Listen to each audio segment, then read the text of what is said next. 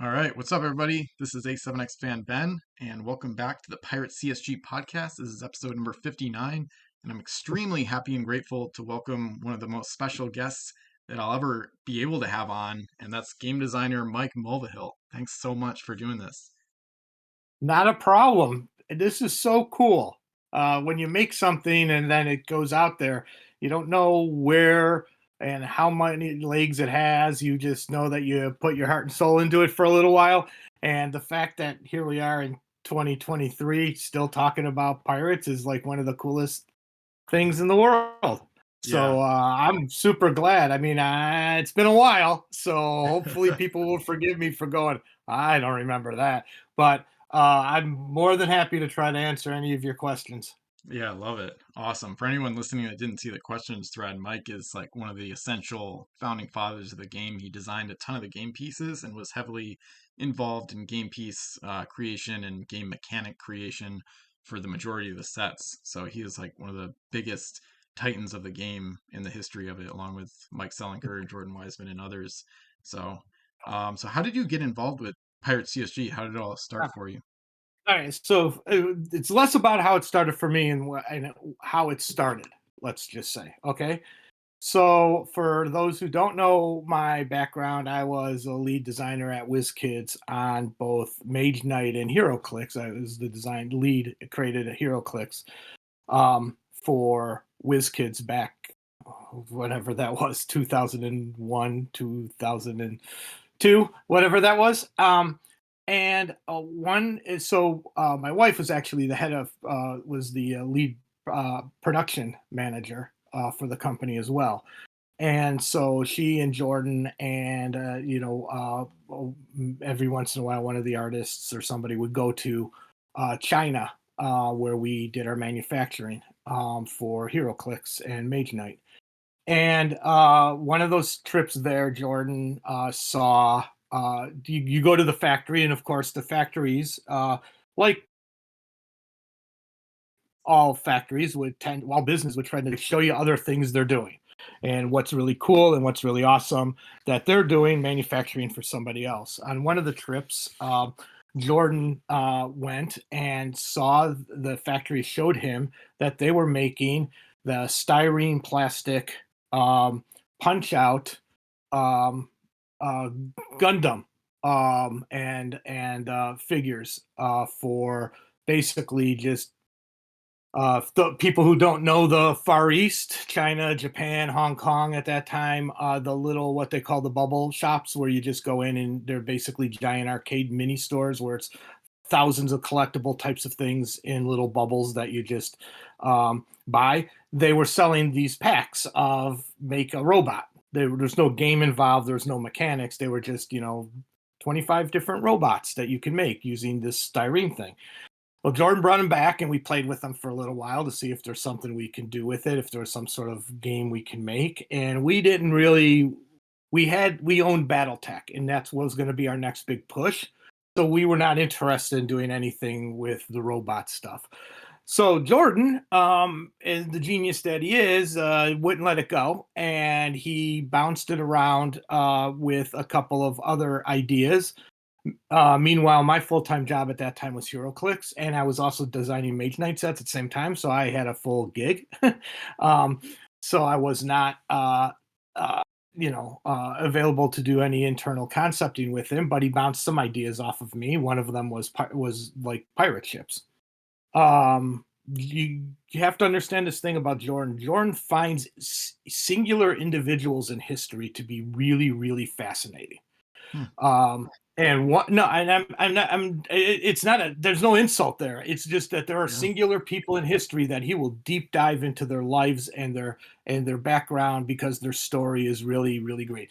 If anybody who's ever read the Three Musketeers and knows Alexander Dumas, you should read and look into his background. It is insane. Jordan has always wanted to do something about his background. One of them, in this same kind of phase of Jordan's, was Captain Morgan, the pirate captain, the guy they named a rum after because he like switched sides like 11,000 times in his life.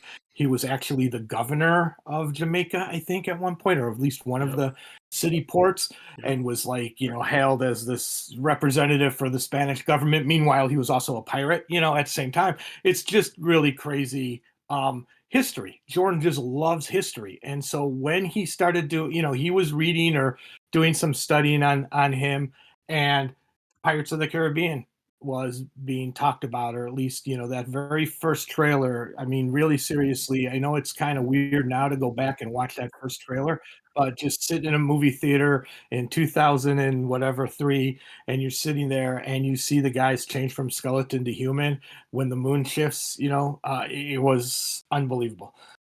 And Jordan's also a really big Disney fan. So Pirates of the Caribbean as a ride, as a concept, was always a thing that he wished he would be able to do something like that. So he um, ended up hiring out of the company Mike Seliker and oh my god, he's gonna kill me for not remembering his name. James Uh, Ernest. James. James is like he's like a good friend of Yeah. mine. Yeah. James, to come up with a concept if we did this styrene thing with pirate ships.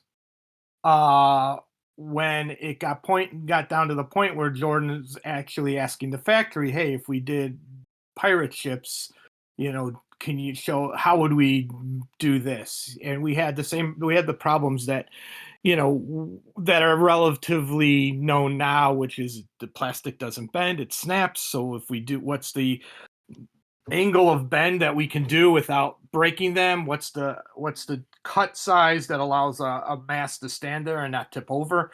You know, all those kinds of things, and how would we do more? Different ships. So he was doing that, and James and Mike came in with the game. Now, a thing you need to also understand about Jordan and my relationship goes way back to the FASA days, where I was in charge of Shadowrun, and before that worked on all of the various FASA games. Jordan always brought things to me to be his first guinea pig person. So at WizKids, I think I've touched all but one game. One game was a board game very later in the process. I don't even know if Jordan, but if Jordan was involved, he brought me in to do it and get it. I saw Hero Clicks, or I saw Mage Knight before they even did the first set. I played it. I talked to him about it. So this was our relationship going way back. So when he got the game concept in from Mike and James, he had me go through it and do a pass. Uh, and that was day one, I guess, of being involved in Pirates for me, because I did my pass. I gave Jordan my notes. Jordan met with them. Then we got a second pass in, and I had some more notes. And then Jordan's like, "Look, I'm getting out. You are in charge of this. You talk to them." At that point, he's like, "If you give the thumbs up, we'll move it forward. We'll sign them. We'll complete the contract with them, and then you got a new game to work on while you're here." Unfortunately, it was the same. So I had stopped working on Hero Clicks when we hired Seth, and I stopped working on Mage Knight, but I was making a game at the same time. I was making two other games: Shadowrun game, which was Shadowrun Duels, which used action figure sized miniatures or figures, I guess, and a baseball game. And now I had a third game, so it was not like number one, personal story. I love pirates, so I was like, yeah, I want to do this. Don't give this game to anybody else on the team. But B, I was also like, oh my god, where does this fit in my schedule? So yeah, that's from 0.0 to basically 1.0 in the story of the Pirates CSG. Yeah. Love it. Yeah, that's really fascinating. So you were in on it from like the very start, along with Mike and James. So Yeah, that's good well, to yeah, know. need to clarify how games get made a little Yep. bit. Mike and James were hired to make a game. They were never hired to work on a game. Yep. So think about it this way for people who don't know the process. Let's say we're making a Formula One car and you invented a car. Okay, that's great, but that car doesn't go 222 miles an hour or whatever it is. It doesn't have all the steering, it doesn't have all the stuff. my job is to take your car and turn it into the 225 mile an hour, precision instrument. So when Mike and James turned over that, whatever we want to call it, 1.0, 2.0 version of their rules, and I met with them and I got their input, I then go back to Jordan and say, okay, what game do you want?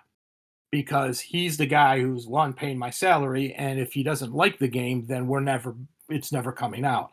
So my job then is to synthesize their rules. They really only had the rules, and I don't even know they had a full complement of ships. I think they had enough ships for playing, maybe a little bit more. I think they may have had a 1.0 or a 0.5 version of a spreadsheet math. And like I said, I know Mike and James, and we've worked together since then a million times. So this was not even the first time I worked with him. I think I worked with James while I was at FASA on something. It was the first time I was really working with Mike, even though we knew each other for years by that point. But they're done at that point. They don't do anything more after they turned over those rules. That becomes all in-house in our design decisions, and in this case my design decisions. But with Jordan was really heavy on set one because he had a vision for what he wanted the game to be. So I would meet with him like weekly or twice a week. Then I would take his notes. I'd flesh out the system. I was redoing the spreadsheet to make it do the things we wanted, making decisions that we needed. And then, because my job, Mike and James's job was not to make a product. Their job was to make the concept for a product.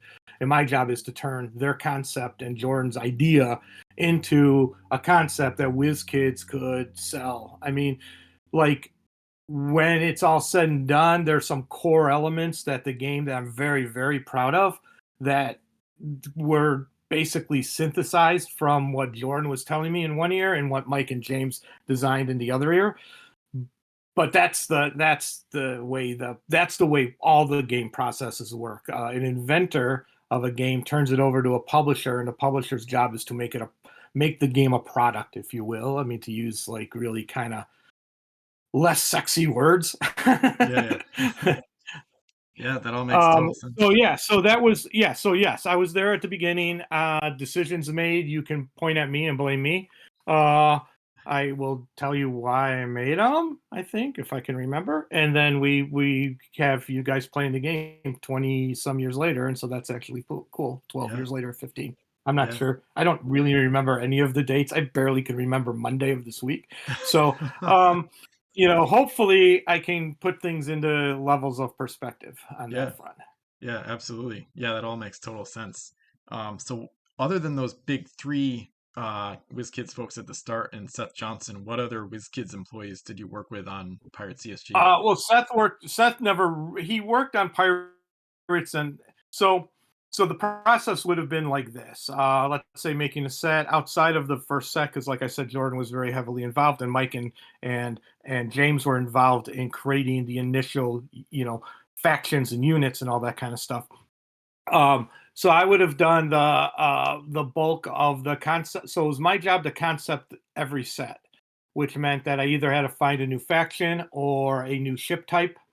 At that point, I worked with a guy named at the beginning I worked with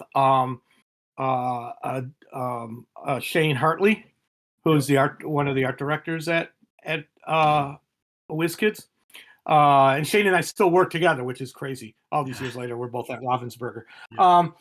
And a guy named Ethan Pasternak. He ended up being what we would call the graphic designer, the guy who actually laid the pieces out on the plastic. So if I wanted, for instance, the Chinese junks, or if I wanted the Norse ships or new ships like schooners and things like that, or the forts.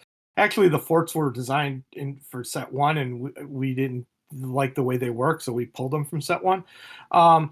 And so he would have been the one laying out the cards, trying to see it works.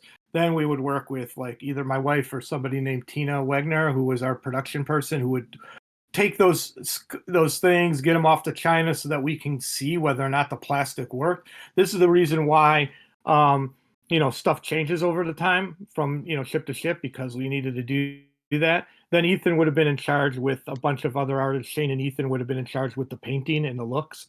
I did all the research. So like if we find out what color the French painted their ships as a base versus what color the British painted their ships as a base, you know, if we wanted anything crazy weird like that, uh and that's how every set was done up until when I left. Other people, Jason Michael wrote a bunch for me. It was just really hard to both do the design and the writing and work on other games. So I would outline, hey, we're doing a Norse faction. Can you give me, 5 miscellaneous Norse guys, or fiction for 10 ships, or something like that. Seth, I will state, I totally forgot until you sent me Seth is a huge, huge Jules Verne fan. So Yep. the whole that Jules Verne set that came from Seth just pillaring me with, when are you going to do a Jules Verne set? When are you going to do a Jules Verne set? And so that those were mine, but like those were his stuff. At the, always forever remember uh, Kelly Bonilla. Yep. One, I knew her from the Chicago days. That's how long I knew her, and she was working for us. She would come in and do, at the beginning, she would organize all my testing for me internally, and later we ended up with, and then there were a couple of brand managers that worked on the games as well. And whose names I can't remember, because at that time I was really not a fan of brand managers. They usually work with marketing, like Tiffany and stuff like that. I was not. I could not borrow the trouble of working with marketing, just because I was being stretched so thin while I was working at WizKids. So, but I knew them all. I mean, so there's a good percentage of people. Like Jordan wrote a lot of the first set, again, because he had done all this research into Captain Morgan, so he had that kind of mindset. He knew some names, and he knew some situations, and he knew some shenanigans from doing all that research. So he wrote most of Spanish Main. Then I wrote. I took over most of the writing for Crimson Coast. I think maybe he did some of the characters, and I did almost all the ships, and that then when we went and started adding new navies, he basically passed that off to me. So when the Americans come in Revolution, and then the Barbary pirates, the Mediterranean pirates in Barbary Coast, the Japanese and Norse and all that kind of stuff, that was all me. So doing the research and finding it, and then hiring writers like Jason or Seth or Kelly. I know did some writing. I know she did some mechanic stuff too as the games went on. But yeah, a lot of people. It's not a one-man operation. I mean, I may say, it may end up pointing to me to be the final guy, but that's only. I mean, I'm pretty sure the art guys threw in some suggestions too, as well. I'm a what I would call myself a social designer, meaning I'm going to ask people a lot of questions. Is this right? Is this wrong? Do I go here? Do I go there? What do you think? I'll end up being the guy who makes the final call, but I want as much input as possible. And on the fiction, we had a ton of fiction writers at our leisure. So Yeah. I think Awesome. that kind of. I think that I don't even remember the question. I'm just Yeah. talking. So at any time, do you go, okay, Mike, stop talking? We'll figure out the next phase. Yeah, no, that was great. That was amazing. And I'm glad I've heard of I think just about all those folks by now. So yeah, that's great to hear. Yeah, there was Tiffany took over brand from, I don't remember It who the was first brand person was on I don't know if it Pirates. was like Dara or Shayna. I can't remember. Um, Shayna was never brand at our company. She Yeah. was pure marketing. Hmm. I don't know anybody named Dean. What's her name? Oh Dara crap! Now, Chesley. now I'm gonna hunt it But down because you just yeah. sent it to me. Yeah, we'll talk about it. Sorry. I know Tiffany mentioned the previous uh brand Yeah, she manager was on our not there. podcast. So She was not on that game very long, on Pirates very long. Like I said, I mean, at that point now, you got to remember we were HeroClix was on such a rapid clip Mage Knight was kind of coming out. We had BattleTech come out at the same time. We had the Shadowrun Duels game. We had the Major League Baseball game, which had a different brand manager. Uh, then once the success of this pocket model game, I was also then working on NASCAR at the same time. So and then we were doing research on a couple of other games. There was a board game we did, two board games we did, I guess, and not the Pirates one. That was a whole different thing. Yep. So yeah, it was kind of there were only four true game developers at any time, and it was just how we divvied up the work. Usually there was a lead, like I was the lead on Pirates and MLB and Shadowrun. I used to be the lead on HeroClix, but then John Lightfoster took over HeroClix, and then Seth took that over. When Scott D'Agostino? Scott, what's that? D'Agostino? No, Or Scott. Oh my God, man, this is where it's all gonna fall apart. People are gonna think, that's why did you okay. talk to this crazy guy who's insanely not answering any of your questions correctly? Uh, Scott. Uh, I can't remember his last name, but Scott took over Mage Knight from me. Hmm. I was the first developer on Mage Knight. Scott took that over from me. I was the first developer on HeroClix. John took that over. That went to Seth. John kind of went to work with Jordan, and the head of game development there was the guy named Jim Long, and Jim kind of oversaw all of us, and John ended up being more like a kind of an assistant to him and kind of a think tank guy. We Okay. kind of went over and worked with him on new game ideas and new concepts. Yeah. Then I did Pirates until I was no longer there, and I think Kelly took over it after me. Yep. That would have been logical. I don't know what happened after I was there. Yeah. Yeah. And then let's see, there was like, and then we would do.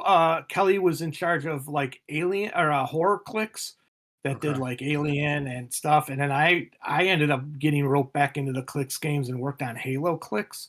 Hmm. So for a while, and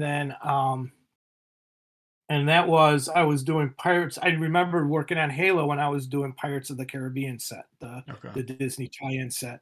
Nice. And then, but by that time, baseball I think was over. There were a couple of prototype things going on at that same time. Hmm. But yeah, Nice. it's crazy. I mean, Yeah, there's a lot of people with it's yours. like a weird it's weird like tapestry. It's like everybody only ever sees the full quilt at the end, Yep. but nobody knows that everybody was making little parts of it all over the place to Yep. try to get it there and helping out and I mean, although the crazy thing is all those people are still my friends. Yeah. So Yeah, that's I how love it. tight we were working on all this stuff at the same time. So Yeah, that's part of why I like doing these interviews because you find out like little snippets that a lot of the current community would never otherwise know. So it's really great to hear the insider knowledge. So, what percentage of all the Pirates game pieces did you design, if you could estimate? Like 80% or Okay, so I let the first set, like I said, James and Mike did the majority of the initial concepting. I don't know, like in the big picture, if I can give that one a percentage because there were a lot of hands in that one. So it was yeah, those two guys. It was me. It was Jordan. And then we have to make decisions based on product. So Mike and James wouldn't have been a part of that. Um, we had to make decisions based on making sure the game worked once it because again an inventor only tests with the people that we tell them to test with, so they tested the game themselves. It did not go out to like a full testing path of people who've never played the game, people who didn't understand the game. And so I mean that's one of the big things. I'm sure James will it was an issue at the time, and it was still an issue. Jordan still brings it up to me. They had designed a game to be 1 is the best result and 6 is the worst result. And yeah, that's fine. That's math. Doesn't really matter on a D6. It's still 16% is going to be, you know, a miss or a hit, however it was.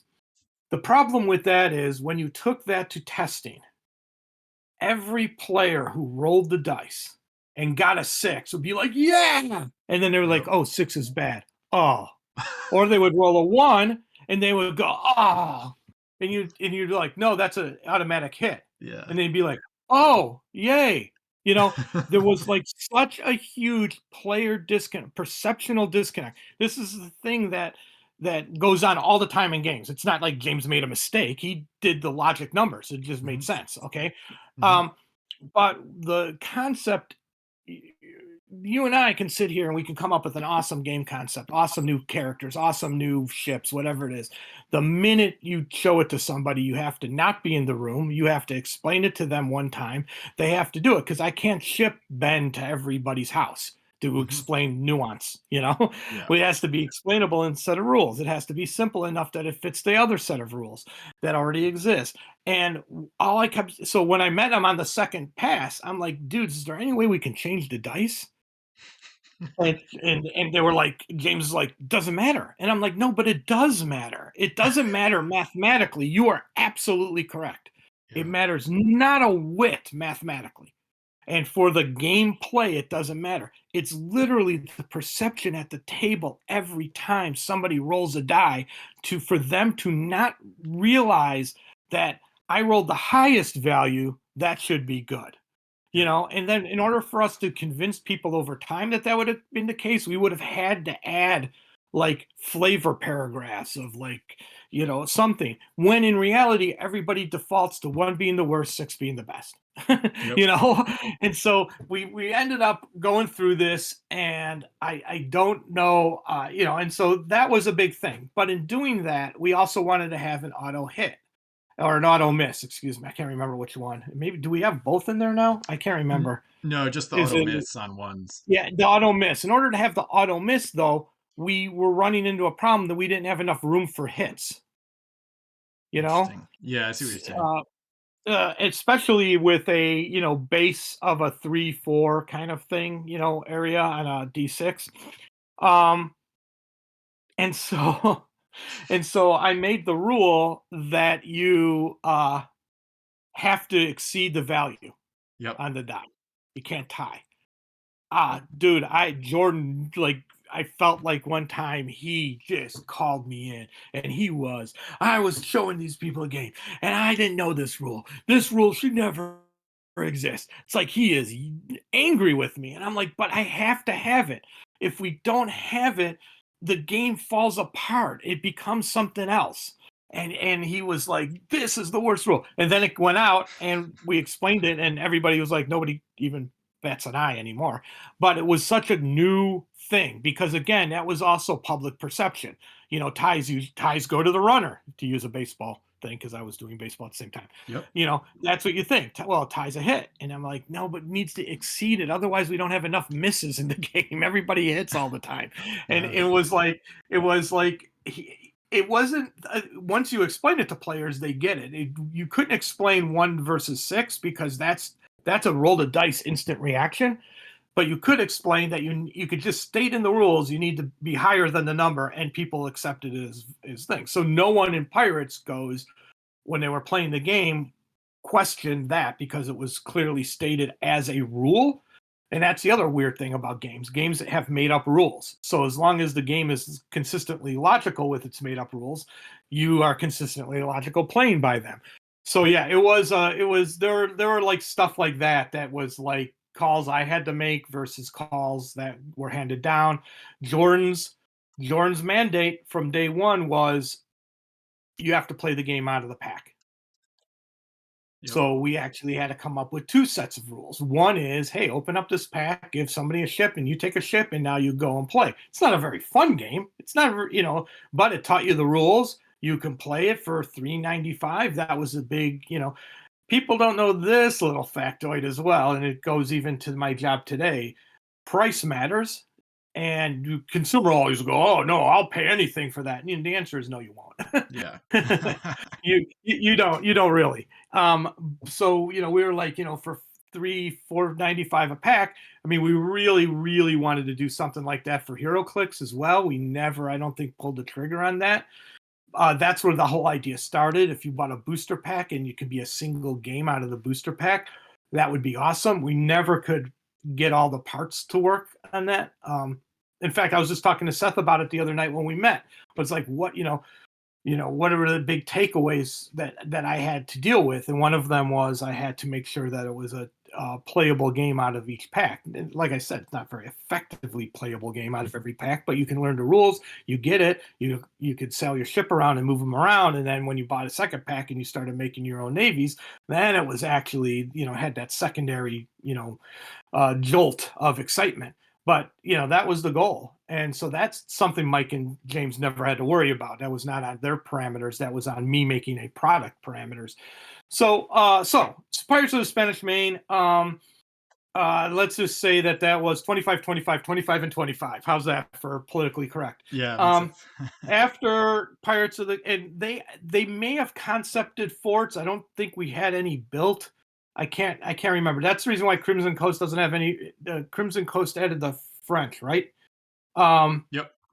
Yeah, in the forts. Yeah, And so from Crimson Coast on to when I was done, which I just realized I think was either Ocean's Edge or Rise of the Fiends. I was like 90. Well, from a concept standpoint, it was 100% a concept for me.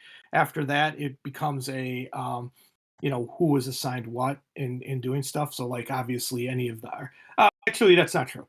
It's probably more Pirates of the Spanish Main is the more like 5-20% because Shane on the art team, the look and feel of the game is incredible. Yeah. So they're an equal 20%, if you will. So after that, it's probably concepting. It's like 100% me and then from the product standpoint, it's probably like 75% me, 25% the art team, and then after basically probably beginning with Revolution, because Jordan had a lot of leftover writing that we used in Crimson Coast. But after Revolution, it was probably on a product standpoint, it was probably me. So concept is like 90%, 10% art team, and then after that, it's probably I'm like I guess 75% me on everything, and then 25% with other writers helping me out. Nobody did ship design. I did 100% of all the ship design, like the mechanics. Yep. And then I get play tester feedback. And then but a lot of the fiction writing and the art obviously is not me. But the fiction writing I farm out. And then when I come up with a concept for a different kind of ship, then I would sit with Ethan and he would do all the heavy lifting, i.e. art. You don't want me drawing anything. So that was the process through all those sets. So it sounds like from Crimson Coast until maybe either Caribbean or Rise of the Fiends, you were basically 100% of like ship stats and abilities, like the actual gameplay, what matters for gameplay. Oh yeah, 100%. Yeah. Wow. Yeah, that's amazing. Awesome. Yeah, just carry uh it's kind of cool to be in charge of a game like that and to be in charge of it moving forward. I mean, that's like I said, there's good things in it. You can say, hey, good job, Mike. If there's bad things in it, you can say you screwed up, and a lot of times I'll go, yeah, I did. And sometimes I'll be like, I don't remember screwing up, but if you say so, and then product decisions are weird, just so you know, Ben, in the sense that like what sets got reprinted versus when we changed from the narrow mass to the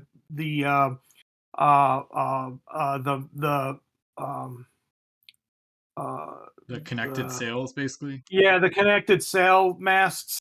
Yep. When we made that change, that kind of stuff. There's reasons why all those things were done. Some of them were in my some of them came from outside my camp, but they would come to me to say, hey, is this okay to do? I mean, effectively, I'm the director, I guess, or showrunner, if you will. I'm involved with everything, except in this case, for this game, I was also involved in the writing, if you will, the mechanics. Yeah, absolutely. Makes sense. Was there always a concrete formula for making the point costs for the game pieces? And if not, when did it come into being? And if no, okay, so Wizkids, that's a really great question. Wizkids' basis was antithetical if you will, to what was happening in the card game market. All right. In the card game market, what the initial card games, so all the card games, and it didn't matter which one, there's a thing called the hockey stick, which is you find this kind of curve picture of like, here are all the low cost cards, and as they go up in power, they would tend to go up in cost. They're in gameplay cost, if you will. So Yep. how much mana does a card need is dependent on how powerful the game designers think it is. But that's all eyeball. Okay. Yeah. So there's no like, this power costs 0.5 of a point or 0.75 of a point. When WizKids created Mage Knight, they created it. It was some Microsoft guys, some computer game guys, some high end, some math guys, and they created a formula. Yep. And the formula was like, every stat has a value, but in order to create a value, you need a 0 point. Okay. So instead of it being a hockey stick, it was more of a plotted out X, Y, Z kind of chart, like a almost 3-dimensional kind of, or four grids, like a minus X and X minus X, Y minus Y kind of chart, where you were gridding somebody, and then how they were affected during different parts of the game for hero clicks, because it had a dial, and not everybody had the same number of dials. But in order to make that all work, you need a 0 point, if you will. For Mage Knight, for all those who know Mage Knight, there's a character in the very, very, very, very, very, very first set called the Casman Fuser. He was a ranged dwarf that had basically the plainest, boringest stats. He was the 0 point. So when they built their spreadsheet for that game, they said, these are all the values that are worth 0. If you go down from that stat, you gain points back, if you will. If you go up from that value, it costs you more. So everything was based off of this standard singular figure. And that was our mindset when we did hero clicks. We used the same thing, and we made other changes to that core process. We had to, because superheroes don't, Superman never loses any powers, even if he's on his last click, he's still Superman. So we had to change other formula to make that all work, and that's why those values were different. I think now they all use one set of numbers, although I could be wrong. I don't know. It's even longer than I worked on hero clicks or a clicks game than I've worked on Pirates. We used that same process for creating Pirates. We needed a 0 point scale character, I believe, and I'm going to be totally making this up because I don't remember. I believe it was like a 2-masted English ship that had a long movement. Maybe that's in the game. Singular guy. He may have been the base character. Interesting. And then we felt that HeroClix has a lot of other modulars, other modifiers that are not just the base powers, whether or not you're a teammate might get you powers or not. So with Pirates, what we wanted to do was give the factions value. The problem was, and you'll love this from a testing standpoint, again, getting feedback from players. When we did Spanish of the Spanish Main and a little bit of Crimson Coast, I think it wasn't really until I think the American ships came in much later. What ended up happening is the exact same Spanish ship with the exact same power may be 1 or 2 points different than the British ship with the exact same, everything exactly the same. It's because the British had better guns. We we put a modifier on their guns, while with the Spanish, we put a modifier on their, I believe, speed. I think they had the faster ships, and the British had the better guns. And then the Pirates would have no modifier because they're using used ships. They don't build their own ships; they just steal others. Yeah. So they had like no powers. They were maybe it was a 2-masted pirate ship.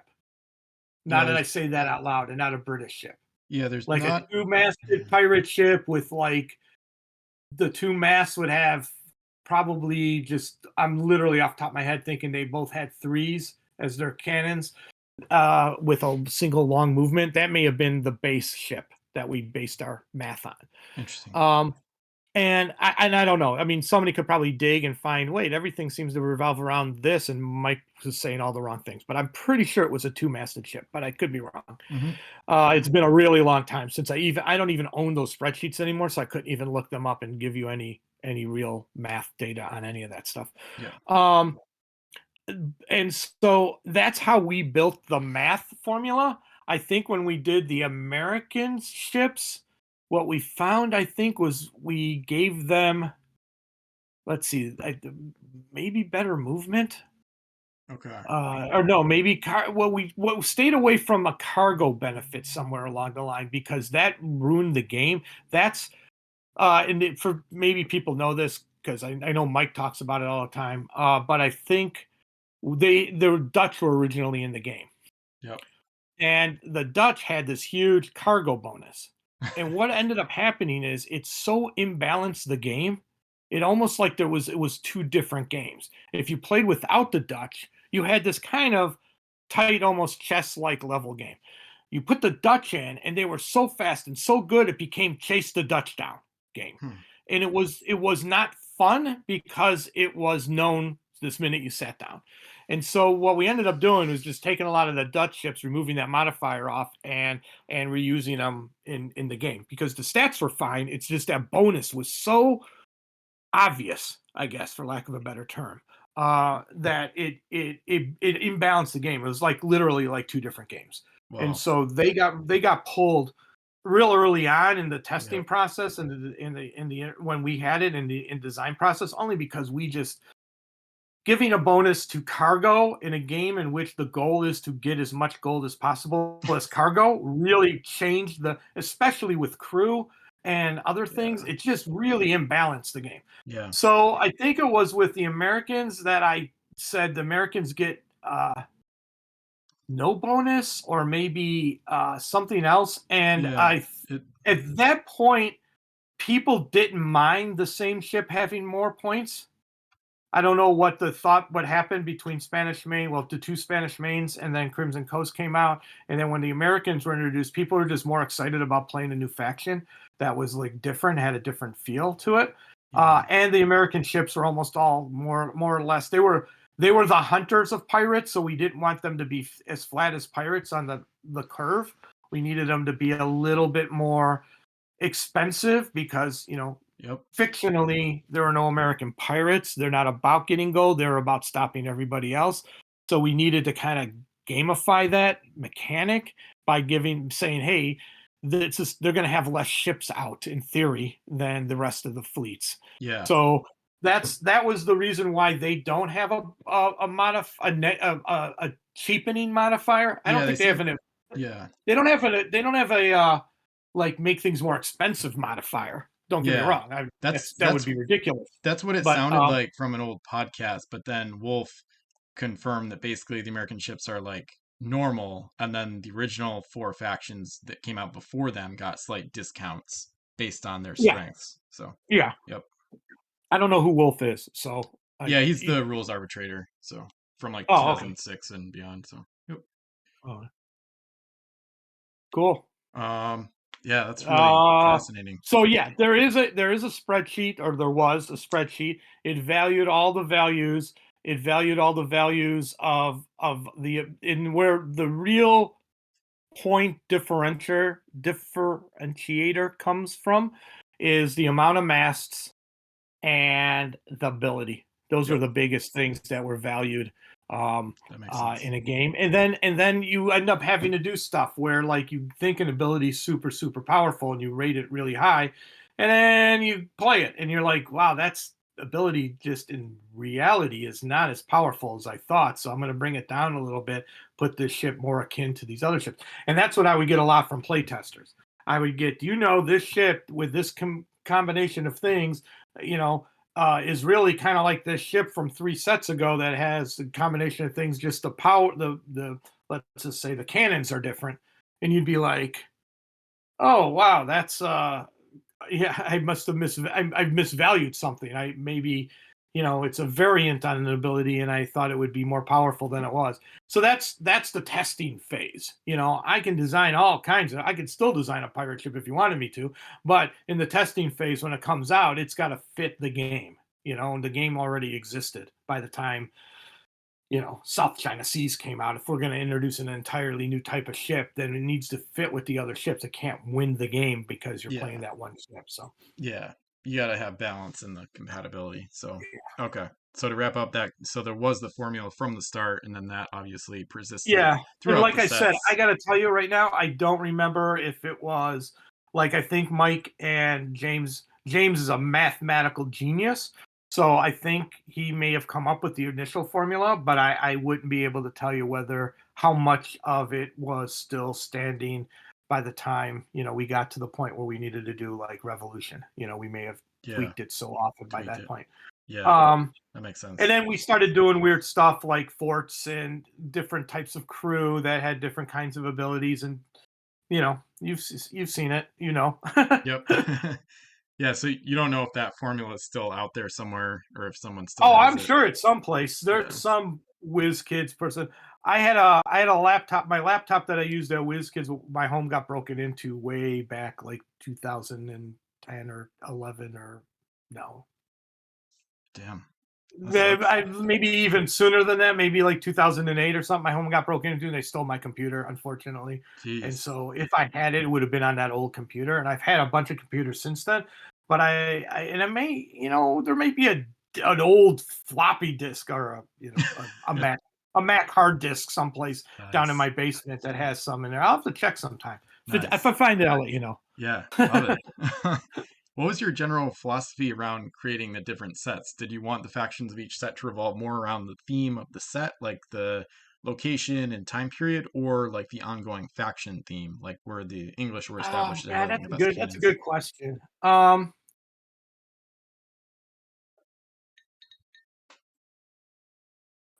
So as if you heard, I'm going to speak very highly of Jordan almost always. Jordan was one of these great guys who wanted to push the envelope. Um, and so, Spanish Main was the three factions. Adding the French was no big deal. That was a historical first group fighting in the region. And then as we started to go, we realized we were already we were setting an example. Okay. So we were telling and also Jordan fully believes, if you know anything about Battletech, you know anything about Shadowrun, and that is the world exists that the game is in. Okay, so let's just say that. So we are making an alt history world with Spanish Main. Then because some of those characters, they appear in multiple sets. They have ongoing storylines, even if it's, three sentences in Spanish Main and three more in Crimson Coast. We kind of maintain that kind of story, characters, they're driven, they have a history. When by the time we got to Revolution, because Crimson Coast, like I said, I think the forts were actually already pre-designed, Yeah. and then adding the French was simple. I mean, it was not a big thing because we were going to put when we did Spanish Main, we were actually going to have the French in that game, but four factions also from a sales standpoint and a marketing standpoint. That was like a bridge too far, I think, a little bit. So we Hmm. we pulled them. So like Crimson Coast is really like a 1.5 rather than a release 2, if you will. Yep. But by the time we got to Revolution, it was like, okay, we need two things moving on. We need the world to be what's the next phase of that world. So you have the Age of Sail with Spanish Main, then you have the kind of the Age of Colonization with Crimson Coast, and then we went with the Age of Revolution with Pirates of the Revolution. So it was like that's kind of the Age of Sail storyline from like 1500 to 1700, if you will. 1812, because I really love the War of 1812. Yep. So it kind of goes through that period of time. and then after that, it was like, okay, well, we can't move forward. And here's a crazy story. This is a total adjunct story that I'm sure everybody's going to go, what? Jordan would have loved for us to continue that tracking Hmm. so that the next set after Age of Revolution would have been the middle 1800s with like the experimental metal ships that started happening to take it all the way up to the Dreadnought era. For those who don't know the Dreadnought era went basically to pre-World War One. Yep. Jordan loved that Dreadnought era where they decided the problem with the Dreadnought era and past the Revolution era is no one's looking for treasure on mysterious islands. And in fact, the whole point of the further and further almost takes you more into this kind of Battletech mindset of movement and distance matters more than up close and personal, which we're made a thing. By the way, this is something I'm very, very proud of, that we made a boardless board game. Okay. Yes. So Yep. all right. So that's me. I did that. So Nice. that's the coolest part. But the once you get past the revolution point and the metal ships start coming in, we didn't want to go there. We wanted to keep it in the wooden ship age of sail, or at least in those themed times, if you will. Yes. Because the minute you go the metal ships, you run into three problems. One is the combat is at a distance. Yep. It's not up close and personal. It's more like BattleTech, if you will. Second thing that was a big problem is that's when they started to do that's when they started to round their metal. Yep. The cool thing about wood was, we can make these kinds of ships. When you start getting into the dreadnoughts and they have like circular gun the things, and the guns come out in giant, too. We don't have to show a gun on this, but a dreadnought, that was their whole point, was big guns. The Yep. bigger the guns, the further distance away you can shoot.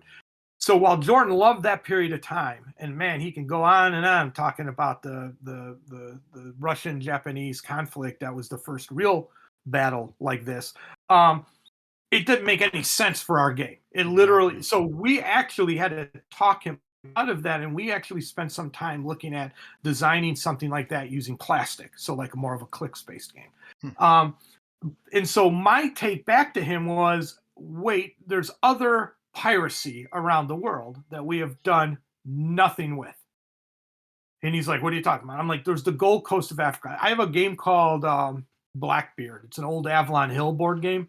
I love the hell out of that game because it introduced all these other areas. So the South China Sea and the Gold Coast of Africa and all this stuff. So we were like, this is actually pretty cool. We have this other thing. So that's Barbary Coast, comes right out of playing Blackbeard. South China Sea comes right out of that. Now at that point, we are now a big enough famous game. So in those cases, the goal was make sure we do Age of Sail, make sure we find other points in the Age of Sail realm from 1500s to 17 to the early 1800s, and and then concept their ships to be what their ships would have looked like, the Corsairs and then the junks, and do this whole kind of push of this world of piracy as opposed to the Spanish main of piracy, if you will. So those came out of just me trying to find better other places to do piracy. Then Davy Jones happened, and Davy Jones happened because Davy Jones was a giant movie. So the third movie had come out. Disney came to us. I will tell you, if you are a game designer and Disney says, "Hey, we'd like to work with you on a game," the answer should always be yes. and we got that. So that was cool. That was a real cool honor for me to work with Disney. The first time that I got to work with Disney, I now do it as a daily occurrence, but back then it was really cool. And so that then the Mysterious Islands, I believe that was Seth pushing me to do Jules Verne again, trying to figure out ways to do, now that we've introduced kind of like the cursed concept and all that kind of stuff, we went with that. Frozen North was because again, there's also another element to this, and that's what people are telling you. So we're getting feedback whenever we go to shows, whenever we meet with fans and say, "Oh, what about this?" And "Oh, I love Vikings," and I'm like, "Vikings? Hey, that's a pretty good one. We haven't done anything with those. What kind of ship do they have?" So I do deep dive into Viking culture and Viking ships. They were more pillagers than the other things, so their abilities need to kind of reflect that. Their ships are they weren't necessarily deep sea sailing ships like the French and the British. So we needed to you needed to constantly do that kind of stuff. By this time, I mean, by the time, I mean, just by the time Barbary Coast came out and we were introducing new ship types on a regular basis, like in every set, then that has to be something that we consider. What's the new ship type? How do we fit it into the set? Do we retire a ship type? Every ship, we need to make sure that our molds, that's the other thing. We have to make sure that the molds Yep. are not molds in the sense of a plastic mold. They're basically a giant piece of insanely sharp steel Yep. that cuts through the styrene. And so that wears out after time. So we Yep. have to like constantly be in a position of what set is this going to wear out on? What do we Wow. need to do? And so it wore out around the Davy Jones period, Hmm. which is why we shifted. And there's another reason too. But Yeah. the bottom line is that we're constantly playing that ed. Then Frozen North came out, and then Ocean's Edge, and then the cursed stuff with the cursed faction was just a rise. After with Mysterious Islands, maybe, or maybe Ocean's Edge.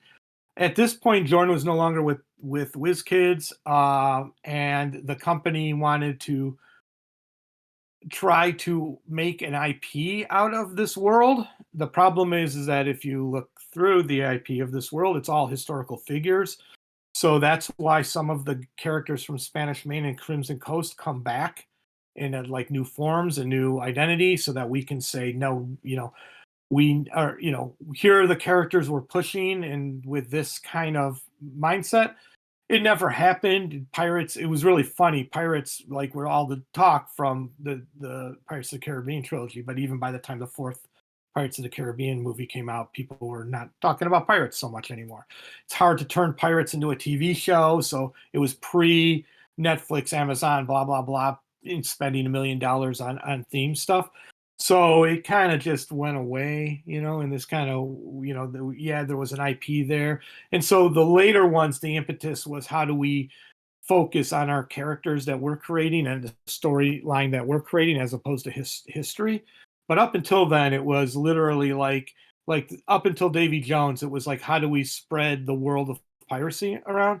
After Davy Jones, it became like, how do we find cool stories to tell within a pirate world, if you will, and keep it in that kind of same time zone timeline, but now add more fictional elements to it. I mean, even though it's Vikings, they were not really pirates of that. They were way before that period of time. So we have to kind Yeah. of say no, they're still around. And if we did a world map, the pirate nations of the Nordic would still be a thing, and that kind of stuff.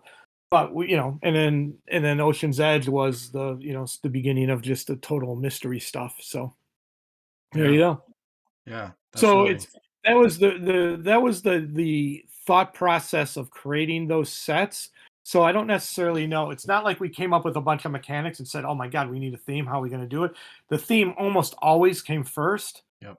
and then we and again, I will tell this to people who don't know this process. If I come up with a theme, I got to sell it to the art team, I got to sell it to the marketing team, I got to send it to my brand manager, and up until a certain point, I had to sell to Jordan.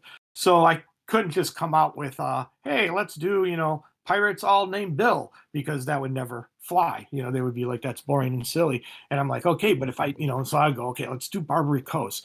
Here's the cool ship I'd like to do. Here's the cool pirates that were of that era, you know. And so I would have to put together effectively a pitch document internally to kind of get them to understand the direction I was going in. And at that point, then that they just basically, when you're talking to our team, and even our marketing team, the minute you show them a pitch document, they're already spinning 100 miles an hour off that kind of stuff. So that was kind of cool. That was the process I used for Pirates of the Caribbean. I mean, I use it now. still to this day because, like I said, I want feedback. I want to know what people are thinking. So, you know, Yeah, love it. Yeah, that's really fascinating. It's interesting that Jordan was going to push it into a more of a chronological direction. I think it's good that it stayed a little bit more like historical within the Age of Sail, just because for me, I feel like there's a suspension of disbelief when you have dreadnoughts going against ships of the line, and it's just they should always well, win. You know what I mean? that was yes, yeah, and it's not. Don't make it sound like he was not thinking it through. What he was Yeah. thinking was it would be a kind of an evolutionary game, if you will. Okay. So we would come out with the next type of pocket model game, if you will, Yeah. using these other ships. It would have meant that the Spanish Main, the high sail period, would be a contained game unit that Yep. you would just play amongst those pieces, and then this new game would be a continuation of that maybe storyline, or characters or something like that in this new thing. Yeah, I agree that in the long run, I mean, we made the right decision, but that's the kind of stuff that you again throw into the hopper to see which way to go. I Yep. mean, it ended up forging us to do a bunch of other things at WizKids. But that, that you got to start something. You can't just go, okay, we're going to make Pirates of the Spanish Main, and 20 sets later, what are we going to do? You just make the first one, and if it's successful, I mean, we had no idea, literally no idea it was going to be successful because nobody had done it before. Yep. So, and as a collectible model and a board game and the whole 9 yards. So it was, or a collectible model tabletop game. It just was, it was surprisingly awesome. Yeah. Yeah. It did So there you go. incredibly well. So won awards and everything. So yeah, Yeah. amazing. Do you remember when the sets were designed compared to when they were released? So such as like design versus on store shelves. I saw like a 2 to 4 month estimate in a video, but I don't know if it differed for Pirates. Oh, no, no, no, no, no. It was longer than 2 to 4 months. Oh my Okay. God. Like I know Pirates of the Spanish Main may have originated in 2003 and then it was released in July 2004, but that may have been longer because it was the first set and like the concept. I don't know what the average was for like Crimson Coast and Beyond, if it was like six Dude, months. I wish I could tell you. I will tell you this. Hmm. I never was not working on a Pirates game at some Nice. point. uh so like there was no downtime. It was the all right, everything was different back then, and then when I mean everything, I mean literally everything. So you got to remember too that people go, "Oh, it was on the shelf, so you worked on it this long," and I'm like, "No, not really. I worked on it way less than that," because you got to figure that by the time it got on shelves anywhere, it had been sitting on the ocean for 8 weeks. Yep. It's created in, and then it takes a month, anywhere from, this is, let's just assume a month, just to manufacture it, Hmm. before it goes on a ship to this thing. We have an approval step at that manufacturing level. We have two technically. We have, like, they do like their first printing of everything. So we would get these sheets on paper of all the cards, and then we would do any kind of edits or changes or fixes to anything that we saw. Um, and then and then we would get like an overnighted shipment of things where we could do our audit to make sure that the sort was correct, Yep. um, and that would happen before it got shipped out. So, so let's just say it's 4 weeks on, or 8 weeks on the water, and then there's probably 1 or 2 weeks in the U.S. as it goes from the port to the warehouse to the store. Yeah, So customs. let's assume another month in there just to make it the math round. So that's 3 months of it not doing anything plus a month of manufacturing. So that's 4 months right there. Yep. So, now, while that, let's just say that that's Revolutions, right? I'm already working on Barbary Coast the minute I'm done with Revolutions. So for those 4 months, I'm working on Barbary Coast, but I'm not turning it over 4 months later. It is probably,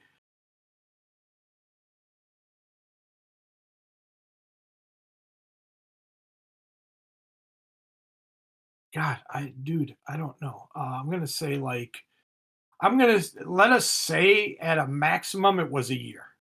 Okay. from me pitching the idea to it being on a shelf.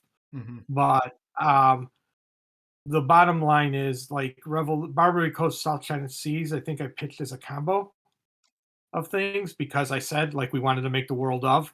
Um, so that may have gone at the same time, like from a pitching standpoint. I didn't work on South China Sea until I was done with Barbary Coast. Hmm. But I didn't have to go through the multiple days or weeks of getting people to give me feedback on it.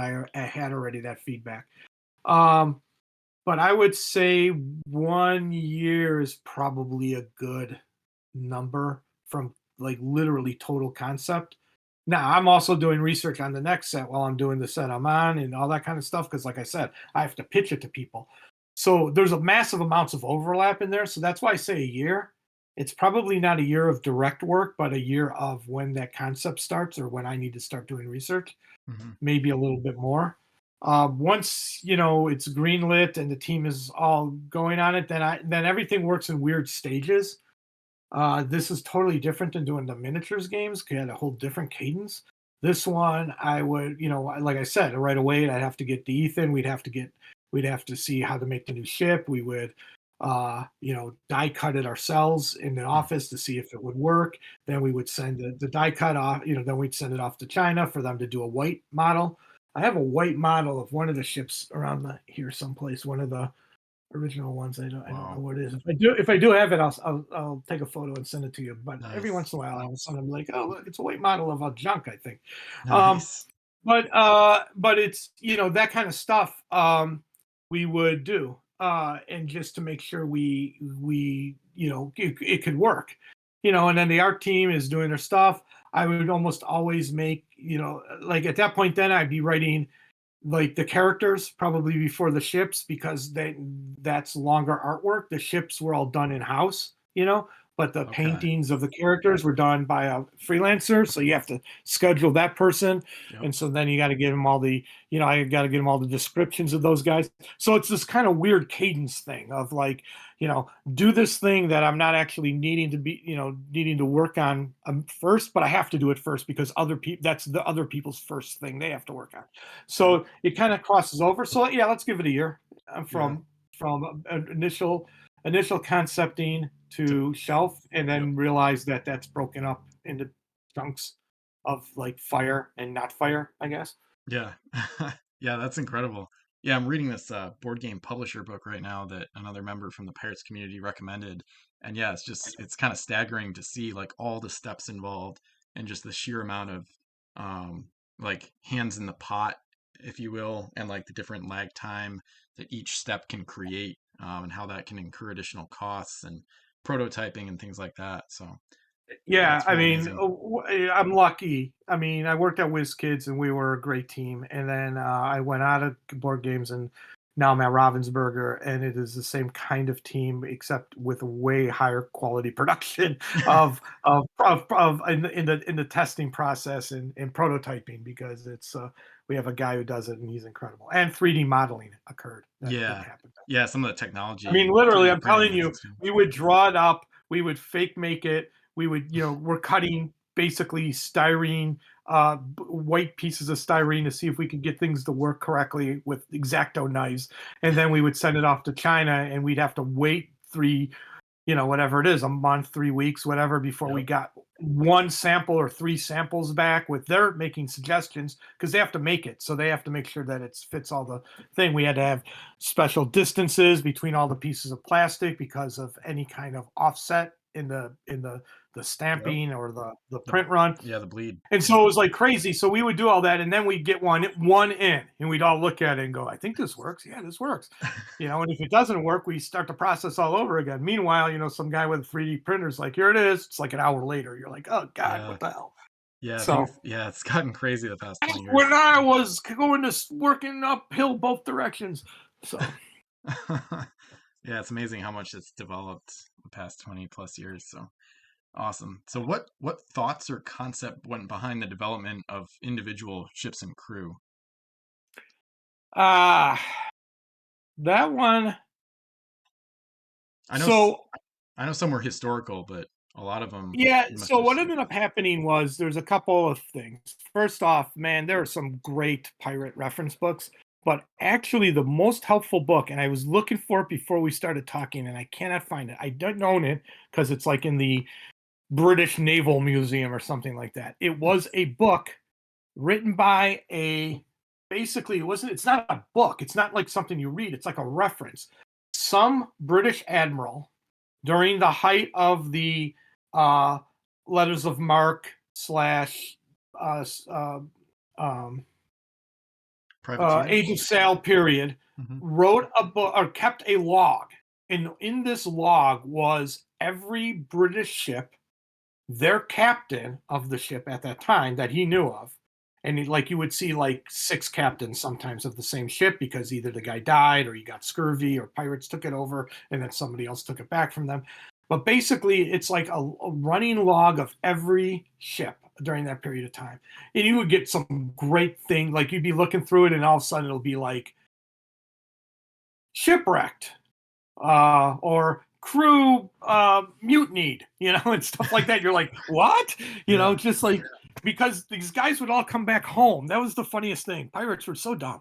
They would all come back. They would Yeah. steal a ship. They would rob from a couple other ships, and then they'd sell back into London. Like, hey, who's gonna be upset with us now? It's like, what are you idiots? That's right. You were all like literally the lowest common denominator people doing the lowest common denominator job and all just trying to survive. Yeah. But what I found the coolest thing about that book was that it gave me, like, one, it gave me a bazillion names. Yep. That's really the hardest thing is to try to make names of ships that fit the thing. Secondly, so it's like I said, a lot of times the starting was the concept Barbary Coast. I had to have a list of like protagonists, if you will, of why this would be good on both sides, on all the sides of the factions. So because it's the Mediterranean, you got to have Redbeard in there. You got to have the British commanders, Wellington, or it's probably not Wellington. That's probably the wrong period of time, and I don't even know if he's in our game. But I would find these references to these ship battles and who was in them. And those were where I would get my main protagonists from. So because again, I had to get those to art before I get them ship stuff. They could start making and coloring ships at any time because they didn't need me to um, tell them, oh, this ship needs to be blue. That was 100% art. What a ship looks like, 100% on the art team. Yep. Uh, um, so they didn't need me to once they had once I would come up and I need to give them portraits, so I need to write some fictional backstory. Then almost everybody who I felt was a captain should have a linked ship to them, and so now all of a sudden I got ships that I need to have. Okay, now what is this guy? Oh, he was a raider, so he doesn't get the big giant four-masted thing. He's going to get a bunch of faster ships, maybe a 3, maybe a bunch of really fast 2s, something like that. And so then I'd start to basically almost like the guys who do the thing where they have like the chalk the cork board where they're putting the clues and they're like, okay, this guy was here and now I got the line here. It was almost kind of be built that way from a Nice. structure standpoint of saying, okay, I got crew, I got their ships. What's our new ability? Let's make sure it's in enough places. What's a cool old ability that may counter the new ability so that this set doesn't, become the only set anybody ever plays? Are there older sets? Are there characters we can bring over? Like, because it was in the Mediterranean, we can do a lot of stuff with the Spanish crews and captains. Maybe some French guys were captured, since those were all, that was the whole Gold Coast area. And now we also have some African prince ships, besides the Mediterranean, so we can have a different color and look to our crew. And all of a sudden you're starting to play kind of with that tableau. And also then, as you're starting to design that tableau of the characters and their abilities and their fiction, you're starting to go, okay, what's cool and what's cool and stuff we already have because we made cool stuff. So how do we interpret that cool stuff here? What abilities do we use? And so it becomes kind of like making a puzzle. There's a scene. Everybody who's ever taken any class from me on game design, because I used to teach, will know this is a scene that I bring up all the time. There's the movie Apollo 13. Very, very famous movie. Hopefully everybody's seen it. But if you go look up the engineering scene online on YouTube, they come up, they discover what the problem is, and they tell the head engineer guy that we have this part, and it's got a circle. It's like a circle vacuum tube, and it needs to fit into this, and it's like a square kind of a square filter thing. Hmm. And he's like, "You've got to be kidding me!" And they're like, "No, that if we don't fix this, they're dead." And so the next scene is the guy. They bring all the engineers into the table into the room, and the now the head working engineer, not the head of the program control center. Yeah. He's in the front with the two other guys. They're all in their white shirts with their thin black ties. And he's like, "Okay, everybody, this is what we now know. We now know that we have this piece and we have this piece. They now need to connect together. And here's what you get." And then they throw on the table all the parts of the ship that are now no longer being used for anything. And then the engineers start grabbing stuff and put that's game design. Hmm. Yeah. Because so I'm looking at the fact that okay, I have some new things. I have a new ability that I thought of because of the Barbary Coastal Raiders, more so than that. So I now have a new ability. Maybe there's some new crew guys that do some cool stuff that lead to that kind of feel. I have this new ship type. Okay, now I have one, two, three, four, five, six worth of sets of ships. And this is where like playtesting was really important as the game went on because I'll go, man, this ship fits right here, and then somebody will go, dude, this is the same.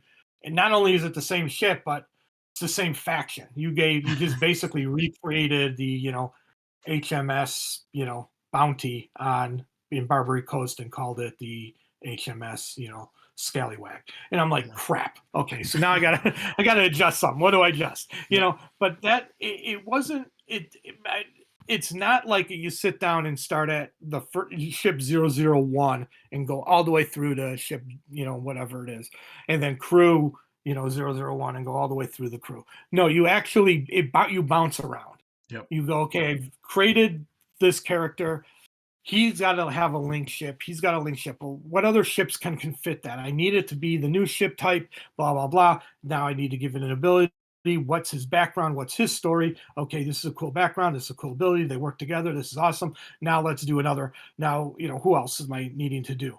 I'm very proud of the fact that I never sent art back. So if they gave me a portrait of somebody, I didn't go, "Oh, that's not what I do." I'll change the game mechanics to match the portrait Hmm. or whatever. But usually in that by that's so it's not like I see final art. I see the sketches as well. I'll see all the drawings or all the art references. If when Shane's really good at this, he would just go, "Here are all the art references of the characters that you listed here," and I'll be like, "That's awesome." I don't Yep. see anything. Oh, you know, this is great. And then sometimes that also gives me clues and going, oh, wait, maybe I should do this and move this guy to this ship and do this other thing with this. It's much more of an art than a science, at Yep. least for me in creating things. So there's no one mold where I go, oh, I make this ship first in every set and this character second in every ship. It's really how the sets morph and work. I mean, um, and then like when you have something like Davy Jones, you have a whole different, there's a whole different party involved with that. I Yeah. know what all the things are. We've all seen the stories. How do I make these ships do these things? Well, we know these handful of ships, the 5 or 6 that are actually mentioned, they are incredibly important. One, they say this is the fastest ship in the world, so I can't make it an S. Yeah.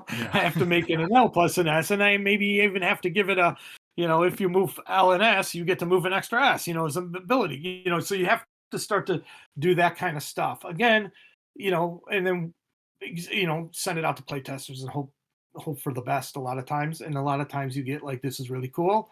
Or you get like, you do know you duplicated the ship twice in the same set. And I'm like, ah, damn, you know? Yep.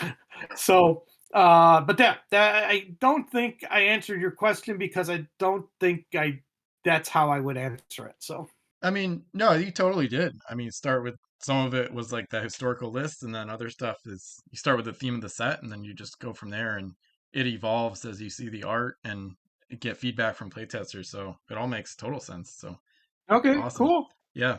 Yeah, and I've designed a few thousand like custom pieces and whatnot, and it definitely sounds familiar to like kind of like a puzzle map where you got kind of a set theme that like slowly evolves over time, and then you figure out which factions you want to add and which might be more powerful than others in that set for different reasons and things like that. And then yeah, Yeah, you I mean just kind of make there's up characters. yeah, there's one thing we never got to do, which I really, really kind of wanted to do, and you can see it evolve a little bit, I think.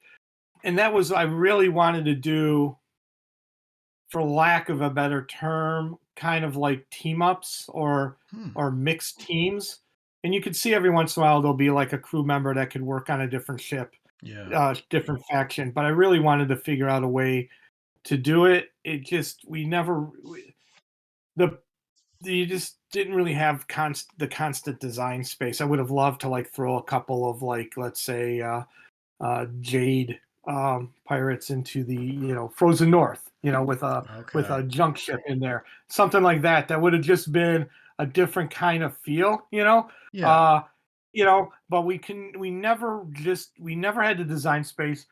I think one of your questions that you may ask at some point was like the 30 point to 40 point thing. And Mm. that's kind of where that ended up happening. It started at 30 points because we figured that that was more than enough ships for everybody to play this quick. Again, using Jordan's mindset of playable right out of the pack, very fast. We want this to be played by kids. Jordan's kids were in like school at the time, so he wanted a game that they could play sitting at their lunch table and during lunch hour. So it needed to be like less than 30 minutes.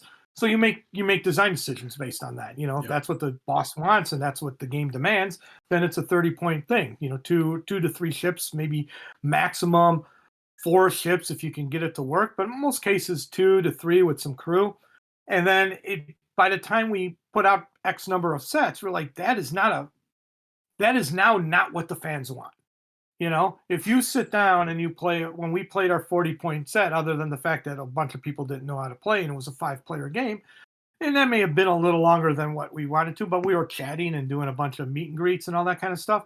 But you don't want it to be the mindset at the time was we still wanted it to be a fast, still wanted it to be playable, but adding 10 more points didn't really harm the dynamic. Yeah.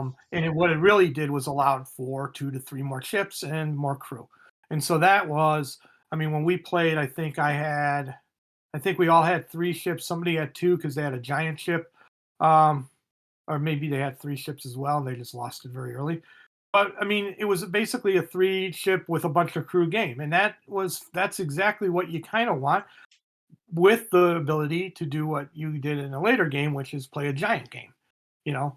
And that's fine. That's what you want, because you want people to go, at a minimum, we should play this game. You could still play a 30-point game. It's going to be really fast and it's going to be the same ships. And that was the other problem that we were starting to see early on was, in order to play a 30-point game, everybody played the same kind of ships because it was just easy to do the math. Yeah. And you're like, well, we want variety. Yep. We have 12 sets out. Let's have a little variety in the armies. Exactly. It was literally, one faction playing those one, with the same handful of ships. That's not very fun, not very interesting. So that's why we went up to 40 points, and what I would have loved to have done later on was to do things at other point breaks to change up a little bit of the mechanics, to say, like, what if you were playing a 100-point game? What would it really mean, But it really, in the long run, the game is tuned enough that it really just means it's time. So that's cool. Yeah. Still fun, still works. So, Yep. and that's always the danger. It's like when it doesn't work, when it starts to do that kind of stuff. But it was tight. That's the benefit, to be honest with you, of doing the point-based system, Hmm. is that you maintain a balance. We learned this lesson with HeroClix, that um, if you can maintain the balance, you never need to ban ships. You never need to take things out. You never need to say, uh, you can't use this in this game because it's broken. By maintaining that adherence to that point thing, and not putting out things that don't adhere to it, you maintain.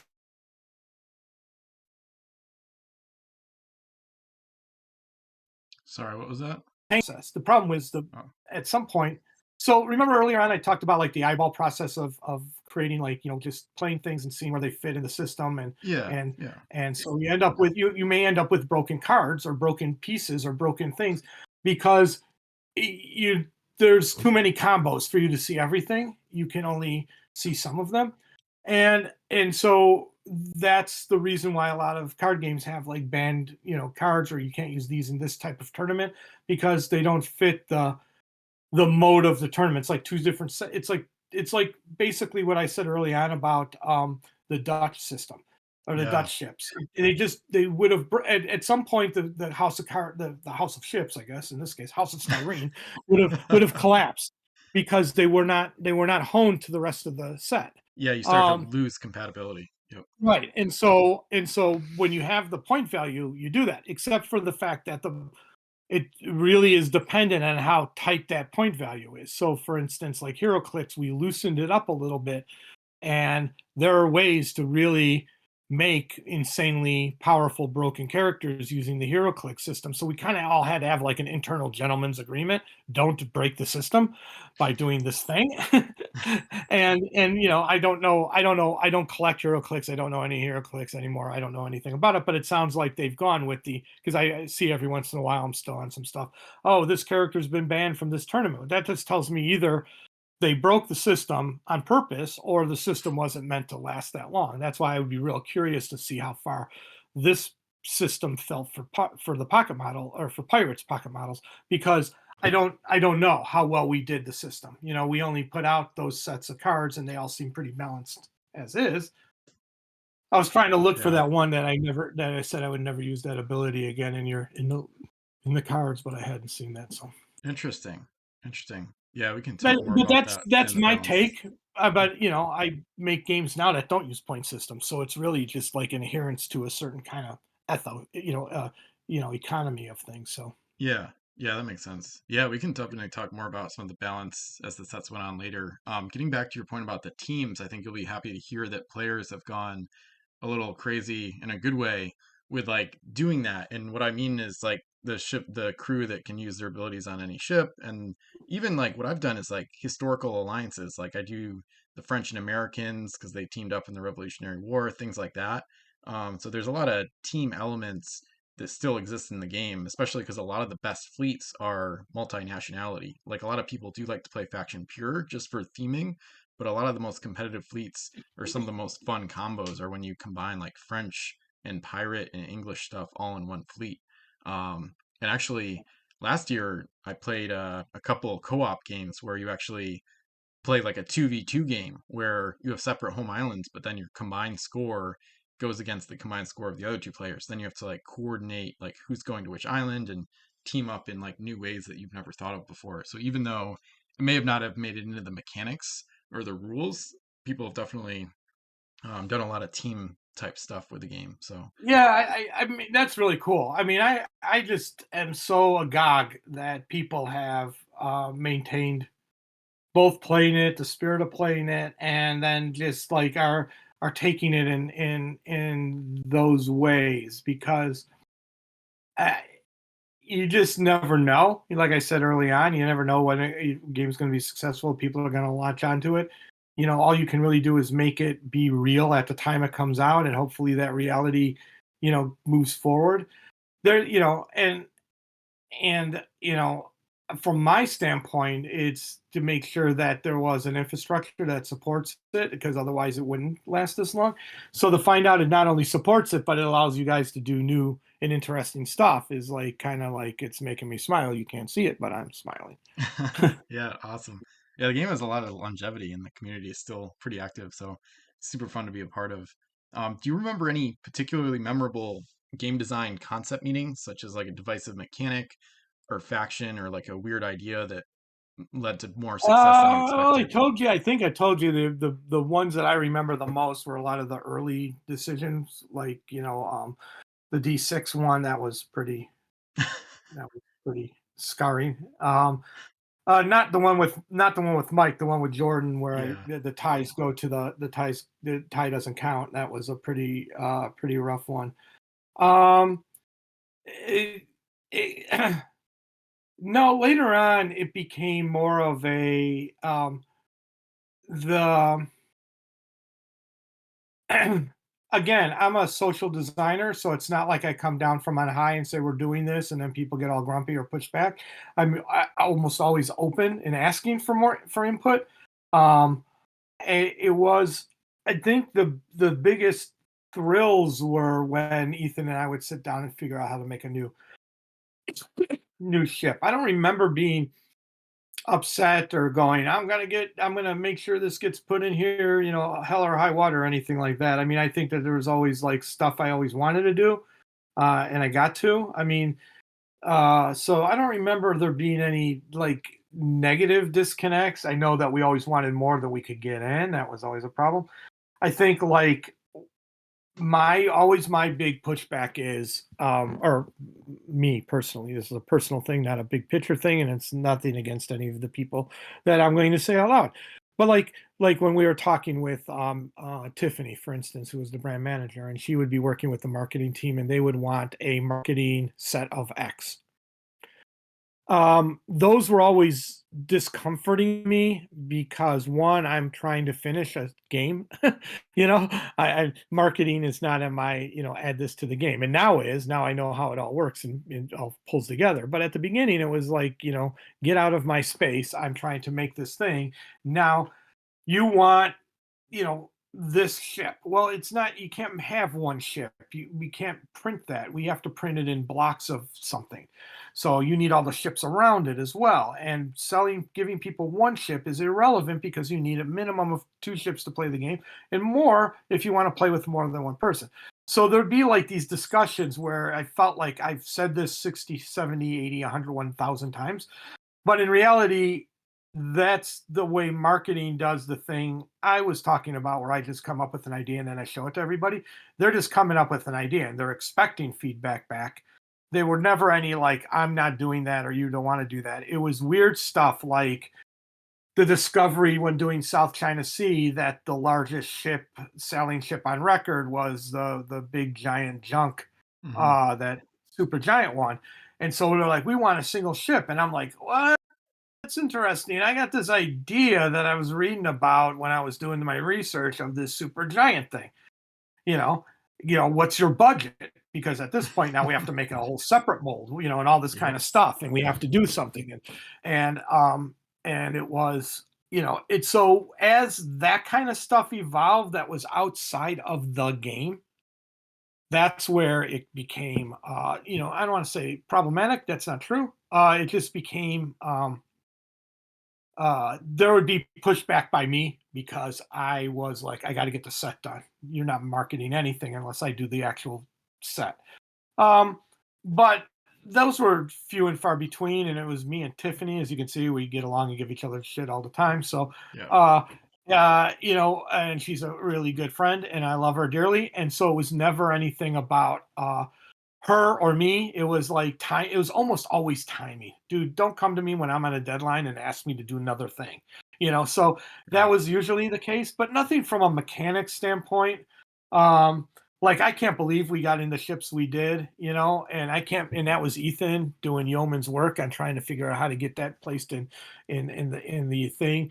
Um, it was, getting, if somebody wrote something that I was like, ooh, that's not the direction I want to go in, I don't just like ignore them and rewrite it myself. I'd send it back and go, hey, here's the thing. Let's talk about this. I mean, we're all in the same office. I'm like, hey, I like all this, but I don't like this character. This is my dream of this guy. He's like, oh, I thought he was this guy and I wanted to do this guy. And I'm like, no, that's not how we wanted to do it. So, it's not how I want to do it. Maybe we come to an understanding. Maybe I go, oh, wow, your way is cooler than mine. It's not a I hope that people who work with me don't go, Mike's such a jerk. He's so hard to work with. I hope they say, wow, he's really cool to work with. And he gave me chances to do stuff that I would never have thought of. Uh, but if there was any conflicts, it would have been on stuff like that. Anytime I'm not doing it, I guess, you always run into that creative difference. So, Yep. Yeah. Makes sense. So getting into one of the other questions from the community, Chris was wondering what computer programs were used to aid in the design of the game pieces. I used Excel almost exclusively, and then presentations back then. PowerPoint was probably not in our wheelhouse, so it was probably something just like a Word spec document that Yep. I would do. The art team, I don't know what they used for doing. Like I said, it was a lot of old school stuff. Yeah. So the art team probably used Photoshop and those software, the Adobe suite. I don't know what Ethan used to do like his outlines of the ships. Yeah. That may have been a layer. That may just have been a layer in Photoshop as well. The portraits would have been done like by an artist and electronically sent to us. We didn't have like paintings lying around the office or anything like that. Mm-hmm. So yeah, that's all that. Then it would go off to like I said, we would go through our production team and it would head off to the company that we had in Hong Kong / China, and they would we like I said we would see stuff from them at that point. So whatever their factory did, but it was all standard stuff. I mean, it's the same stuff we probably use now, except it's a lot easier and more robust today. We Yep. didn't have 3D printing, so we didn't use any code writing like that. My spreadsheet probably had a basic engine underneath it, so that there was some stuff that was doing some simple other behind the scenes calculations. But that was it. It's very boring. Sorry guys, we weren't using No. any cool state of the art anything. No, that totally We were makes using sense. we were all Back in using the old 2000s. school, old man stuff. Yeah. Yeah, it totally makes sense. I'll have to ask Ethan about like what modeling program he used or whatever. So, do you Yeah, we didn't recall? have 3D modeling or anything like that, so that Okay. was a thing that we did not have. Yeah. Interesting. Do you recall any discussions with Tony Vigil, whose screen name online was Piranha, or Kyle Wolfel about the rules of the game? They were the rules Yeah, arbitrators. I know Tony, Yep. Yep. like personally. Yep. Um, um, I the the so external testing on the scale that so You mean like play No, testing? I'm gonna apologize to all people who test externally because Hmm. that's what I use almost extensively now. Hmm. But back then, that was the leak. Hmm. So and what people don't really understand, and this is it, and I can't tell people not to do anything, and I don't ever would tell people not to do anything. The bottom line is you got to think about how the down, and you may not care. That's the modern 2023 model. But back then, the biggest thing was, and it's still to this day, as they used to say in the old BattleTech cartoon, power is ammunition. The learning the sets of what was going in the game and the secret sauce of a game before it was released was less important for you to share with everybody. You were more intent to say, "Hey, I get to test Pirates of the Spanish Main with Mike Mulvihill or Wizkids or whatever," and people would be like, "Oh, that's really cool." And then that was the end of the discussion. No one said, "Oh, now tell me all the stuff you're doing," Yeah. because one, you're usually under NDA, and two, you're a fan and you work with me, and you don't want to, in theory, piss me off because then you don't get to work on stuff anymore. Well, we had a real big breach with HeroClix, Hmm. and that was worse because with HeroClix and when you're working with a licensor, technically a licensor controls all of that media relationship. Like with right now, I work with Disney, and Disney tells us when we start marketing things and when we start announcing things Yeah. because they have a giant planogram of everything, and they don't want your 2-bit small board game. I'm not saying that Villainous is a 2-bit small board game, but in conjunction to a movie, it's a lot smaller, Yeah. and they don't want that being somehow talked about when they're getting ready to announce a new park ride or a video or a Yeah. video game or some other big thing. It's so when a HeroClix set would get the names of the characters would get released, that was huge for us. We had no recourse back then. We didn't know what was happening. We just knew it was somebody external who had a list of stuff, who had a bone to pick, usually a bone to pick with us. That's the other weird thing that's not the case nowadays. Hmm. Nowadays, it's like all I can tell people is if you say this, you're never working for me again. Okay. And if you say this, I can't guarantee whether or not Disney's going to care. So it's really on your on your conscience of how much you want to anger me and anger possibly Disney. But back then it was a lot less of that. It was the early days of the internet, so people could get by with a lot more stuff. And so it was really hard for me to convince the company to go to external testers who were getting my spreadsheet and in doing stuff.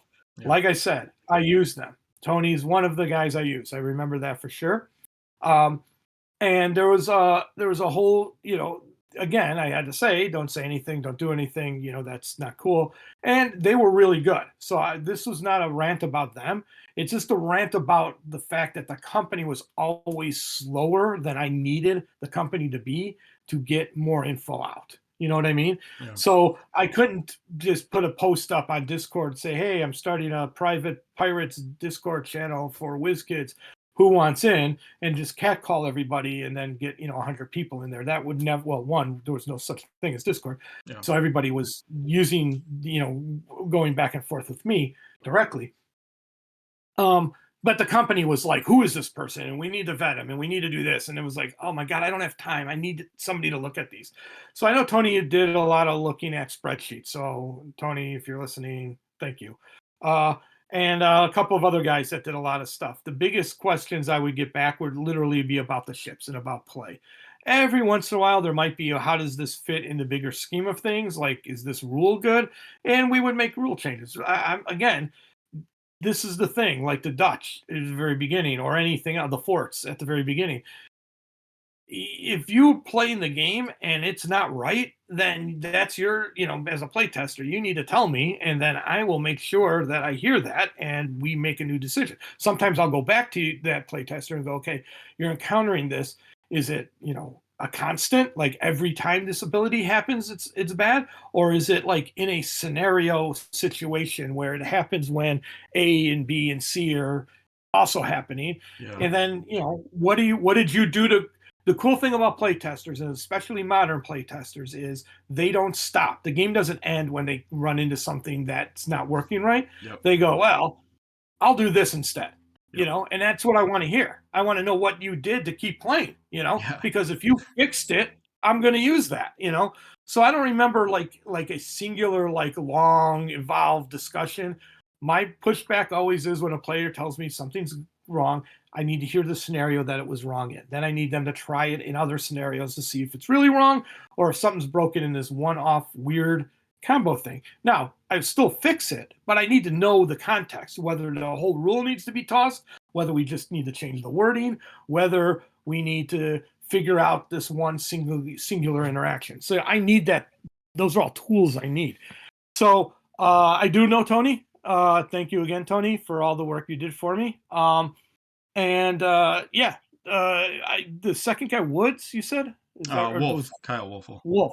Yep. What's his full name? Kyle Wolfel. It's like Wolf and then EL at the end. So maybe. I mean, like I said, there were a handful that were my go-to guys. Tony, I know because I knew him later as well. But yeah. I don't remember. I apologize. No, that's fine. He said he only worked. All other play testers, I apologize as I try to do a lot of stuff. Yeah, it's totally fair because Wolf was always remote. He wasn't at the WizKids office at all, and also he only took over as rules arbitrator, I want to say in 2006. So it was there was less overlap with you and him than there would have been with Tony and you. So yeah, and Tony. There were a couple guys external. Mm-hmm. Well, Tony would have played internal. If he would have been testing, he would have tested internally, and he would have done. We would have used mock pieces. But there were some people out of the office that I sent full on spreadsheets to and asked them. Like I said, that's where I would get these ships are the same. I don't know if Wolfen was one of those guys. There were a handful of people back then. I'd have to look. I don't know. Yeah, no worries. Awesome. So from Xerix, he's my friend that you met, Bill. He's from LA. Oh yeah. He had some questions. We already talked about the original point limit of 30 points was kind of because it was supposed to be kind of a smaller scale game, and there might be cheaper ships in the first few sets, and Jordan wanted his kids to be able to play. And then it sounds like it was changed to 40 for more variety and some of the additional sets that came out and whatnot. I don't know if there's any other more to the story that I'm missing, but I think we mostly covered that. I think so. I don't remember there being like, oh my god, the game no longer works at this size. I don't think that ever happened. Yeah, Um, nice. so that's definitely not a thing that occurred. Yeah, Uh, nice. So so then, yeah, that was that. That it was much more organic. A lot of times, people just need to go, especially with games. We're not, we just need to like look at it from a what do you think the most logical explanation was? yeah, We didn't have to reinvent anything. Thank the maker. yeah, So. yeah. So then he had some follow-ups as well. Were other suggested point limits for games discussed or tested among the designers, like 35 points or 50 or 60? Okay, so yeah, there's a couple things that are kind of funny about something. The one that we originally thought was 25, Hmm. and we cut it because you're just stuff. I say stuff, and people will go, "I don't believe you," and I'm like, "I'm sorry, but it's true." Doing 5-point builds was like people's brains exploded. Huh. It's like that didn't, even though 25 you would think, well, that's a logical number. People should be able to get 25 points. Somehow in doing the builds, or either the fact that the numbers, remember, we're nothing in our game. I mean, there's a lot of stuff in our game that ends in a 5 or a 0, but a lot of stuff ends in 2 or 4, the Yep. 3. They have 7. They have non there any value between the range of values on the ships. Yep. And so when you told people to make something to 25, you would just watch them brain melt, Yeah. you know? So 35 and 25 were right out. They were like literally right out. And so then it was like, okay, and like I said, when we did the first set, it was more about no more than 2 or 3 ships, with a couple crew, and a 30-minute game, and that was 30 points was the logical number. Again, based on whatever that 0-point character that I told you about. Not 0.0 on the scale, the center of the scale, if Yep. you will. He may have been, I think he was an 11-point ship. I'm gonna look and see at the spreadsheet while we're talking. Awesome. But I don't know. I don't know if that's um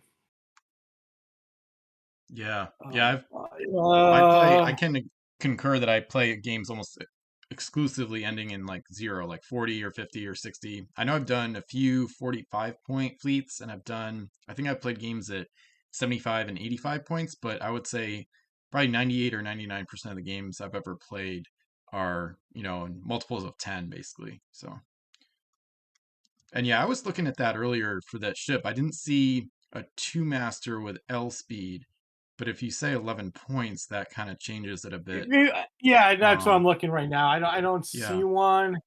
I know. That could be. It could have been the Revenge. May have been the 0-point ship. Interesting. No, that's 4 Oh, masts. That's too high. It would have been. It okay. would not have been a 4-mast ship because I have all the lower masts. Yeah, you think two or But two or three mass? Okay.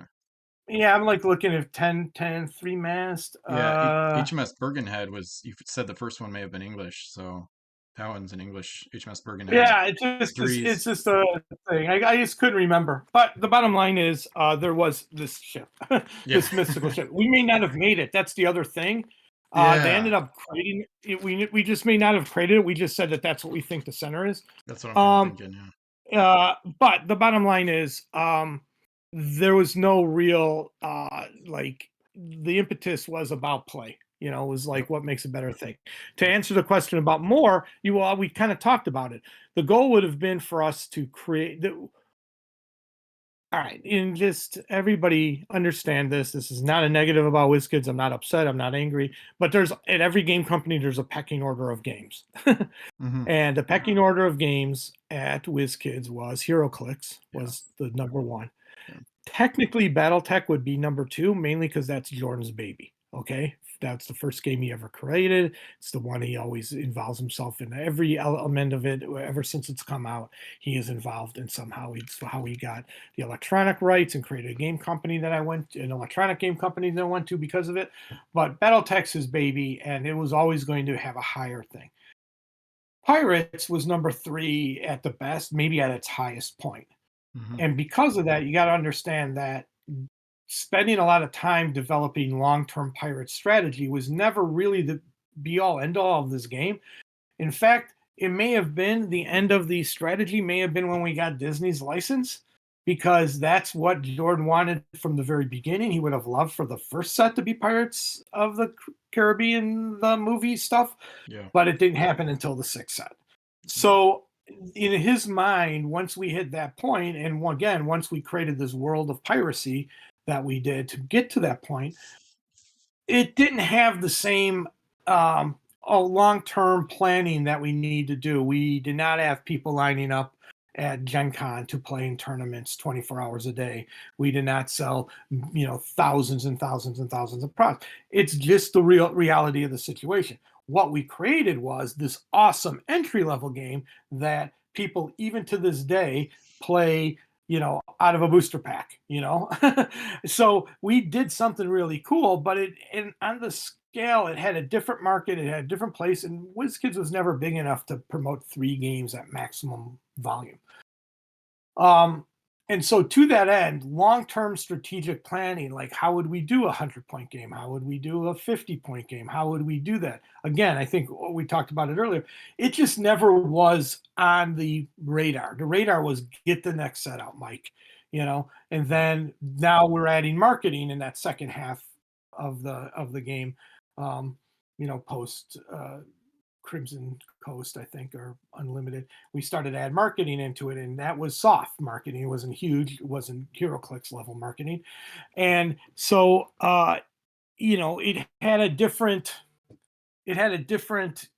cadence to that long-term planning. It was product planning. It was not long-term. We never sat down and said, what's our 5-year plan? How do we grow this in the local gaming stores? How do we do cool tournaments and international tournaments? Can we even get something at Gen Con one year? And it was more about demoing the game even through its existence than it was about supporting a long-term infrastructure. And that's a problem, look at it now, looking at it in 2023 going, shit, we should have done that. Look at it, it's still around. We didn't. And, whether that's a personal failing or a group failing or just WizKids, again, prioritizing A over B, it's probably more of one than the other two, meant that we didn't really look at cool tournament structure, cool achievement structure, come to Gen Con and win with every faction kind of structure, tournament games, stuff like that. That now I look at it, and to me, that's dropping the bucket. Why aren't we thinking about this at day one? But we didn't. We didn't look at it at all. So when you talk about like, did we think of like, hey, what could we've done with a 50-point game or a 100-point game? It just never came up. It was never on our radar. It was like, Yeah. we now have a lot of packs out there. Let's get a 40-point game going, because that should be the default, not 30. And then we did a Yeah. board game. It's like, that's it. That you've now, and then we did those various promo packs and stuff like that to give away or to sell. That was it. Yeah. That was the maximum that we put into it. Unfortunately, talking to a guy who loves the game and didn't even pick it up until after it was done. That's how it unfortunately played out. There's Yeah. regrets all over the place sometimes, and that's one of them. Yeah, I mean, I would argue it's not really a failing. I think there's value in keeping the standard build total the same throughout almost all the sets. Because if you kept changing it around or increasing it, players might get a little confused as to what the default is, and they might look at rule books from different sets and be like, oh, is it 80 or is it 40? So I mean, I think it's fine, and I think it works pretty well for tournament style play and the organized play that they had back in the day at stores, because it allows for a shorter game, and you can play a full tournament in a day, whereas if you do a 100-point game, you might only play 2 games in a 6-hour session. Right. So I think Yeah. it's fine overall. Yeah. It was. I think it's more about the fact that you think about it, and this is game designer life. you think about things and you go, what if? What if we Yeah. put the big resources behind it? Could we have taken it to one more step up? Could we have done something else? It has nothing to do with whether the game is good or bad. I think the game is fine at 30 and at 40 points. Yep. I just think that it was like what we want to do is give the players options to play. Yeah. And what I'm learning is we just didn't Definitely. promote that or tell anybody about it. So that's Yeah. kind of cool. Yeah, people play at any level. I mean, I usually suggest more than 40, and people are almost always down. I mean, 60 is a point limit that I hear is a favorite quite frequently, but I know a lot of players, the person who asked the question, Bill and myself included, we both love 100 plus points, 150 we did. You saw the beginning of that one. So, yeah, there's really no limit to the amount of options and customizability you have. So, I think it was fine the way it worked out overall. So, do you remember the reason for the half the starting gold value rule being like the win condition?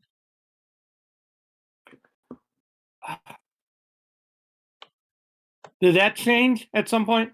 I'm just No, not that I recall. I'll Well, I repaste the think the tab reason in the the chat. reason was um Probably to make it quicker, maybe. it was to make it quicker, and it was to make it so that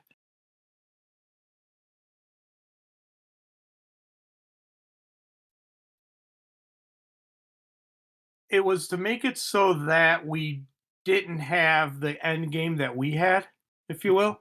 Mm-hmm. When we played the last time, where it's like there's two pieces of treasure out there, and basically everybody's self-sacrificing or trying to be the last ship standing with that one treasure or two treasures. Again, speed. All right, so let's remember. Let's all remember what Mike was told he needed to provide, which was a playable game out of the package and a game that lasted less than 30 minutes. Yeah. So in those tools, it was okay. Play with X amount of gold, and the first guy who has that many gold win. Half that many gold, because the other guy can't win. Then Yeah. would win the game, and that was really what it came down to. So, it's basically a 50+1 rule, Mm-hmm. that was done for speed. You can, to me, it was an ignorable rule. I don't think I've ever played. It's the reason why I'm confused when you say that is because I don't think I've ever played using that rule. And I'm the Oh, game wow. designer. I Wow. always played like when we collect all the gold, guy with the most wins. And I Yeah. think that was put in the game. The initial rule was put in the game because of who Time we thought use. our market was and what we wanted the game to be. When it's actually a real game, you realize, you don't need to do that Yep. anymore. Yeah. You don't need to cut the end corner off, if you will. You could just play it all the way out to the Yep. bitter end. Yeah. And that's And what the if multiplayer we had rules ended at that, I would have won the game. And I'm just Yeah. like, Yep. Yeah, and that's what the multiplayer rules have, where you play until half or more players can't give actions or all gold has been unloaded to home islands, and the most yeah, gold just wins, it's of just as course. much more fun, I think, Yeah, because it makes more sense. It's the other one's kind of one of those, oh look, I happen to find four golds, and that's that's I now 16. have Yep. I'm not 16, and we only ever put out 30, so I win. And you're like, wait, you got 3 gold, I have like 6 sitting on my, granted, in the big picture, if the game would have continued on, I may not have won, or maybe if there's special treasure in there, maybe I would have gotten something that boasted something, or I get 2 points whenever I unload a treasure, or 2 more gold. There's a lot of ways that it was a way to arbitrarily end a game Yes. before maybe you wanted to continue that. But that there was no real there was no real, you know, thought process beyond that. Yeah. No worries. I think I'll send you a fleet from a while back if I still have it. Somebody else created that I think you might find a little bit amusing. There was a unique treasure from Pirates of the Caribbean set where you can eliminate a crew and then they're worth 1 gold each. So somebody made a fleet where they packed their fleet with like ships that can explore on the first turn, and they're trying to like find this one UT, and then they have like 16 oarsmen just like sitting around on their ships or on their home island. And then as soon as they can unload that treasure, they sack all the oarsmen, and then they have 16. So yeah, Nice. it definitely got gamified to an extreme by some of the more kind of some of the more advanced players over the years. But it's always fun to see those kind of exploits happen too. Um, Yeah, I mean the fun stuff. I love exploits. Okay, don't I know I'm a game designer. It's going to sound counterintuitive, but I love when people do that. But what I more love is when they refuse to do that because they're like, I like the game so much. Yeah. Finding those holes. There's going to be holes like that in every game ever made under the sun, maybe except for chess. Although a chess player may go, no, dude, there's this one. But I'm not a hardcore chess player. But the fact of the matter is that there are just ways to do that kind of stuff that is uh, super fun and super interesting.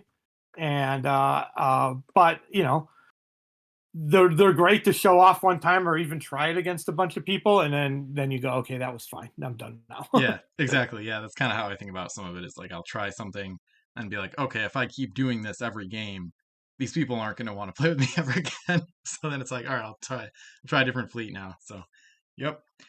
And so were any other victory conditions planned but never put into practice? No, and this is a thing that comes up a lot. I'm sure at some point you're going to ask me about the lawsuit, which I don't like to talk about because I don't really know anything about it. Always the main premise of the game was to be the one with the most treasure because it was a pirate themed game. It was not about owning the seas or controlling the seas or any of that. It was about ending the game with the most gold. Yep. And so therefore we never really examined like other victory conditions. We had talked about it with like some maybe like achievement based stuff that may not go towards victory but may get you some other thing. We don't know what that would have been. Well, like you visit every island, Yeah. get to a certain point in the game with no damage, that kind of stuff that's just kind of arbitrary. But we pulled that off from the game because it becomes a record keeping thing. And the coolest thing about this game is the record's all on the table, Yep. you know?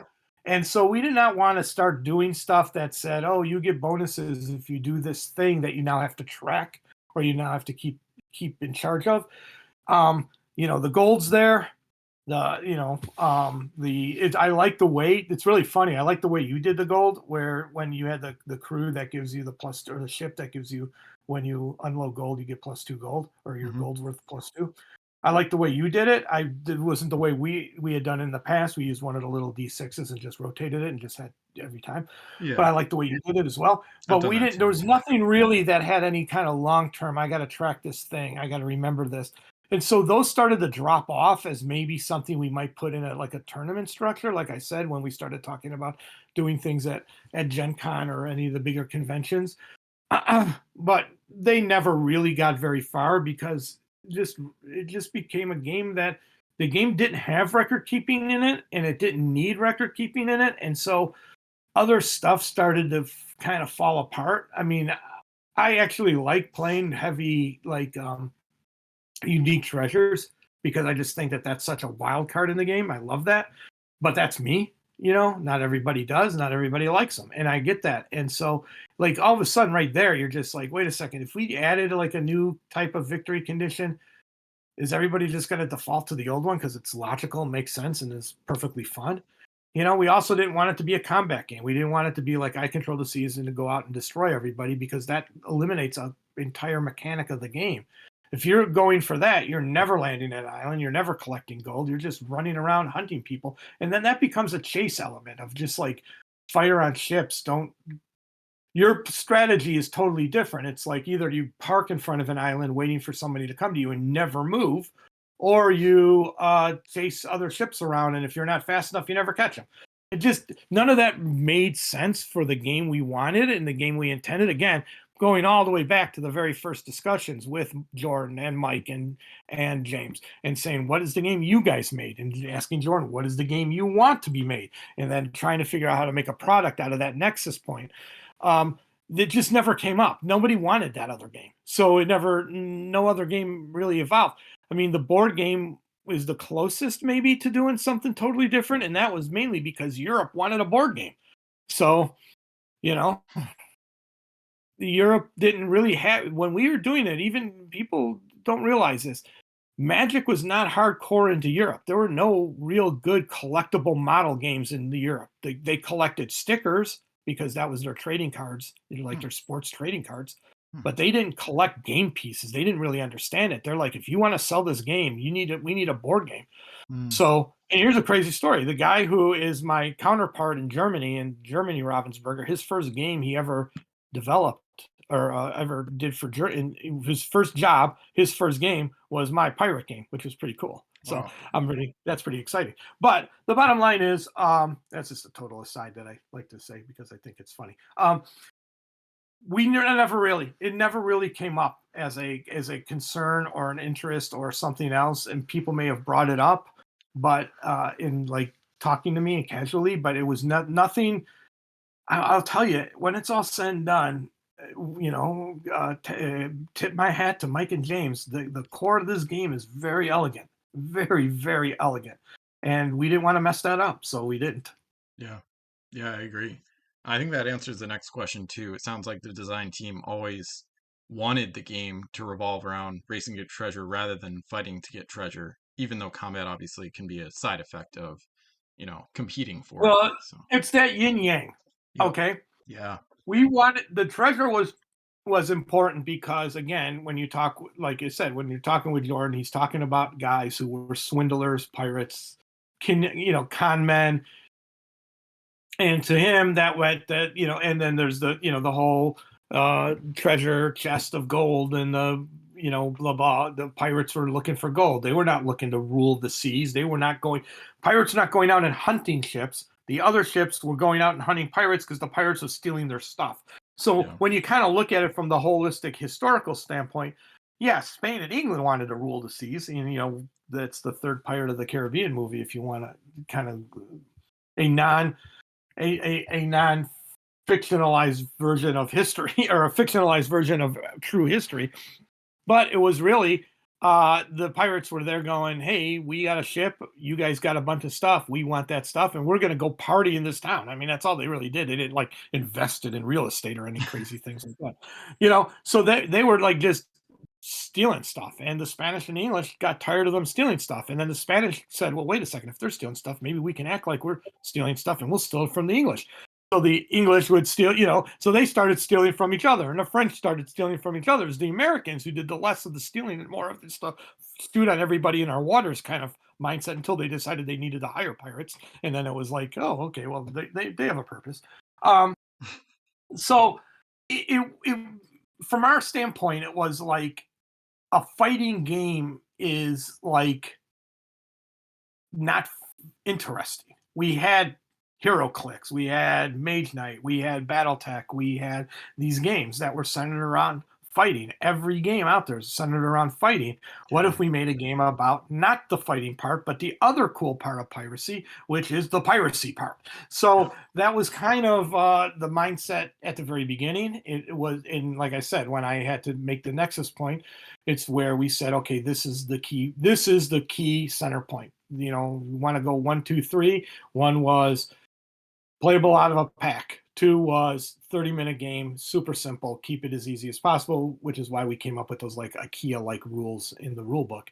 And then 3 was make sure the game is always about everybody still having a chance. You can't come out with a ship that's going to blow everybody's ship out of the water and win the game because usually you're chasing somebody who's faster than you then, Yep. So so it just seemed logical and we just kept double down on it because it just made the most sense for gameplay and for story and for immersion. You got to remember part of me my history with games is that I believe games are stories and you're going to sit down and you're going to tell a fun story Yeah. and no one's fun story ends with and then they slaughtered me in the water. Yeah. That's the kind of Yeah. kind of a boring kind of trite story. So we wanted to go, hey, no, you get cool stuff. You're Hmm. going to get gold, and the winner's going to have the most gold. And if you're a pirate, you're going ha ha ha. If you're the English, you're like, I got you all. And if you're the Spanish, you're like, we're trickier than everybody else. So there you go. I mean, that to me, that just tells a better story. So we Yep. never really looked at it, and we never really said we don't want it to be a game that's not about collecting gold. Yeah. Absolutely. Yeah, I think it worked really well too in the end. So, and of course, anybody that wants to make it about fighting could just do a death match and use house rules and stuff and Yeah, do whatever they want with it. there's So, Yep. Again, just so people know, I don't go to your house and complain about, and tell you, I'm not the Pirates of the Pocket Model Pirates police force. You come to me and say, "This is what we did." I watched you play a 150-point game, which was cool because it was a table filled with giant ships and sea monsters, and I'm like, "This is the glory." So, I'm not, I'm there, I'm all there to support you playing whatever way you want. I'm just saying that the game's goal was not to do that. So. Yeah, yeah, absolutely. And we still, I almost never play deathmatch. We did one on the Maelstrom mat the night after. But yeah, even in the big games, we still almost every game I play is just most gold wins still, like pretty regular rules for the most part. We'll get into a few other specifics here. So the schooner keyword has masts in the early sets. The masts overlap and block their own lines of fire on like one side of the ship or the other. So that was intentional, I'm assuming, because then you could potentially use the schooner keyword to rotate on the stern for different angles. And maybe the keyword was kind of cheap because of that, because you wouldn't always be able to fire all cannons in one broadside. Yeah, that's one of those things where I'd have to go back and looking at it and remembering it was not the reason for the mechanic. The mechanic came first Yep. in this regard because that was the whole point of schooners were that when I am not a ship guy. Okay, I don't own a ship. I've not been on one for any real length of time to understand it. I've been to some historical ships, but I have not. I'm not a sea guy. Hmm. All right, so I do all my research the way anybody else would. I go and start finding information out. And when we were talking about adding schooners to the game, one of the things that was about a schooner is how incredibly mobile it is. Well, we have a game that's very linear and it has to be linear. You can't like have it go in a circle, for instance. And yet that's like one of the big things, one of the big powers of an actual schooner is how quick they can turn and how they are maneuverable. Well, we only have two axes of maneuverability. And so the second axis of being able to change your facing based on, and we can't just have you change your facing by picking it up and moving it around. So we had to create a change your facing mechanic based on the model, the physicalness of the game itself. And that, in this case, it was you get to pivot on your On the hull, stern. Yep. uh, on the stern. Thank you, Jesus. Yeah. Be able to pivot on your stern to any direction that you want to go. So Yep. that happened first. I believe, if I remember correctly, that the overlap was I don't want to say an error, but maybe just something we didn't count on Interesting. when we made it. I'm going to Yeah. state that as a Mike's trying to remember because that's pretty obviously a thing. Yep. Now we're stuck at this point with a ship that can't shoot through its own masts, which is a core mechanic, with masts that overlap. So uh, in the long run, it worked out, and I think later on, isn't later pieces they don't overlap, or is it only in that Cor- first set, or do they all overlap? yeah, correct. They fixed it with Rise of the Fiends, one of the later sets. Yeah, They yeah, changed yeah. the I design. just think that, and then here's the other problem, as I said before, it costs a lot of money to get a new mold, a new print thing. So we got to use it until it's done. I mean, we were Wizkids, we were not, Elon Musk, so Yeah. we couldn't just throw out an entire mold after the first shipment. But I'm going to state that I'm pretty sure we made a little bit of an error there and just forced to live with it. The mechanic and the error had nothing to do with each other. The error happened way later because when we finally got it, we probably again in the white piece, you're not even thinking about it because they don't have dice on it. They don't look like masks. They're just a white, thing sliding in. Yeah. That makes So sense. yeah, that was the case. And I remember us making that piece, and that's the reason why the masks are offset a little bit, is because we couldn't structurally integrity wise put them all in a line because now that line is very, very weak. Okay. So we had to offset them, a little bit so that they would be offset so that that plastic centerpiece would not just collapse after you put the first one in or, on second gameplay Okay. because it's so weak. So we had to offset those slots. And I just think that when we did not check to make sure that they were not overlapping each other at Yeah. that point. And we didn't. Or what we ended up doing was not paying attention to the bottom, but looking at the top. I don't recall. I do recall that I look at it every once in a while now, and I go, God, the hell are we doing? Yeah, I mean, I think But that's just the nature of life. In the that's a life lesson learned. So yeah, no, I think it works fine too because for a couple of reasons. I don't think I've played anyone that insists on schooners blocking their own lines of fire for those old ones. Most everyone, including me, always house rules it to the later designs where you kind of just pretend there's no slight overlap and they can just shoot their yeah, full I broadside in mean one direction.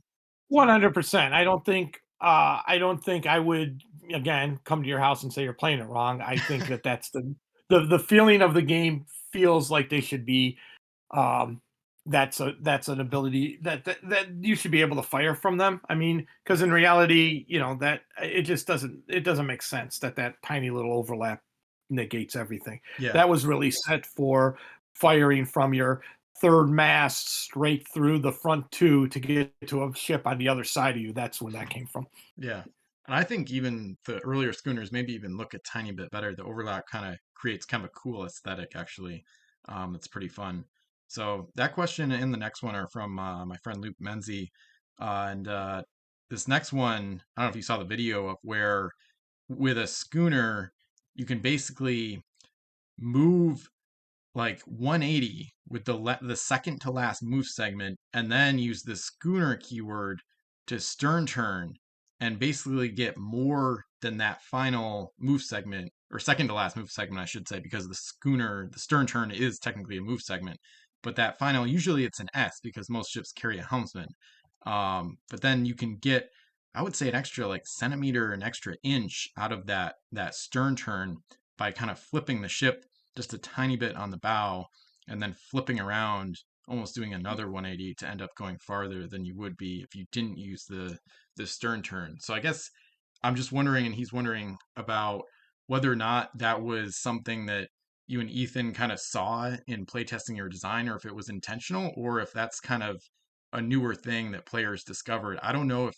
that was talked about on the old WizKids forums back in the day, but I know Luke So Luke talked about it a few years yeah, ago. Ethan wouldn't have had anything to do with the mechanics of anything. He Yeah. makes the physical component, not the rules. I think um, I saw that video that you sent me. There's nothing in that video that I did not intend. Like the whole point of the schooners, like I said, was super tight maneuverability.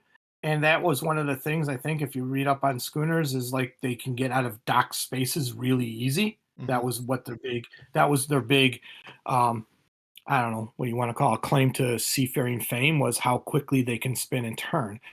So I don't know that. My question, which I didn't see there, but you just said, is I don't think you get to do the. I thought you only got to do the stern turn at the end of movement, Absolutely. not like in between two movement types. No, that's exactly what he's doing. So like you basically move the final segment, but instead of going forward, you essentially go almost backwards 180, and then the schooner stern turn is the final segment, and you use that to flip around. And then due to the length of the ship's hull, especially on the four-masted schooners, because they're longer than the smaller ones, due to the length of the hull, you can actually get more movement out of it, like more Yeah, distance. yeah, that was fully known, and we did not see it as anything in the big picture that was going to break that. So, Yeah. Okay. yeah, Cool. no. I thought somewhere in there, either what you said, it was like, oh, you get to do something, do the stern turn, and then keep moving, and I don't believe that that's No. the case. Yeah, no, Okay. stern turn is still at the end, so yeah. Yeah. Okay. Yeah, I know that you can have eked out a little bit extra movement on that, and in I actually felt that the times that it seemed to where it seems to be the most beneficial to you as a player is the undocking maneuver. When I Hmm. liked him doing that, just moving a little bit and then flipping on your turn, so you're already fully turned around, and maybe gained like you said, a fraction. I don't think you can move a full inch, but I think you get a fraction of something. That Hmm. was no problem because in a lot of normal games that's almost a lost turn, so that's a little benefit to to investing in a schooner. But I actually liked it better when he did the thing where he moved and then stern turned so that he can have a better shot on an enemy. And that was the real point of it, was Okay. to be able Yeah. to maneuver in traffic. And I Yeah. like that. So that yeah, nothing wasn't known. It's Yeah. just, it's interesting to watch people adapt it over time. That's actually pretty cool. Yeah. Love it. Okay, so now we'll get into some questions about the sets and some specifics on them. When did the change in direction from like quasi historical to full on fantasy come from? And was it partly based on customer research or other existing games, or was it mostly just Pirates of the Caribbean and the movie influence? Well, you've kind of heard. I think I've kind of maybe fully answered that, or answered that in parts over time. Hmm. But uh, if anybody knows knows Jordan. Jordan loves to work in um, what is now known as, the genre is now called historical fiction. So taking real people and putting them in and changing history to do, you know not altering history in the big picture of things, but putting them in and rewriting, or putting people into historical events and then rewriting the periods around that. I guess I'm not exactly. I don't think I explained that right to anybody. And people are like, "What are you talking about?" But the idea of like using Captain Morgan and in this game, and then he's got his agenda and he does his stuff, and then adding fictional characters within that real setting. Um, so it always had kind of a fictional but historical setting because, again, like I said, Jordan liked these real people interacting with people he made up. And he's done it on, for anybody who knows his virtual world thing, he did it there. For anybody who knows his stuff with that he did with Nikola Tesla and various other people, he just loves that. He loves that ability to take history, put characters in, and have characters from history do any other stuff.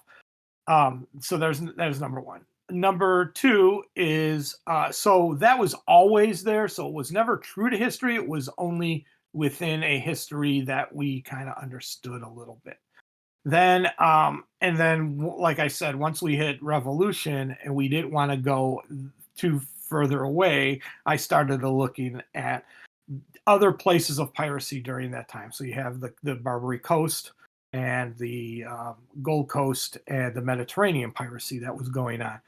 And then, of course, finding, then you can continue that to search for the massive pirate stuff coming out of China and Japan, mostly China, not less Japan, out of that area, and realizing there's a whole historical piece that we can do um, with those characters and at that time, and then just loop them into the kind of the greater theme that we're doing.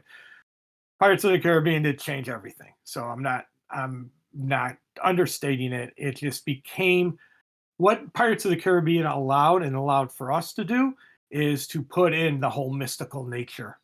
Before that, if you look at our set, it's very rooted in reality, even if we're moving around the world.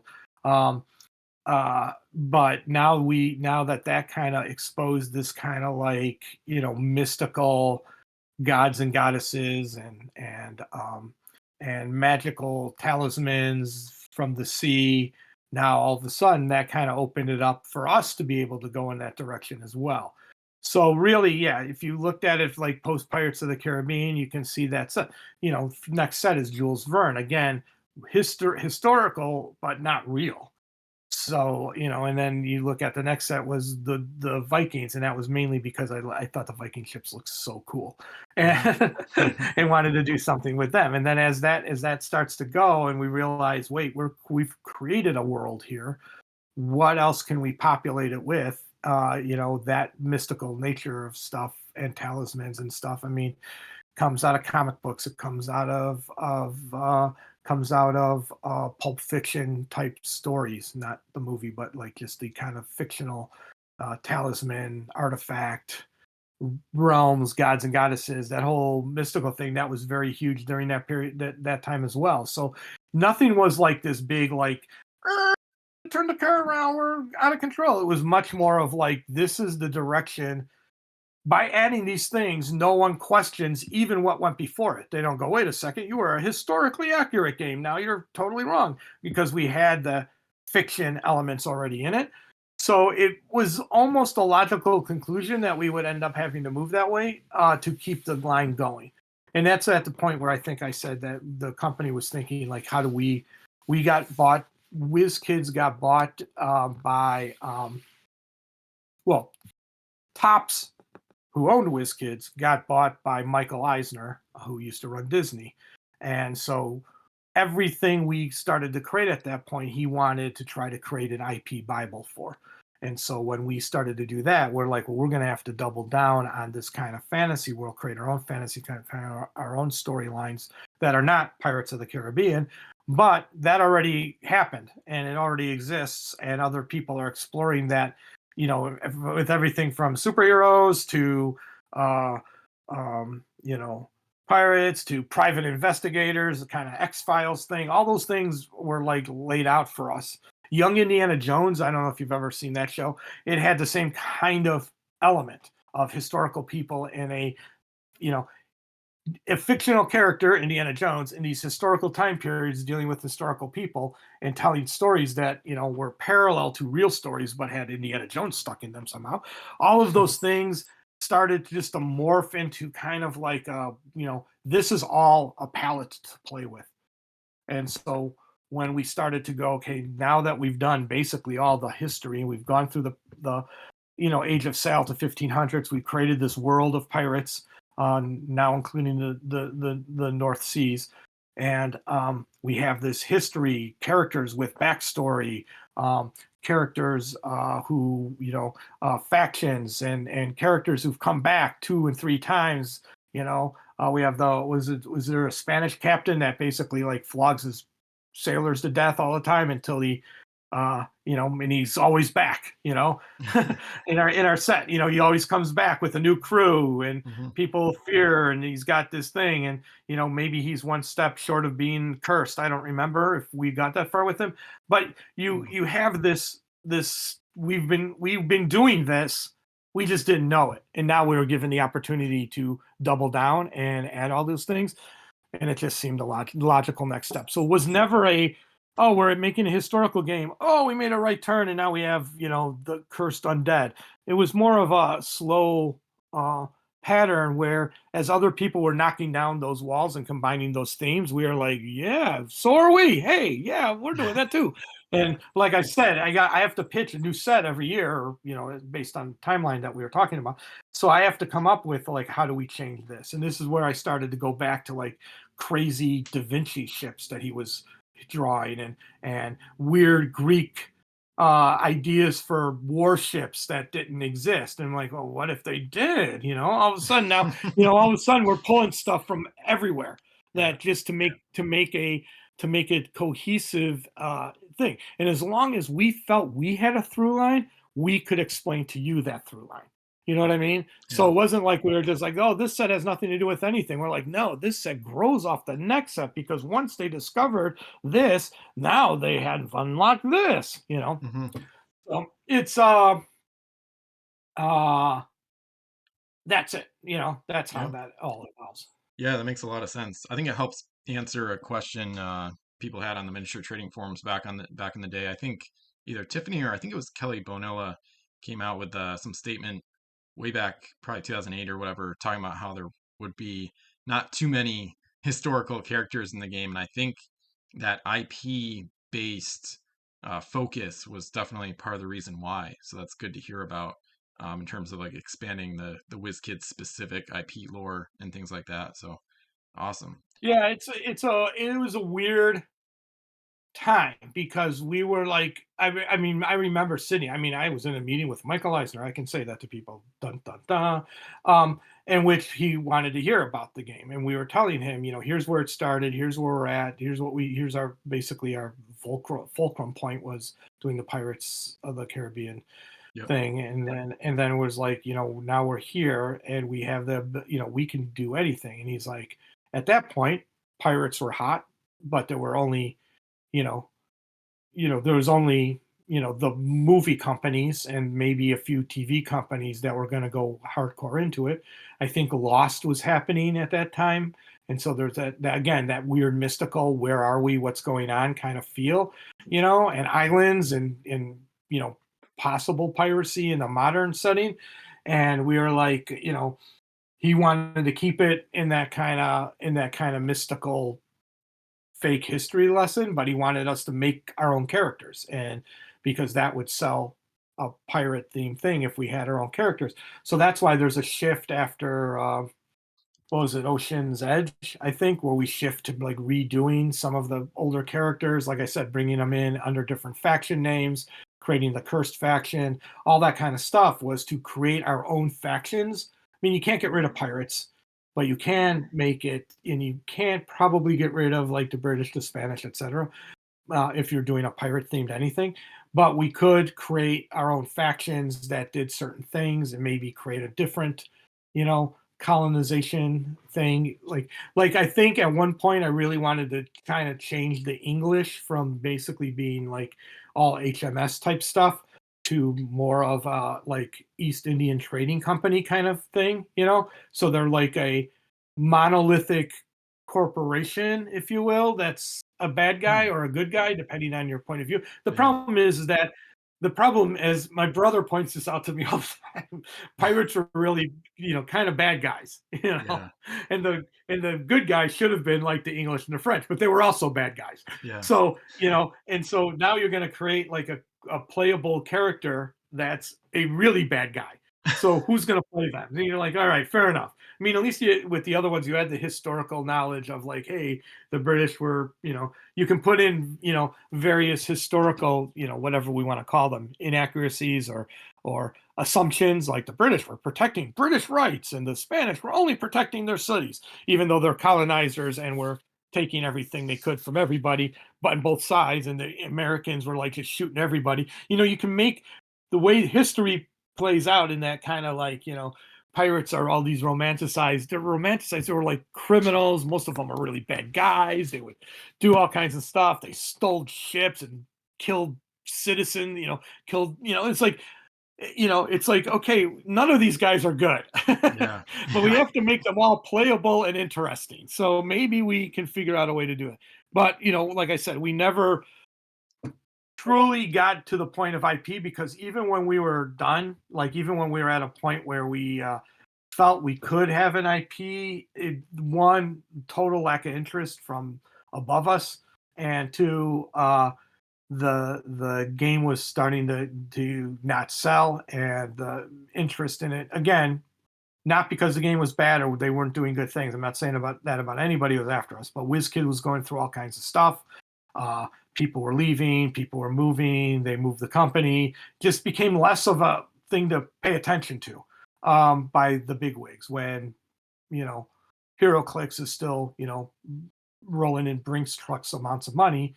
Now all of a sudden a game where you got to get it into mass market more so than in game stores, and you have to maintain this kind of quick play feel, and you want to maintain, now you want to add an IP to it. It just, I think it became too unwieldy to maintain a direction without total company support, and I can't say that towards the end Pirates had total company support.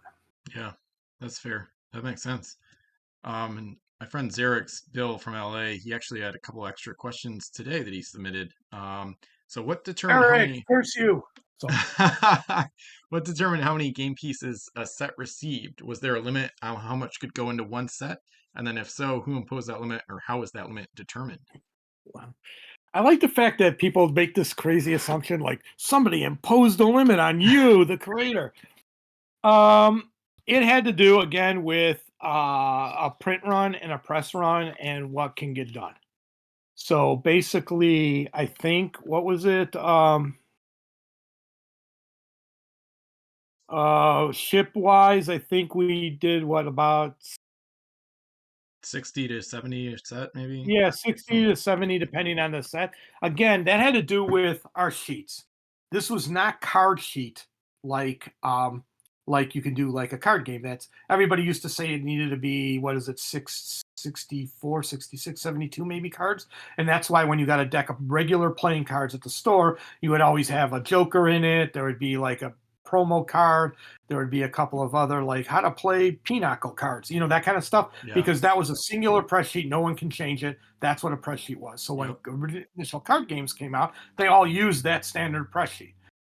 Modern technology doesn't have that. The weird thing about this was we had to create a matrix, if you will, that fitted the die cuts, which were 6. If I remember correctly, every die cut was a 6, and that way you can do a 3 ship card. And this is why everything is in these models, by the way. So a die cut, if you think about it, is 6 by 2, or no, excuse me, 3 by 2. So Okay. 6 total slots. Mm-hmm. So it would be 3 across the top for the three master, and then you would do like you could get you always had to have a treasure card in it and a crew card. So that's 2 cards. Yep. Which is why if you got a 3 master in a pack, you always got a 1. Yeah. Mass. Or a Single one card ship. Yeah, Yep. one card ship. And Yep. so that was it. So every pack every mold had 6 cards, and it was always that setup. So a 2 and a 2, and then something extra maybe. In that one would have been a 2 and a 2, and no 2, 2 and 2. Yeah, so those are the makeups. So every mold was that. And so what we then had to do was say, all right, well, the 5 and the 1, they're going to almost always be together. So when I was making it, that's why they're always rare, because then we can do that mold less than all the other molds. Yep. Then the next mold, the 2 would be, we had to make all the cards in that one. So like the 2 masters and the 3 masters, anything that used 2 card ships, they would be in these other molds. So those would be used the most. If we added up, if we made a new ship type, a new thing, we would end up removing one of those 2 and 2s, old school 2 and 2s, a 2 mast, 3 mast with the new ship, if we wanted them to be common or rare or whatever it was. So all molds fit that model. Everything fit that model. Then we took X number of them and placed them, and then because it's not paper, it's plastic, it's now extruded versus just on a roll. It's not there's no roll of plastic. They have to make that styrene. I mean, maybe it is a roll now that I say that a lot. And then they would do the stamp. So it ended up being this kind of thing of one and a physical requirement based on the molds that we're using, or the die cuts, the dies, I should say, not molds. Mm-hmm. And then we have to figure out our rarity and our sort. So from there is and exists someplace, again, probably with that original spreadsheet, basically a hand constructed template that says, and the thing about it was every one of those was a pack. So you would put that one mold with those ships on it. So let's say it's the this the standard ships. What is it in Pirates of the Caribbean? I think it's like the Flying Dutchman and the Dauntless, and I don't remember if those are 4 masters or whatever. Yeah, those are but the 5 bottom line masters. is you would do that. You would do the they would do the piece of art. The art was on the styrene, then the mold would cut it. It's not the other way around. Yeah. And so the art is there, the sheet is there, and then we would lay the sheet out, the art out on those sheets. So we would say, okay, this is the sheet that does 5 and 1s, for instance, 5 or 3 card ship, 1 card ship, and then it would have like the a cool crew member and a special treasure. All right, so we make that one up, and then that would get printed, and we would tell them, I'm going to make numbers up here, so only do that 10 times. Then the next one would be like a 2 and a 2, and we'd say make that 20 times. So that's where you get your ratios, okay? Yep. But we had to create that all on our own. So we had a whole layout thing. where we would lay out in Seattle all the sheets, and then we would put those sheets together, and then that's what would go to China, and then they would do a sheet. Then we would get photos of a sheet so that we can confirm that they didn't swap things every once in a while, just because of humans. Like one ship would be upside down, so if it got stamped with the mold, the ship would have actually been all totally wrong. Yeah. We'd have to correct that and check it, and then, like I said, we would do that, and then when it was all done, we would get that. So the everything had to match that math. So once we figured that out in the very first sets, um, and figured out what molds we can remove out, so like, hey, we don't need as many two by two. We want one of these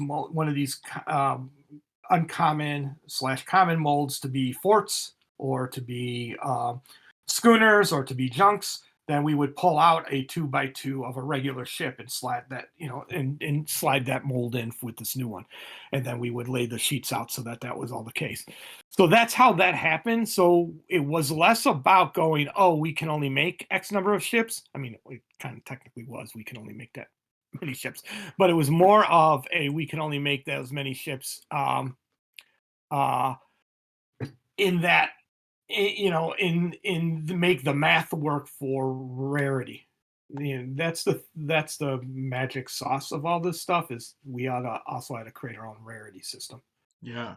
That makes So that was sense. me, because we had never done it before. So I Yeah. created the rarity system. Well, Wow. I created it with HeroClix as well. Again, we had never done it before. I mean, we did it for Mage Knight, but it was not a very good one. It was a very weird one. And so we created it for Mage Knight. And then Seth came in after me, and he created like the genius system of all time for HeroClix.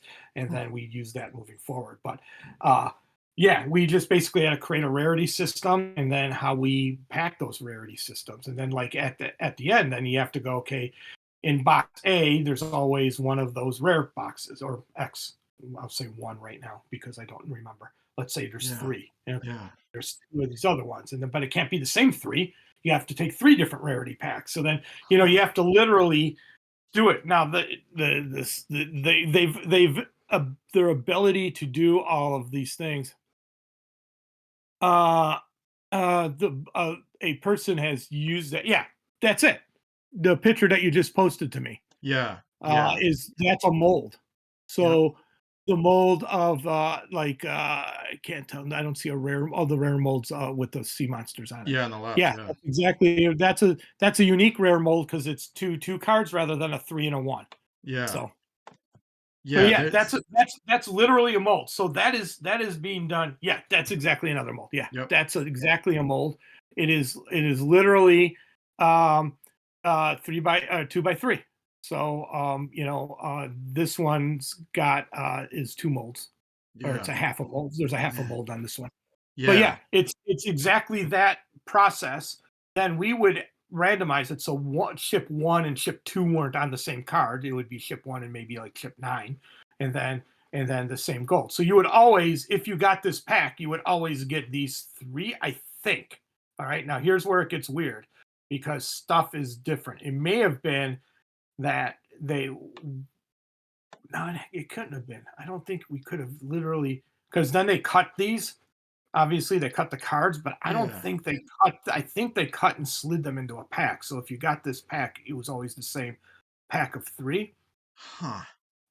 But I may be wrong on that. We I may have insisted one further, and that they separated things out, so it was not always the same pack. I think So yeah, I think there was more randomness than that in the collation. yeah, so if that was the case, then what would have happened is we would have. Oh, you're right. That is the case, actually. But what it meant was that when they were printing, let's say, this blue sheet on the left, which was all rares, they knew that the so you get the mold, which is those 3, and they're just repeating it over and over again, Yeah. right? They would know that every counting from uh they would know. That's weird. Why did they separate them like that? It's a really early one. That's probably why. Yes. um Davy Jones most Curse. likely the one would have been on the sheet with the character and the treasure. and the 3, because then they would have been able to take the 3 and slide them in together, and then these would have all been dropped separately into a one ship, a treasure, and a character slot. Interesting. Yeah. Yeah, this is fascinating. I mean, I'm really it was, dude, it is like space age engineering to get any of this to work. This is really weird. I think we changed that later on. In fact, I think if you go back up to the oh no, because we never changed the molds, so they would have always stayed the same. hmm, interesting. Except So some they would have sets, yeah, known it's somehow at the factory, they would have cut this, and then figured that the one ship and the 3 ship are in the wrong piece, yeah. I feel like they had and to added them together. I feel like they had to have done the collation, the randomizing at the factory, Yeah, because you can get like different sea monster with a different other 2 card ship or whatever. And then there's yeah, even some packs where you yeah. have like, You're right. This is printing. I'm wrong on that front. Yeah, collation would have happened separately. I thought that they collated separately, but yeah, that's how production worked. And then at that point, then it's math. Like we have to make sure we have the right number of exactly. cards. Yeah. We can't do like 100 and let's say I don't know 161 because then it's like we have one left over because 160 is the perfect math. So we Yeah, couldn't do that. So we had to make sure our math met our production, how exactly. many we're going to get of each one and all that kind of stuff. Do you have Yeah. these sheets? Are these sheets, or did you get these somewhere? No, I wish they were mine. A couple of these are from one of Matt L. He's one of the like super collectors of the community. He actually has more stuff than I do. He's got a ton of stuff. And the last one I sent you with Revolution and Barbary Coast. I don't have a record of who that's from, but yeah, there's a very small handful of collectors in the community that have these uncut sheets, and I try to, whenever I find pictures of like really rare stuff like this, I try to like download and save the pictures right away. Yeah, no, Um, that's cool. But yeah, yeah, that's a mold. So the 2 by 3 is a, I keep saying mold. That's a die cut. die, yeah, And then they would take these out, and then they would know that in this die cut it's the single ships and a 3 card ship, and then the one, the unique things, and then they you were correct, they would then do the sorting after that. yeah. So It's what would so end up happening fascinating is the 3 ship and a 1 ship would go into in one pack. Yep. into a single pack, but it doesn't necessarily mean it was whatever was in the same die cut. Yeah. Yes, you are. Yeah, I'm sorry Um, that I misspoke earlier about No, that. no, it's totally fine. I mean, this is just like such a fascinating rabbit hole to go down. Partly because I guess my next question would be the rarities. I assume the 5 masters were kind of like the start of the rares, or like from the first set they would be rare, and then because of how the cards worked, like 6 styrene cards in a pack, that's kind of maybe why the 1 masters ended up as rares, like as a follow on from the 5 masters. Yeah, I mean, there's yes. So necessity is a driver, and what you Yeah, can do with it. Like I said, all the tools are on the table. You just have to figure out how to make them work. So yeah, yes, there's number one.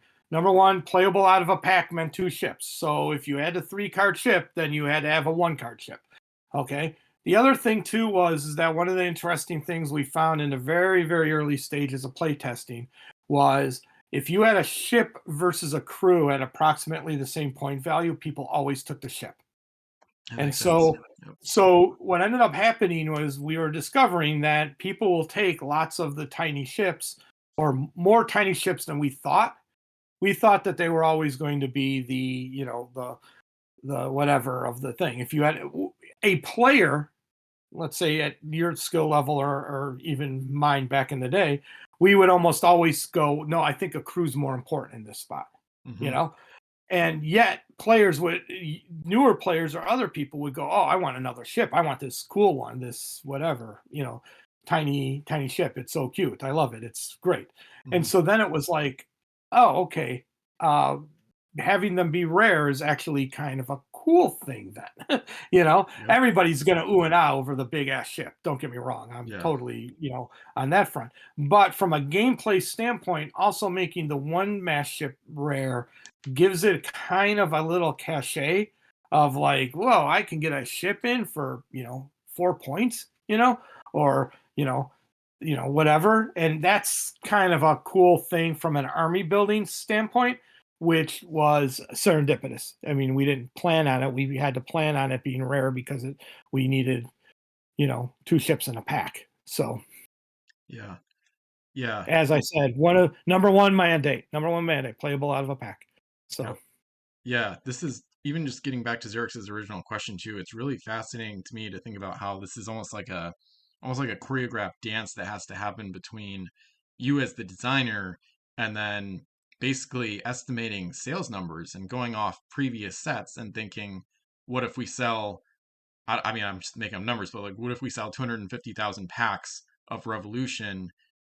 That's going to be 500,000 ships. And like, how much variety do we really want in a set so that we'd have, if you had, you know, 200 ships in the set, then people would have so much variety that they would never like see the same thing twice, or it might be harder to strategize. But then maybe there's like a sweet spot where if you have 36 packs in a box and that's 72 ships, maybe you'll get a few duplicates, but then you'll at least be able to recognize like, oh, that's Enterprise, or oh, I got the Soleil Royale as well, just like my friend. right. Like you hear about it from someone else.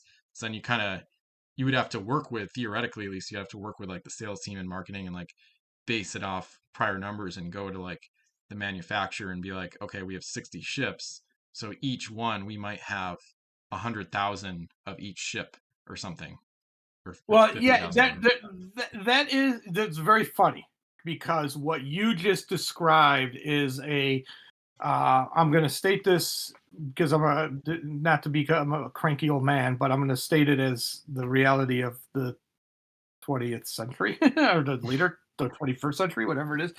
That's a very 2023 thing you just said, because Interesting. it's not how we thought about it in Okay. 2006 or whatever.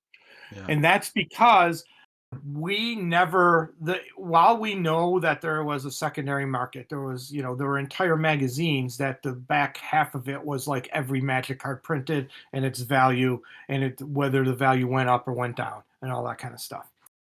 But the secondary market that we know that came out much higher and much more aggressive, let's say post eBay, definitely post eBay, but even now, post grading and all that kind of stuff, that's a very different market than when this game and Magic Yeah, and a bunch of card games were launched in.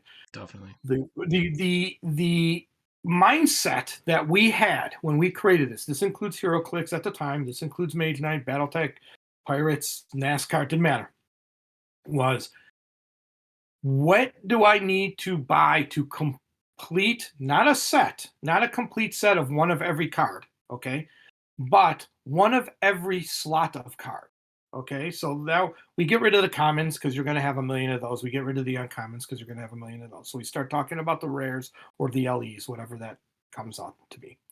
So our take was in a booster pack of X packs, 48 packs, let's just say, how many rares do I get in that pack? And let's say, be super generous, Mike, and say, let's say you get 10.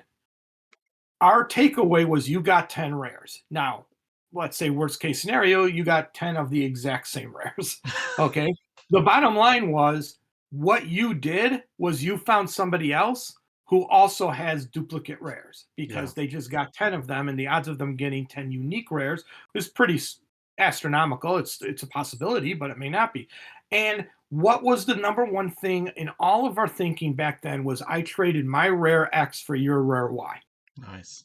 So I got 10 rares. I may not want or need or whatever those 10 rares, but I'm going to keep 9 of them, or I'm going to keep one of them, and I'm going to trade the other 9 to get the rares I'm missing. That concept, and it may have been at your local gaming store. The guy had the rares, and maybe there was an uptick in price, but a lot of times back then it was a straight up trade. I have a rare, Goliath. I have a rare, And HMS Endeavor. Flying Dutchman, and you have a rare, whatever. I don't know, another rare Constitution. Yeah. Constitution or something like that, or Black Pearl or whatever it was. Yeah. And we'll make the swap. Maybe you don't trade a 3 master or a 5 master for a 1 master. Maybe you have to make that swap 1-to-1. Maybe you never trade the treasure or you only trade treasure for treasure. I don't know, character for character. It really didn't matter.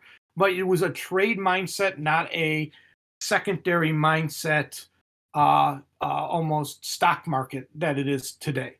So we didn't look at it and say, "Wow, we'll have 20,000 ships in the marketplace," because the marketplace was really what Ben wants and has.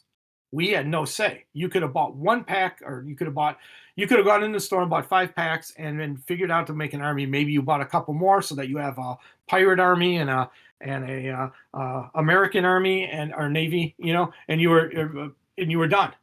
You know, and you can have the other guy who's also more like you, probably, or somebody else who says, I need to have the whole set. I'm going to buy a booster pack. What are my odds of getting certain things? And then what can I trade? It was not a where can I go buy stuff that it is now. That's just the evolution of the marketplace and the thinking and more players in it. And some players going, I don't even want to play. I just want to buy or whatever, and then value, and then over time saying, oh my god, the Black Pearl is the greatest ship in the game, I want it, I'll be willing to pay you, trade and pay you, or trade you 5 cards. It was the old baseball card thing. Yeah. Yep.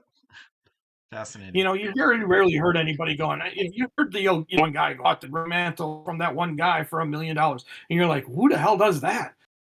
Mainly it was you and your buddies going, I'll trade you this guy. I got 2 of these guys from this team that I don't like, and I'll trade you 2 of, one of those guys from the team I love. That was really the mindset. I'm going to tell you, and honest, people are not going to believe it because it's true, but it was basically the mindset going all the way up until like basically eBay. Yeah. And in the secondary markets and stuff. And so we didn't look at it as total number of cards in the market, total number of ships. The more ships, the better, the way we felt, because that meant more players. Yeah. We didn't think one guy had 1,000 ships. That was not how we thought about it. We thought about it like, hey, the more packs we put out, the more potential players we have to play the packs that are out. Yeah. And that was the mindset. So cool. Again, when we came up with a rarity model, our rarity model was to make sure when you bought a box of cards, and then like for instance, when we used to do it for hero clicks, it became a case. Then it became how many cases do you need to buy to get enough to trade the LEs. It's like, okay, well, there's 1 LE per case, so we have 8 in the game. You need to buy 8 cases. Well, what does that net you? Well, now you're not running into people who are willing to trade anymore because everybody else is buying 8 cases or 4 cases, and so, you know what I mean? And it's like all of a sudden they're like, I got to get rid of these. And then all of a sudden a new market is born. That's awesome. That's growth of the industry and growth of the games. And, we're not sitting here talking about pirates or, on my day job, Lorcana, if we're not talking about that model anymore. But back when we created it, that was so not what we were thinking. We were thinking, how do we make sure that we tell you how many LEs or how many rares do we have in the game? How hard is it to collect them? And then let's now do a matrix that says I can trade a rare for a rare because I'm going to get X in a box. So that's how. Yeah, that makes sense. That's really fascinating. And I thought of another like kind of interesting theoretical about limiting set size to make it essentially more collectible. Because if you had 300 pieces in a set, you might have to buy 4 or 5 booster boxes or more to complete the set. Which theoretically you could make more money, but also like you might get burnt out collectors that are like, oh, I'm still missing 40 pieces because they just printed too much. So with a set size in like the 100 to 150 range, maybe I don't know if there was anyone at WizKids like kind of doing that kind of market research, or if it was more like doing market research to see like what would satisfy collectors or what sold from Spanish Main, and then kind of keeping it like a similar set size throughout the sets, or if it was more kind of like the way it turned out, where like a faction in a set would have 8 or maybe 10 ships per set, and then it would just kind of stay that way because it's just kind of a nice number. It's just kind of a cool, you get a dozen ships for the English in Ocean's Edge or whatever, and then it's kind of a nice number rather than having like 30 to choose from or only 3 or whatever. So yeah, there is a customer burnout is a key as well. Again, there's things people don't think about because they're not them. So like the collector does not think about burnout of the customer because they're it. They're already in. They're hardcore. Yeah. But if you are trying to get new players in, and that was one of the cooler things WizKids always did is we constantly pushed for new players. We didn't try to gatekeep at all. And so what ended up happening is that there's a lot of research that says so dependent on how much like how much interest you can maintain through a set. Yep. And so it's like, yeah, we could have done more sets with less chips in it, but what are we doing with the consumer? Does the consumer not care? If we do it on this certain cadence, if they know they're going to get 2 sets every year, then they're going to look for that, and it's going to be a cadence that they're going to understand. And they know that if they can within that 6-month period of between set one and set two, or set X and set Y, they can collect everything. Then they're excited for set two to come out, or the next set to come out. If they feel like one, they couldn't collect it, or they collected it, it's crazy. Uh, we talk about this stuff as if it's some kind of crazy abstract, but it's the difference between Disney releasing a new TV show, a Star Wars TV show once a week over 10 weeks, and Netflix putting it all down on day one. They have their benefit. There's people who love it, and there's people who hate it on each Yep. side, Yep. who go, I don't want to wait around 10 weeks to get to the conclusion of a show. And then there's other people who go, I finished watching, that show over the weekend, and now I don't think about it for a year plus. So it's finding that happy balance, that is like, okay, do we string something? Do we guarantee dates, but make it so that you have to collect enough things that's going to keep you playing and interested until that next set comes out? Or do we, do a bunch of sets until you're burned out of not paying attention anymore? So we hit the right number based on, probably, to be perfectly honest, the mechanics. Like I said, the mechanics of production, and more importantly, the mechanics of the math. Excuse me, the mechanics of production and the math of a collectible set, and then came up with that number. Yeah. And then from there, and then again, the things people don't want to talk about is like, okay, how do we keep it at whatever the price is that we want to sell it at? Yeah. We could have made it so that there are 4 ships in a pack, but now we're selling it for $12. Now people think of $12, they don't think of a booster pack. They think Yeah. of a box. Yeah. Now, so all of a sudden you're like, there's the decisions are actually really granular that people don't see. Again, a lot of times it's the simplest solution. It's Occam razors. Whatever the simplest solution is probably the one that's right. Yeah. We probably didn't have enough money to print more. We probably didn't have, we couldn't, doing the first set. It's probably why, and it's in the long run, why you see a lot of companies do like a set one and an unlimited set, because they can't, they realize either it took off, thank God this did, and be able to spawn more things. But we weren't working on set two like the day set one was done. So that's the reason why you add a unlimited set in there to reprint everything, to give you time to actually do the second set, because you had no idea what was going to happen. There's an old comic book trope. I used to work in the comic book industry as well. And that is the number two, the biggest collector is not the number one, it's the number two. Because everybody's going to buy in, like the store owners, and everybody's going to buy in on a number one. But number two goes up for sale to those, they have to order number two before number one is ever sold. They don't have any copies of number one, and now number two is up, being asked for your orders. And they will always order way less number two than number one, because they're trying to get everybody to come in, because it's a brand new number one with a fancy design artist and a new look and feel and blah, blah, blah. Spider-Man number one, it's going to be huge. We're going to do 17 different covers. Everybody's going to stand in line to get it. Spider-Man number two, they have no idea. And so the real collectible value for a comic book is never number one. It's always number two, because it's printed in way less things. There's never as many people. It's almost always a continuation story. So you need number two to finish the story from number one. It's just very funny. And that's the kind of the thing of why you'll see card game companies or collectible companies do an unlimited after their first thing, because they have like no idea. They have no idea. Yeah. No one has any idea. They put it out. If it sells like crazy, all of a sudden there's an unlimited, or a reprint or something like that. That gives them time to work on set two, because they didn't. They were working on set two, but not at the same heightened anticipation. They were working on set one, and all of a sudden it's just like set one sells out right away. They're like, holy, we gotta get on set two time. So it's the reality of the situation. It is all guesswork. You can say, you can try to do it from the top down, saying, okay, what's the maximum number of cards we want out in play? But most companies, in fact, almost everybody says, how do we explain to everybody how to collect this thing? Especially this game, which was brand new. You need 3 cards for one thing, 2 cards for another. Then you're snapping things out. People are like, I want to snap one out and build it, and I want to keep one in mint condition still in Yeah. the thing. Okay, so now that everybody wants 2 of them, so we have to print double the amount. So it was, you know what I mean? It became, and we didn't limit it, so you could play 3 of the same ships. So now all of a sudden there's a ship that somebody really likes, and they want more of one of them. All of a sudden, so you can't look at it from the top down. You have to look at it and it's like, okay, what's in a box? What's in a Yeah. pack, as I told you, was the number one thing. But then you have to explore what's in a box, what's in a case of boxes, what's in a, and then try to make sure all that works across the board, and then print as many as you can to hopefully meet demand. Yeah.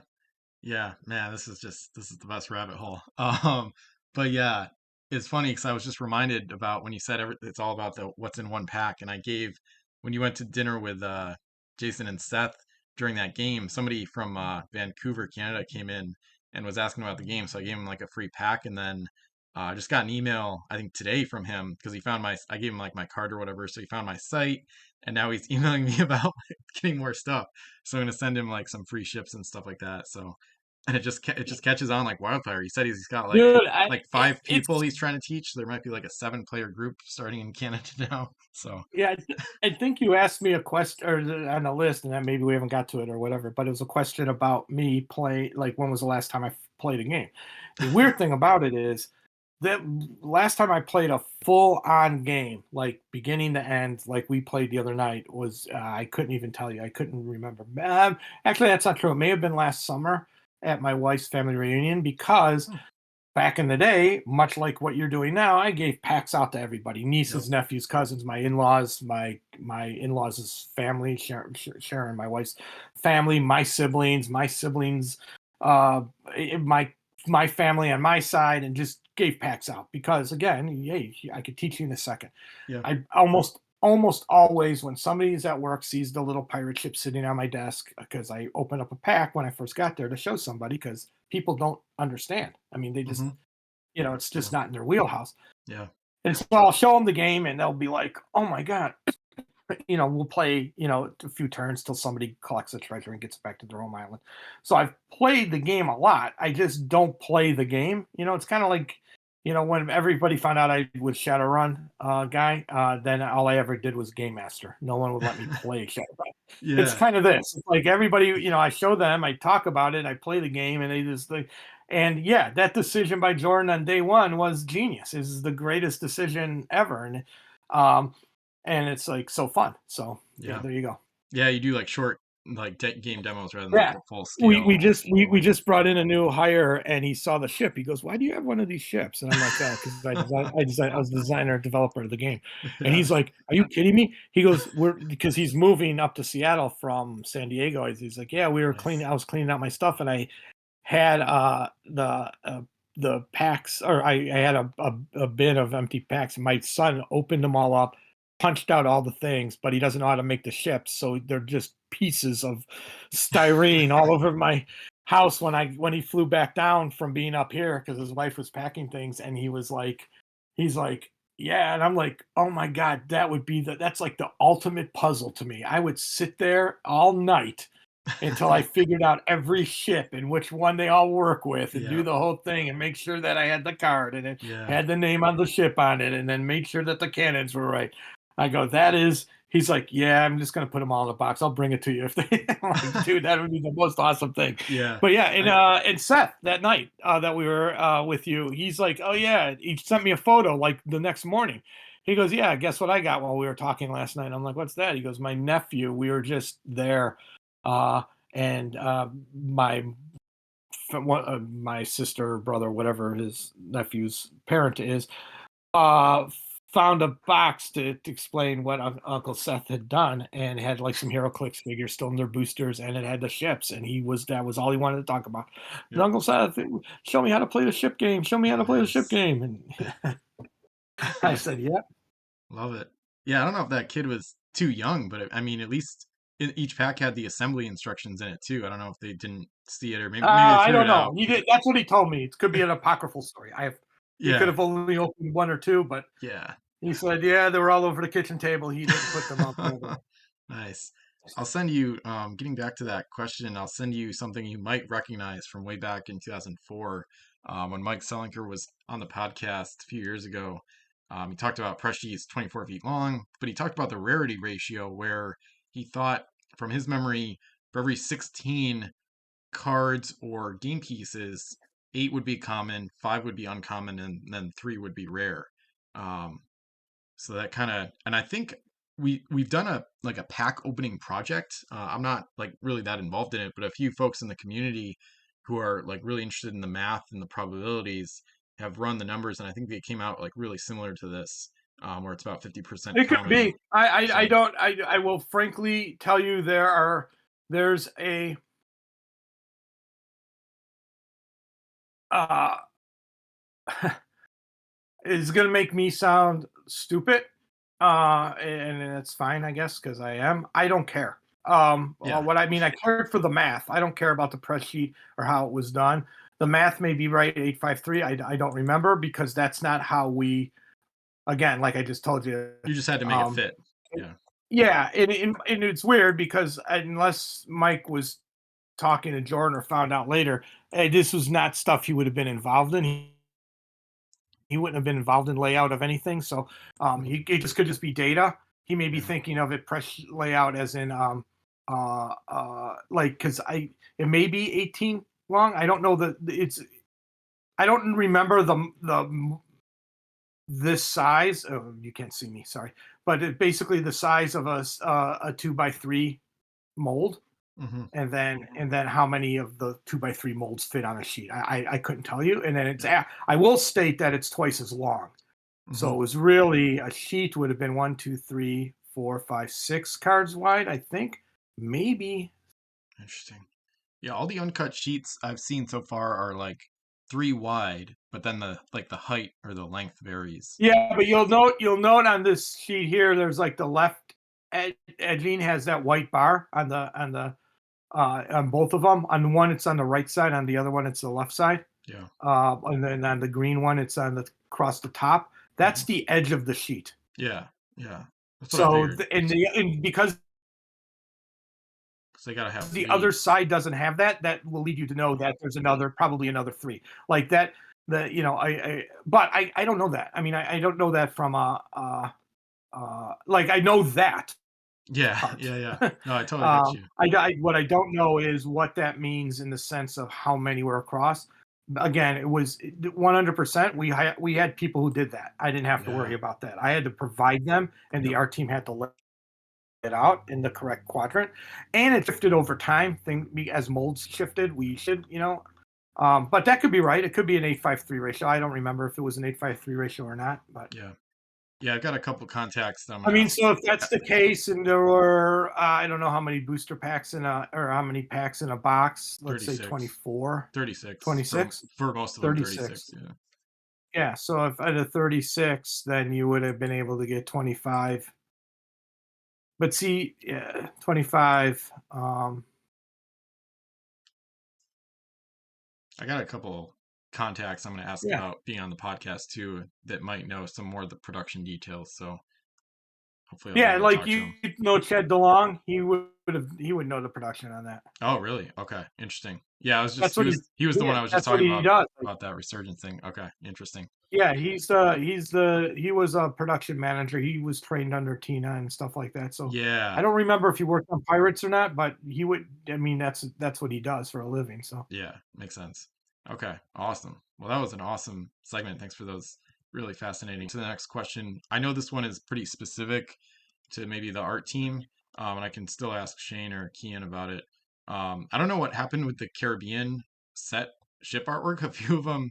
This is not a bash.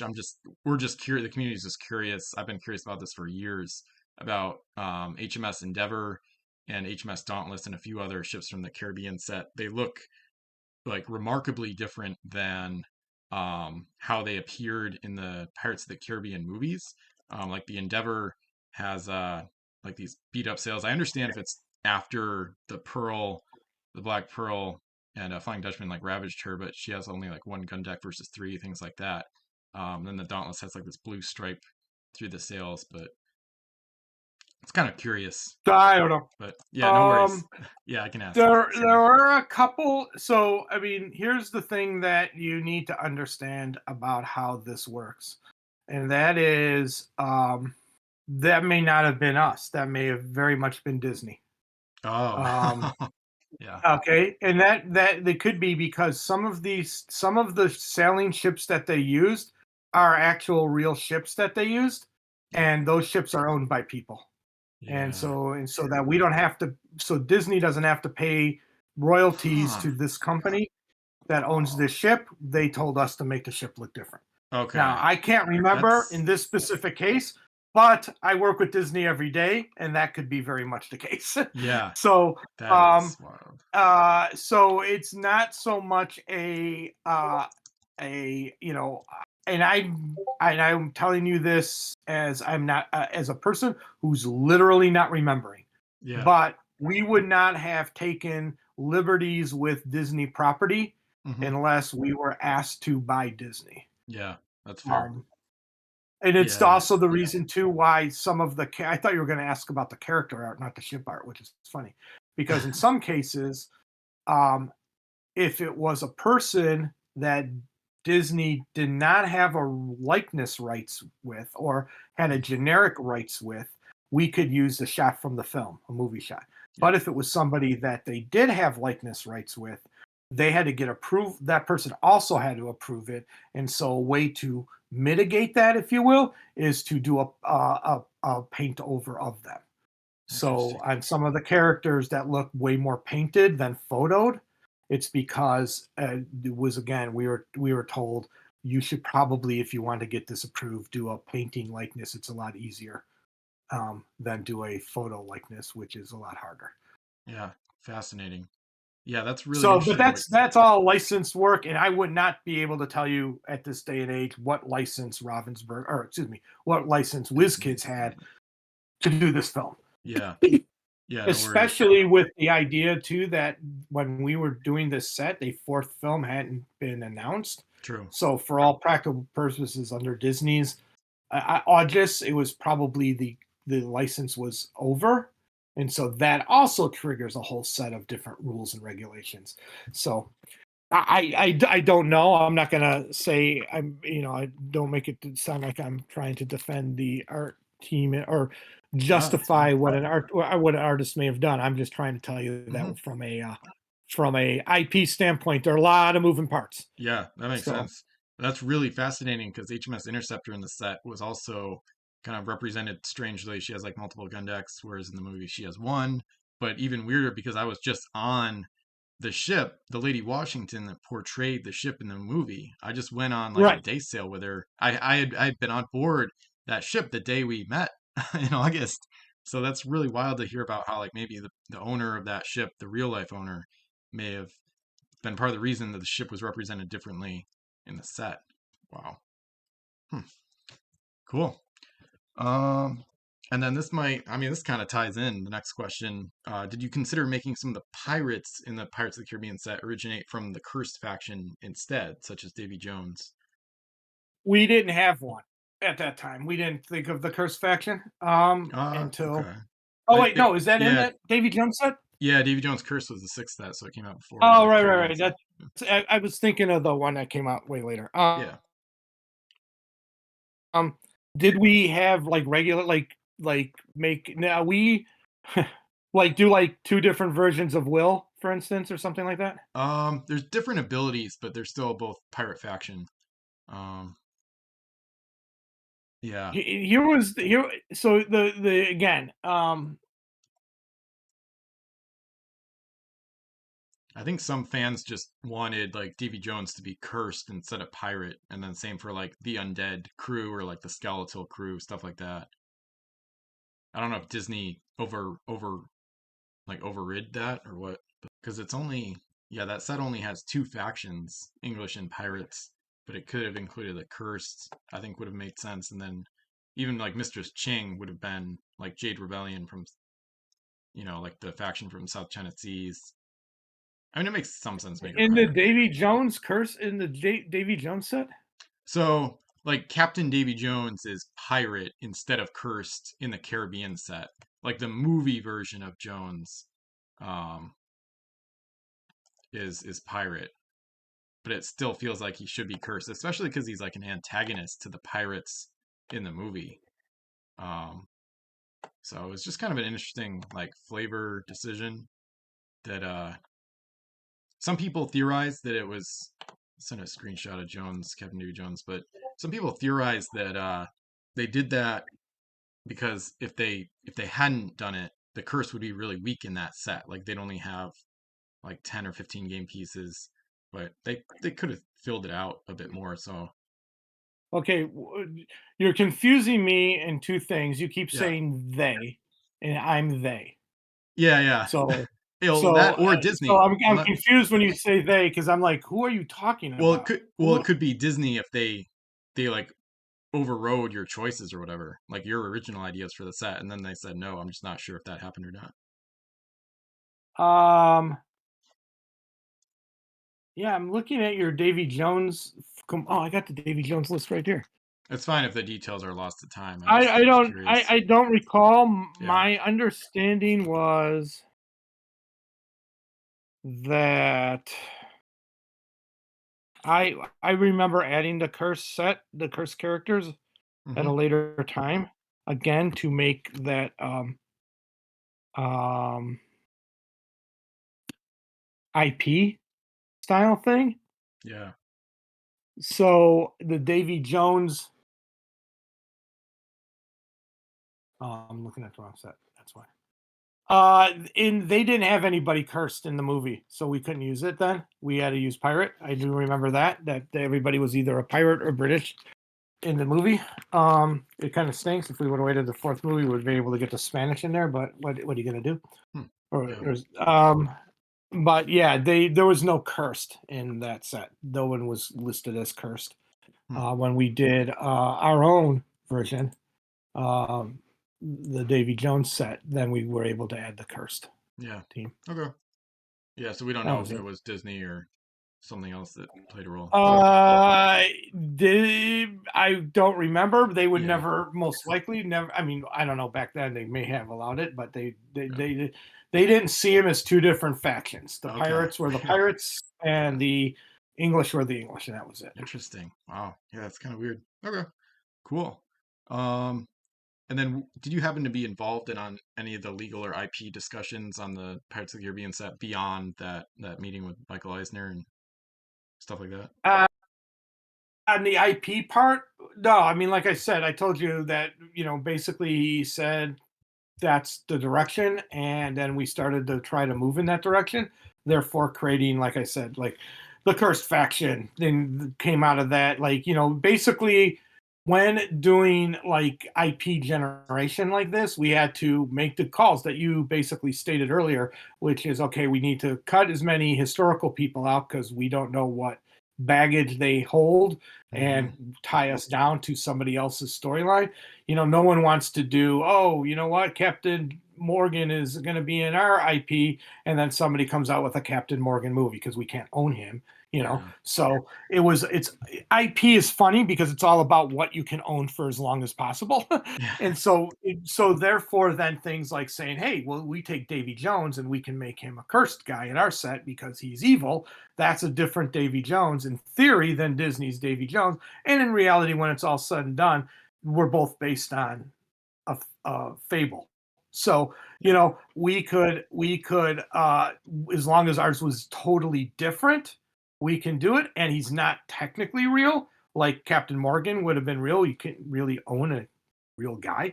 And so the biggest discussions were what ship would we make to make this reality? And then we had a world of pirates that was historically set in the sense that we created a world, like I said, a world of pirates. So we had that. That was something nobody else had. Nobody else had uh, the factions that we had mixing with the factions from around the world, and then now mixing with this occult faction, and the various sea monsters and that kind of stuff.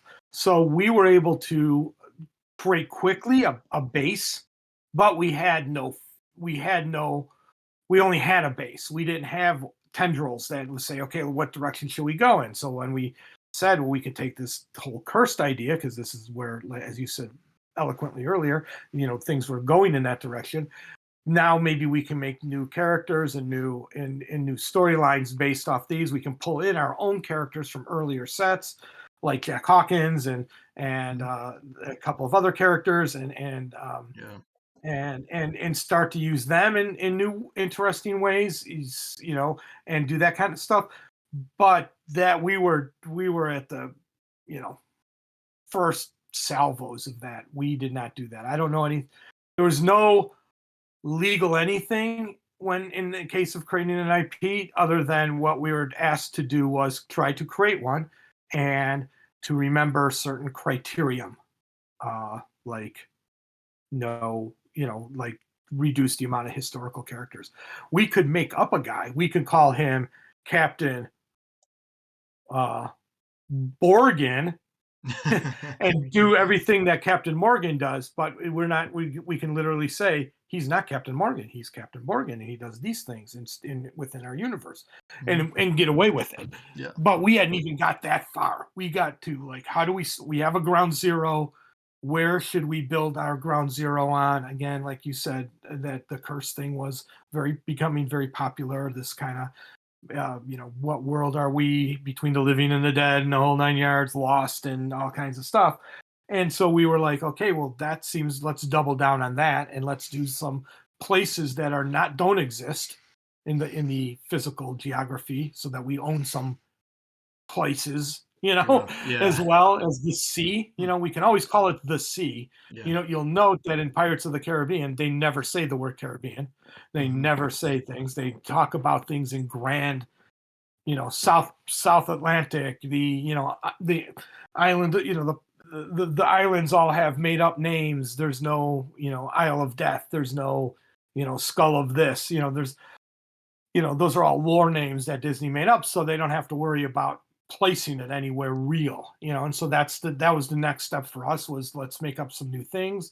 Let's make up some characters for all of our factions that we can use as both the hero and villain, if you will, of those factions, the good guy and the bad guy. Just because they're in the same faction, they can have totally different mindsets. Yep. And that was real early. At that point, I was working on that was the real early process. I have no idea if they even followed up with it. It's looking at the names of the sets after us. It sounds like they were going to double down on it, because they had Savage Shores, and that was so they were looking as if they were trying to create that as well and continue that thought process. But I don't know, because I was not a part of it after that. Yep. Yeah, makes sense. Awesome. Was anyone from Disney involved in the game piece creation and design elements of the Pirates of the Caribbean set? Like, did someone No, oversee it? Disney does not do that. Yeah. They approve what you did. They don't make what you do. That's the reason they hired you. Yep. So what I would do is, I went through the films. Oh my God, I watched the film. So it's what I do every day. I just watch film of stuff over and over, same stuff over and over. I picked out all the characters. What the biggest problem with that one was, because it was only two sets of characters, we needed a lot of, and we couldn't do like Canyoneer, or those things. We can name somebody, we can give somebody that title or that power, but we couldn't just do our own generic artwork. So I had to find characters. That was the hardest part. I remember ending up trying to figure out how to get the characters, the two. So what's his name? The Chow Yun Fat, or Sao Fang. Sao Feng. Yep. He's got the two girls, Yep. 2 pirate girls that are in his movie. I'm looking for see if I can find their name in Yeah, the list. Leon and Park should be the two. Yeah, yeah. Yep. So there's no images of them. So I had to take the picture from the I had to like this is Screenshot. really old school. I had to freeze the film on my computer and kept doing it back and forth so I can get one that wasn't all like half full Pix, of movement, yeah, and then pixelated. cut it like screen cut on my computer, and then put it in a thing and go, I hope they know who this is, and I put the name and where they're in, and like a lot of times if I took an image directly from the movie, I'd put the timestamp on it as well. And so, but it was like, knock on wood that they'll take this, and the fact that they allowed us to put both of them in there it just made us the math easier for crew. I don't think they have any powers per se, but it was uh they don't have any personality, I guess I should say. So Yeah. Yeah, they're not like the best, not some of the better crew or anything. So interesting. That's really cool. Moving on to the Rise of the Fiends set. This one might be kind of esoteric, but I don't know if you know what happened to some of the game pieces that fell out of the end of that set. They were like mega card, like the double card, some of the bigger ships or some of the sea creatures and stuff like that. And then some of them appeared in later sets, but Ocho Brazo was one. It was like an octopus kraken that never appeared in a later set. So I'm not sure if I know you were on the way out. It was kids at that point. I don't know if you know what happened to some of those I don't. weird I ships. actually don't. I would have said, I think my guess was, and I don't feel like I'm blowing smoke here and making it sound like I'm huge and everybody, but I left at, I thought my feeling was I did Rise of the Fiends. I may have done the first full pass of it. Hmm. And then, like I said, a lot of times after the fact, marketing will come in and want stuff.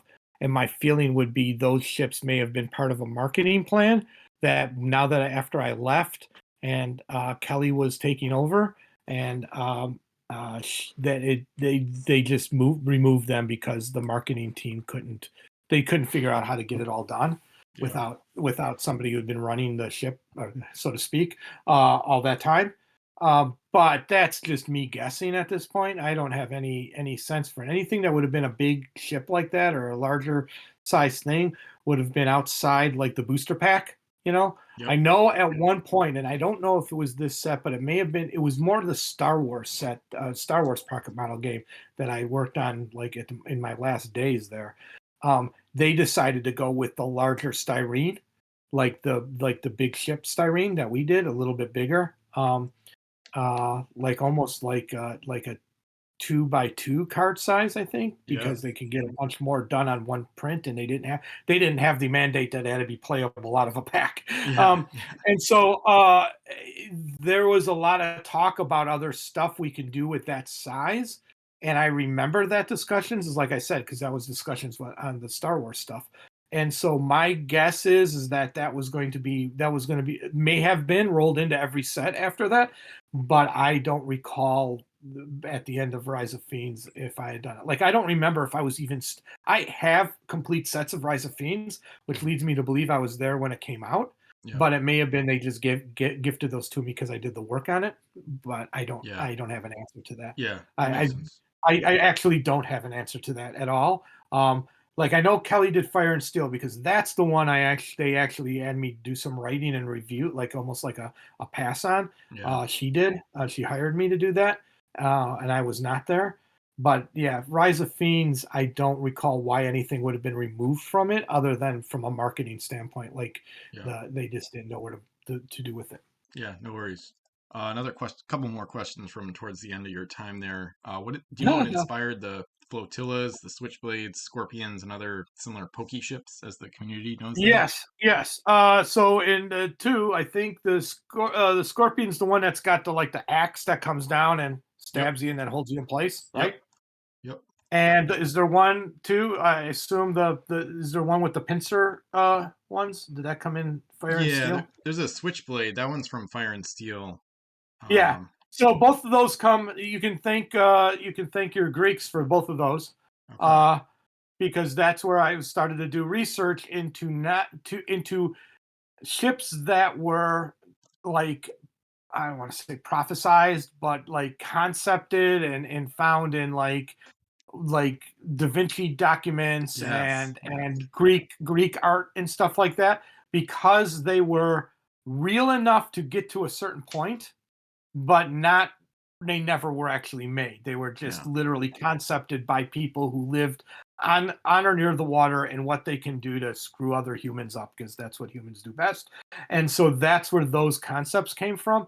I couldn't believe that we can get the Scorpion to work, Yeah. because I just, again, it was a thing where Ethan's doing uh you know uh styrene modeling, and I'm just like, can you get this to work? And the fact that was the one that I remember when it came in, I was like, this is the coolest day of my life. I could never believe that we would have been able to pull something like this off. Something that's got a little moving part that one. And when people played with that ship, dude, in the play testing, and just the fact that when you got close enough and you slam that, you snap that, well, it doesn't snap, it just slides over. Yeah, the But blade. just the fact that you think it snaps and you go crash, people just went ballistic and stuff like that. And that's the kind of stuff, just so you understand, that's the kind of stuff that when you're trying to create the IP, that would be the default type things that you're looking for. Stuff that doesn't exist someplace that you can say, hey, we made the Scorpion ship in our game. And now when we go and try to sell this to Disney or Eisner or somebody else, we have this really cool, like over the top ship. It's got sailing ships in it, but it's also got these cool, wacky, weird ships. That's where the different sea monster ideas came from. It's where the giant crab came from. It was like where the switchblade came from. That one I never actually saw. I was not there to see that. Oh no, it's in oh, that's in Fire and Steel as well. Yeah. Yeah. So yeah, I had the that one also, I think I saw before I left. Yep. No, Fire and Steel I didn't see. I think but I had worked on the like some of the early concepting for it. I don't think I ever saw it in done by Ethan, but it was another one. I think when we were doing Rise of Fiends and Fire and Steel, we were trying to figure out which one we can get to work first, and we got Rise of the Fiend or the Scorpion to work first. Nice. Nice. Do you know if you still have that Da Vinci drawing? Because I was trying to find something online a few months ago of the Let's Scorpion, I see. think, and I don't know I if couldn't it's Da find it. Vinci or if it's just some Greek. Okay. Yeah, I thought it was I thought I did see a Leonardo da Vinci sketch from some years ago. I saw something online, but I couldn't re-find it. But anyway, for the flotillas, was that kind of like a mobile fort type of idea? Um, I mean, that's kind of like what how they function in a way. I just didn't know if you had some other or like a gun barge type concept, maybe. um, let's see. Funny, I didn't know that spike is now a term for a a launchable missile. Oh, okay. Um, the flotillas, I don't remember why that was something we thought was pretty cool with the um Hmm. I remember them in concept. Yeah. And I think this came from uh I think just this came from some way to do uh like those kind of, I think this came from comic books, to be honest with you. Just something Hmm. that like a villain would have that would come out and just be, guns in the water kind of thing. Yeah. Um, but Interesting. I do remember talking to people about this, and I remember may have actually come again in one of those group thinks of stuff that we've not done, or maybe we've heard feedback on that, like there needed to be something. I don't remember why this exists. Yeah, Here's that's a fine. crazy thing. I look at this and I see a video game, and I don't remember why. Yeah, I'm that's fine. No worries. Um, the next one might get a little into a legal gray area, but I was curious about the settlement with Wizards of the Coast when they came out with that patent and it got approved in 2007. It talks about how there's a licensing agreement where WizKids can continue to make the game. And it's curious because the patent talks about movable parts of like a game piece. And I noticed that Rise of the Fiends came out in 2008 after the settlement was reached. I didn't know if that patent filing was part of the reason that ships with movable parts were not implemented earlier in the game, or if it was just kind of random chance that it happened with that timing. Because once Rise of the Fiends came out, the licensing agreement evidently must have been in place. So then, WizKids theoretically, you could make the ships with movable parts as long as obviously Wizards of the Coast got, I don't know if it was a royalty or some kind of licensing fee or whatever it was. But I was just curious about the timing of that, if it was just random or if it did partly happen because of that settlement. All right. Just so everybody who listens understands where I'm coming from and what I understand. Mm-hmm. I was deposed twice, once by our lawyers and once by Wizards of the Coast lawyers. And in both times, my lawyer told me, I don't understand why they're doing this because the answers that you gave are not the answers that were put in the lawsuit. And their lawyer said, why are you here? Hmm. So I don't have an answer on what thing happened after I was involved after any of that. I had never heard of a settlement. I assumed that it just went away, or we paid it off, or the parties agreed to do something. So I have no information on the legal anything of anything. The bottom line is, based on that description of what a movable game is, technically removing the masts would be movable, and Yeah, so that was since day one. true. The biggest thing is that my understanding, and again, lawyers are great at doing things and convincing their parties to either adapt, change, or modify parts of a lawsuit to meet the goal of winning the lawsuit, or at least making money off whatever lawsuit it is. Not disparaging lawyers, it's just that's their job. And my understanding was that I did nothing to acquiesce or make any game design decision based on any legal document out there. Nice. If decisions were made later, that's a whole different thing. I came up with the idea of the scorpion because, again, I had seen this in the in some ancient pictures Yeah, of ships nice. that had different stuff. Mm-hmm. I did not think we can even make it physically, so it was not like something that we've been holding on to until it came done. It was literally uh, a again, to try to create our IP, a way to do ships that are fantastical, if you will, and therefore fit this new kind of IP fantasy direction that we were going in, but had a kind of a gut feel of reality. Because again, that was the other part of the IP we were going for. Yeah. So I got to tell you, I don't like speaking about that because I don't know it. I have a personal opinions on it. My end of WizKids was not great. And so therefore there's a lot of like emotion clouded in that. Yeah. But no one told me I couldn't do anything ever. Yeah. I just want you to know. And no Nice. one told me certain things were banned. Yeah. So the bottom line was, when it came time to find ships that were not historically accurate of a uh, of a period or a tribe, if you will. Yeah. I just started looking at like cool ass fantastic ships from history, Yeah. Yeah. and that's what I got it. And I'm trying to find it now because there was this like black and white drawing of a bunch of ships, and I can't. I'm doing it now, but I'm not. The internet is very different. Yeah. And the fact that the Greeks acquired spike um, missiles is killing my search engine right now, because right now I'm getting is NATO and spike missiles all over the place, so that's Yeah. not helping my search. But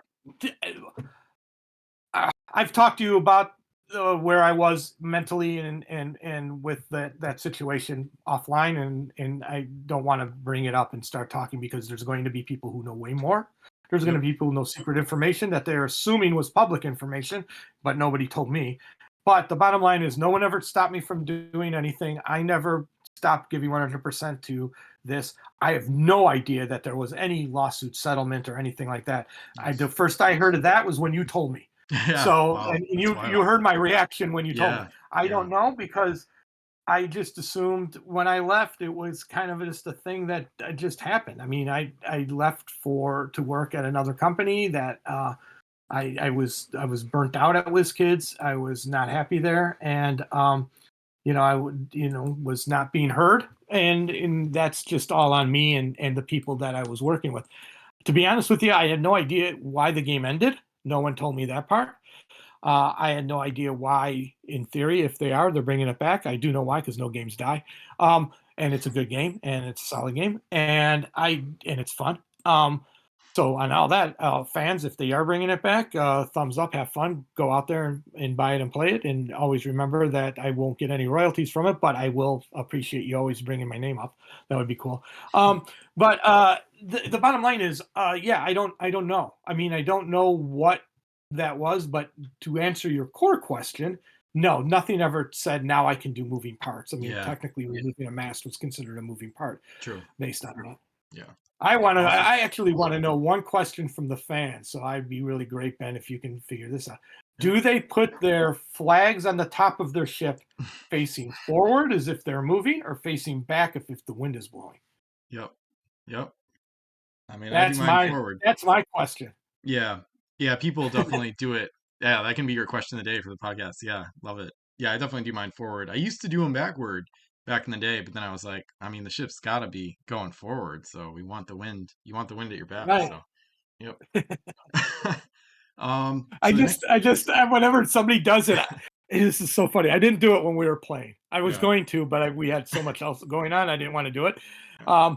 because we had other people who may not have been in on it. But every time somebody plays and they put their thing on, I go, "You put it on wrong."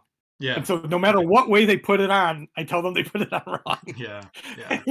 Some people It just still, cracks me up. people get, people get kind of aggravated about it sometimes. They're like, no, like it could still be blowing that way. It's like kind of, but like the default would still be forward. So unless you want your ship to go in the wrong direction or be calmed. So anyway, um, next question you mostly already answered about play testing. But the last one still is kind of interesting. Did any community-centric playtesting initiatives occur where feedback was solicited from the broader player base? I know it was mostly more private, but I was just curious if there was more of a public outreach at some point with playtesting. There never was. We never got to that point. We again, WizKids had some issues with that, but we had not done like me going to, like, let's say Gen Con and saying I have the new set here. I'm just going to take people's opinions all day. We never got to that point. One, just so people understand also the cadence of things. Gen Con was always a release date, so no matter what we did, we always had to have a new product at Gen Con. So I didn't have a product to test at Gen Con every year. So from a big place where all the community would be, they were getting the newest product, and I did not have the next product lined up to do. Yeah. That's number one. Number two, we never really did that. We try to do it. The weird thing about play testing is that when you play test for me, I like to talk to you, not because I gives you the big thumbs, the Greek thumbs or the Roman thumbs up, thumbs down, and then your head gets cut off. No, it's more that I want to understand. I want you to understand the game I'm designing, and then I want to be able to understand the way you play a game. And I say that basically now that everybody's going to hear, like, the big three mandates for me. If you come in and say you need to make this 12, mass ship that 40, that's 85 points or something like that. I'm like, I that's not helpful. You're not play testing now. Now you're just making stuff up, because I need you to test the thing I am showing you, because it's already addressed issue 1, 2, 3, and 4, and 5 that the company wants to achieve. And then from a design standpoint, I have one, two, three, four. I have these new ships ideas, these new things. Do these work? Are they good? Are they fun? The schooner idea. Does this work? Is this cool? Is this fun? I need those kind of answers. So I need you to know where I'm coming from, and then I need to know where you're going to do stuff. So uh and so when you do the big mass test, what you end up getting is basically like a friend of mine calls it the scale of 1 to 10. I can't really understand where you're coming from because I don't know you. But if you say this game is a 10, then I'm going to go, okay, well, I don't know who this guy is, but they really like the game. If you say it's 1, yeah, I'm going to go, I don't know who this person is, but they really don't like this game. But I don't know the whys. I don't know all the whys. I don't know what is wrong. Maybe you don't like the game because you hate playing a boardless game. Maybe you don't like measuring. Those are things I can't change at this point. The game's 7 in or 6 in or whatever it is. Maybe at the very beginning we could have done more of a market test on that, just which we did. I was doing baseball at the same time, so we were doing a lot of market research with baseball, and I would bring Pirates along for people to play, and then got the fact that people really love Pirates, and they were all white ships, and we were just doing movement and treasure gathering, and I think I had written in like a marker the ships attacks, and so we got sense of the play and that it was meeting those initial criteria that Jordan had set down. But after that, like long term, like we were not at that place. Really, that would have been almost the next step. Not so much giant mass testing, but a wider test, because now we're talking about we need to test not just the game, but does this fit in do you know this world? Do you understand what's happening in this world? Because that's what an IP is. IP is really Yeah. just the world. Yeah. And so maybe we would have moved in that direction, but um, that's a bigger step than even WizKids was prepared to do on any game. I mean, we never did that for the Clicks games, and now I have no idea how they test any of the stuff at WizKids now. But even at Ravensburger, where I'm at now, that's a tough thing. One, in my case, I deal with IP, so I can't do that type of testing at all. Yeah. But my partner Shannon, she does a lot of testing with because she's our kid game expert, so she does a lot of that kind of testing where it's like, okay, I'm going to bring 6 ideas to you, just let's play them with kids, and as she says, there's really just a really hardcore dynamic of, do they cry, do they laugh, do they walk out of the room bored, because that's really that's what she's looking for. So again, that's that scale, that's in her case it's just a 1 2 3 scale, but uh and that's all she's getting from that. She's not getting deep game mechanics. She's not getting immersion. She's not getting all that stuff. And that's tends to happen. The bigger their playtest crowd is, the less you get the specifics of the things you're looking for. Hmm. But if you're a dedicated crowd, so let's say I was doing a new Pirates of the Caribbean or a Pirates collectible model game, then I talk to you guys, your group, the people that are playing it now, to say, where does this fit on the scale? Then it's a very different set of testers, a very different set of questions, to be honest, rather than just playing the game. What abilities are lacking? What do we need to do? Where do we need to go from here? All that kind of stuff. It's play testing is not like people to go play testing and they just think it's this big thing. And it's very different than computer games. Board games have I'm sitting in your living room on your kitchen table with you and your family or your best friends, and I'm expecting you to dedicate X hours to my event or my product that you just opened up. I better make sure that story pops out of the box, that you're immersed in the gameplay, and that it's going to be everything from your brand new girlfriend to grandma in some cases. I have to be able to do all that kind of stuff. So playtesting takes on a whole different set of priorities there. Doing Disney playtesting, whole different set of priorities. Yeah. But we never got that. We never honed that distinction down at WizKids. That's one of the things that I've actually learned well past that, is that it's not just showing, Ben, here's my spreadsheet, tell me what you think the numbers look like. There's a whole other part of playtesting that I was literally ignorant of until I guess you can, in fact, teach old dogs new tricks, because I learned it much later than in the early processes. So No, to answer your question, we never got there. Would we Yeah. have liked to? Now, I would love to use the stuff I now know back then because I think my games would have even been better and tighter and more interesting. But that's part of growing and learning. And Wizkids learned as well. I mean, they went and created a whole board game division, which uses a whole different type of play testing. I don't have any idea how they would test this or design this or anything, so I'm not speaking for them now. But when I Yeah. was at WizKids, we did not do this. It was not even in our radar. It was not a Yeah. thing that we looked at. Yeah. Cool. Then next one is similar topic. Did playtesting volume vary across the different sets that were released? It got better and bigger. Interesting.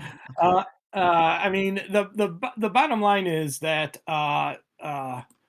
you know, I, again, like many things, the uh,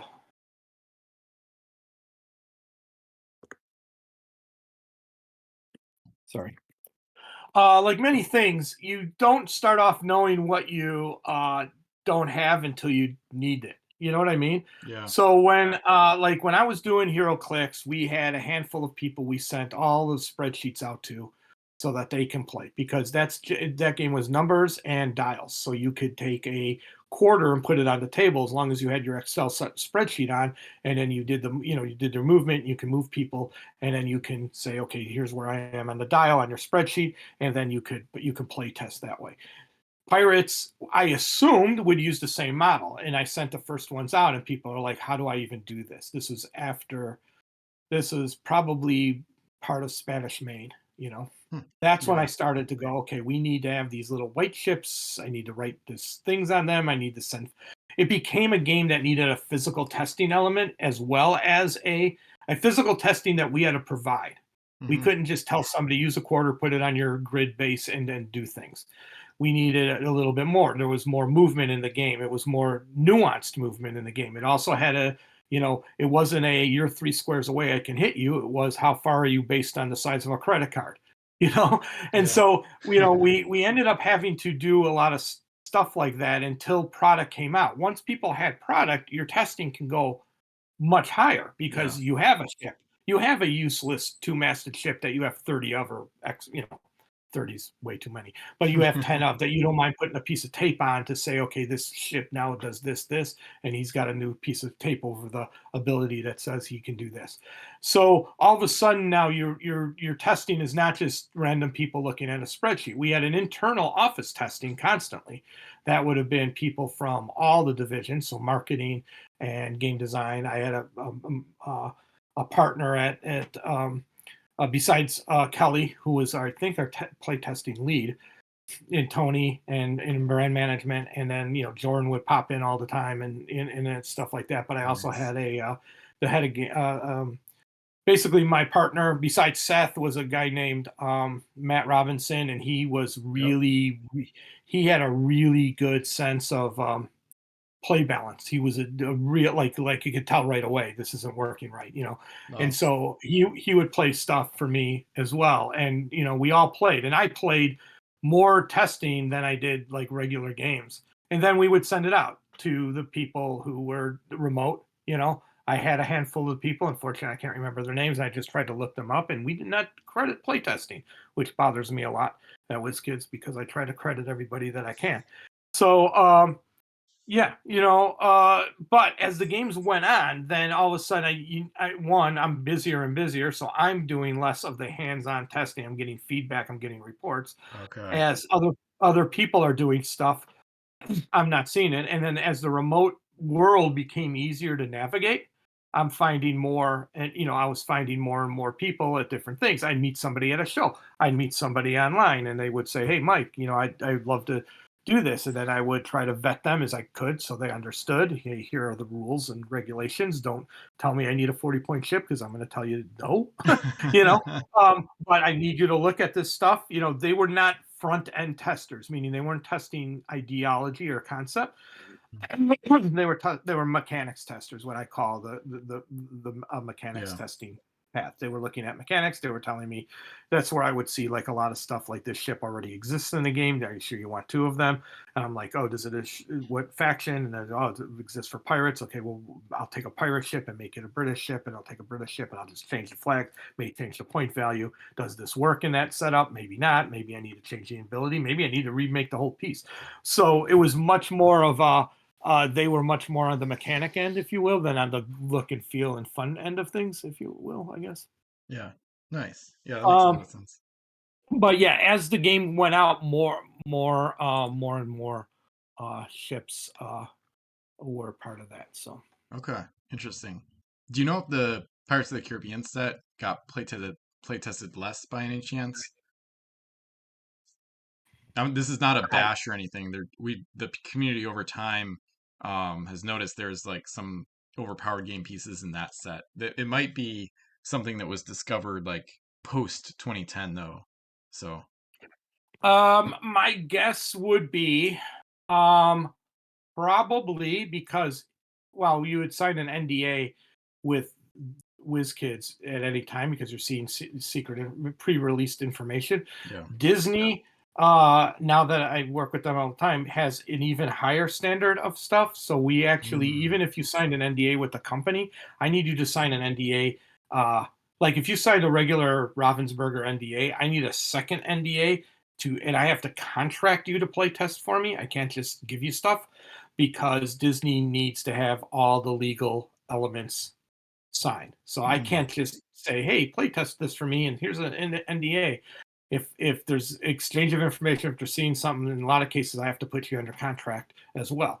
That's Disney, and it's a whole different ball of wax than I'm used to. It probably was not the case back then, or at least we never asked. okay. And it may have been too. The other weird thing about that set is that if you were talking that it was a 1 year thing, that set was not 1 year. It was much faster.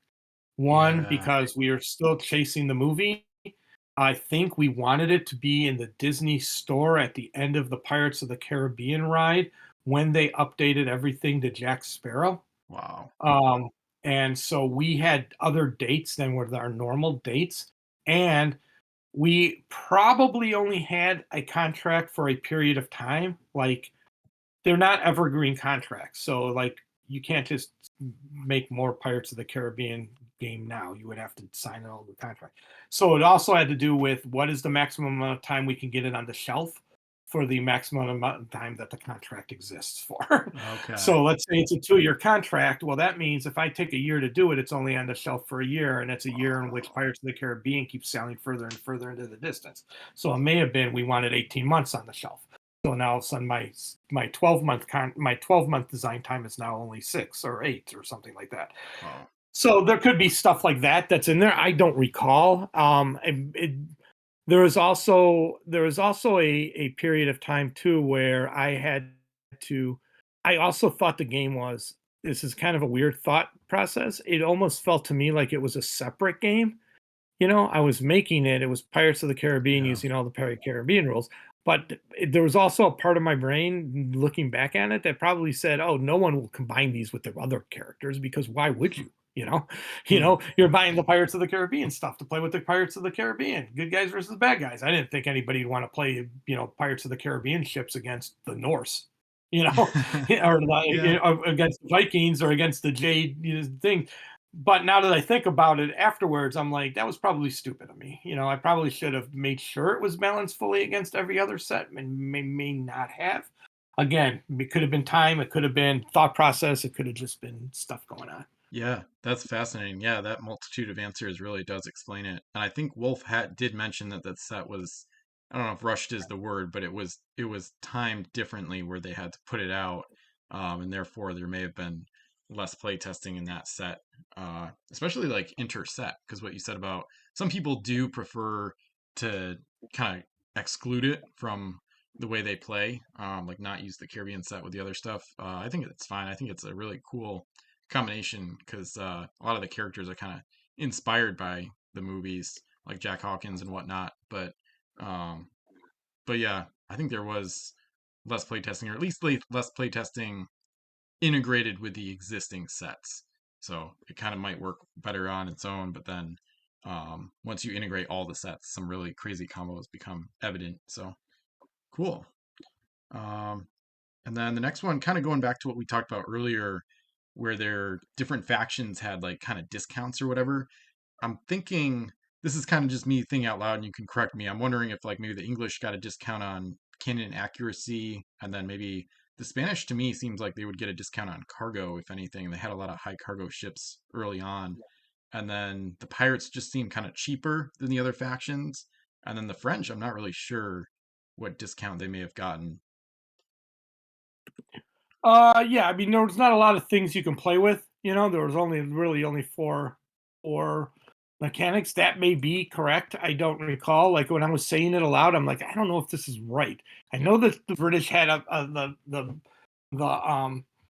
I know the British had the guns. I remember that. I don't know if the Spanish had cargo cheapness. Like I said, I had an issue with that, so maybe they didn't. I thought they didn't do that. It could have been the French did. Hmm. I don't recall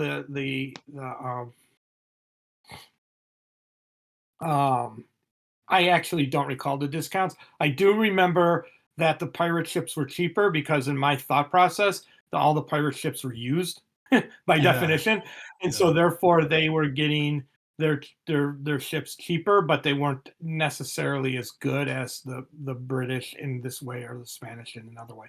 Could also have been the Spanish. One of them has much faster ships, and I don't remember what faction that was. yeah, And I think that was the big. Now that I think about it, I think that was the big Dutch thing was they had fastest ships, best cargo, and they had all these cargo bonuses, and it just played the game was a different game. So yeah. that was the big reason why that was removed. And I think maybe some of it got rebalanced into the Spanish, and some may have been rebalanced into the French. I don't recall. Like I said, the second set was really like a 1.5 set. We had all those playing pieces. We may have had 5 factions for initially designed, and Okay. I know we had the forts were initially designed. Yep, that So it makes was just sense. a matter of figuring out how that would fit into the next thing. Um, and again, early on, we said every set needs to have something new to it, and so like French and forts, and then American, and I think there's a new ship in the American set that I can't remember. But yeah, that's it. I don't think that Yep. there was any. Awesome. Were the Dutch ever discussed to be brought into the game after they got scrapped from that Spanish main draft? No, Okay. no. Here's the funny thing about the Dutch. This is really funny. Is that if you ask somebody who was a big sailing powerhouse, no one says the Dutch. And so, therefore, I mean, you may because you know your sailing history, and there may be some historians who know the Yeah. whole tulip thing. But the bottom line is, they were from a standpoint of who people knew. They Yeah. knew the English, the pirates, the Spanish, the French more so because of the French versus the English and the letters of marque, and then the Americans as the ones that hired pirates to fight the French and the English at various wars. Yeah. So when it's all said and done, that period of time, yeah, the Dutch were super important, but they were not a faction that was one that we felt people would, one, be interested in playing, and two, added anything different that we weren't covering with the big, if you will, big five. Yep. That's what And I was when in saying. reality, really the big three, if you include pirates, Spanish, and English, and the French and the Americans as add-ons. Adding the Dutch versus, let's say, the Americans, or adding the Dutch later after the Americans, just didn't feel like we were adding anything new to the game. Yep. There was no real reason for it from a standpoint of like that kind of pirate world building that we were doing. They were just yet another European. I mean, the cool thing about the French and the English and the Spanish is basically they fought wars since they basically became countries. So Mhm. everybody knows something about their history together. But if you throw the Dutch in, no one's going to go, "Oh yeah, that's right. Didn't they? What did they do? It's tulips." They're not going to see them as what they did, and especially we thought, to be honest with you, I thought about it a little bit if we would have needed to do another historical setup, like if we needed to do India per se. And because I know the Dutch did a lot of stuff in that, or maybe even some of the South Pacific islands. But once we got the Corsairs and then the Jade Pirates in, um, that those factions, the Dutch really just they're not a power. They were not really anything. So Okay. Yeah. Yeah, that's good to know. Next one is another faction question. This one from Captain Zone, one of the members of the community. He's wondering why the Curse were designed to be so much weaker than the other factions, and was it the fear of their gimmicky abilities being too strong? I don't have an answer to that one because I don't remember them being weaker. I'm being told that in a question. After whatever 15 years of gameplay. Yeah. So I at the time I think the big thing that, again, we were trying to create this faction that was going to be the IP holder, if you will, the or at least the IP thing that we can put a feather in. And the bottom line was, in doing so, we I may have undercosted their abilities.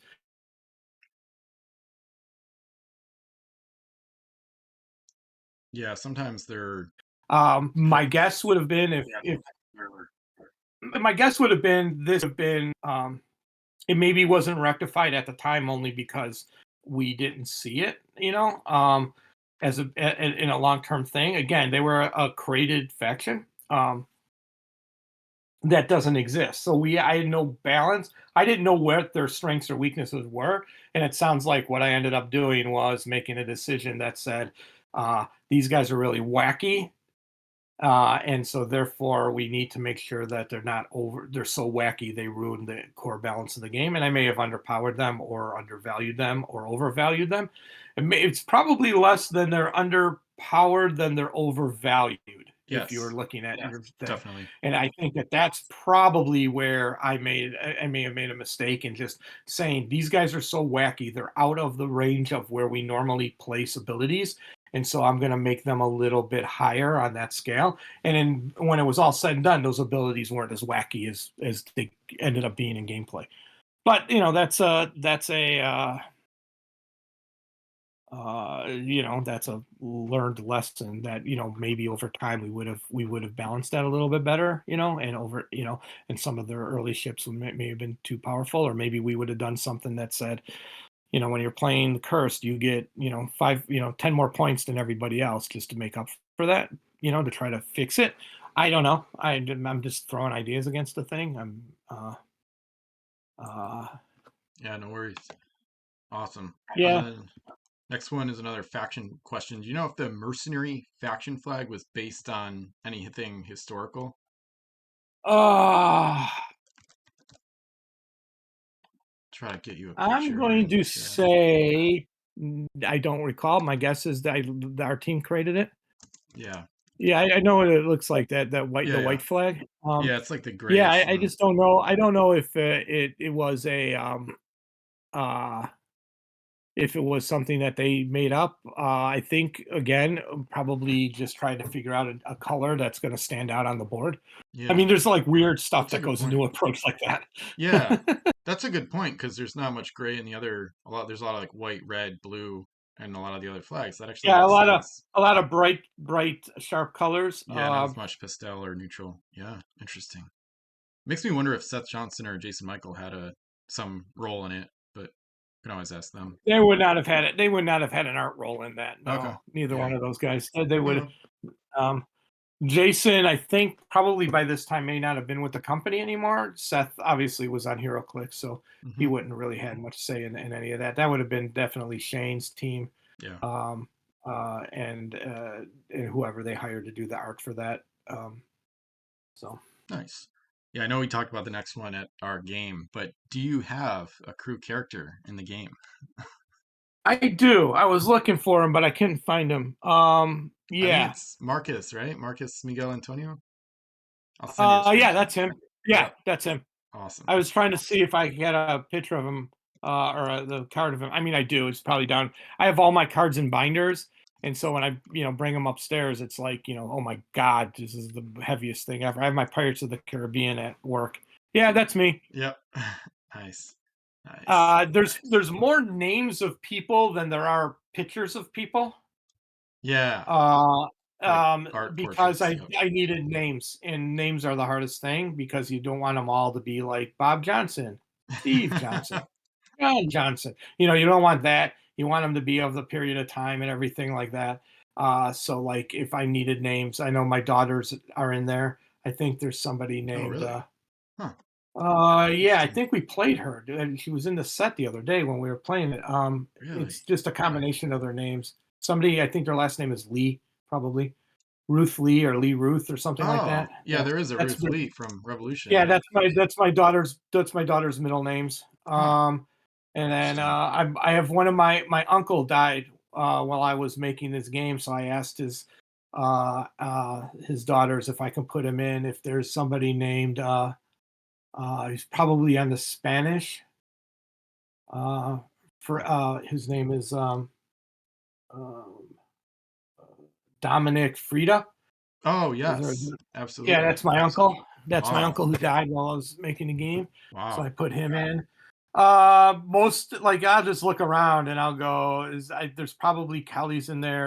I don't know if there's anybody named Seth, but there's probably somebody named Johnson in there. Um, Hmm, I yeah, think Shane is in there. I yeah, know. I Shane don't know if there's Harkless. anybody Ethan in there is in there. Yeah, And then, like a Ethan. lot of times I would ask somebody, I go, "Hey, can I use your name?" And they're like, "No, don't use my name. Use my dad's name." And so I would do that. But yeah, Yeah, yeah, there is an Ethan the Far Seeker actually from yeah, that's the probably Frozen Ethan. North, Yeah, the Frozen North set. So, and then I know Tiffany made it in, and Shannon Dorr as well. So, yeah, yeah, nice. Yeah, it's really fun to have that because then you could all, I mean, if there was like a WizKids powwow, you could all play as like you're the admiral of your fleet with that crew character and have like a 10-player game with everybody playing. That'd be wild. Do you have a favorite set overall?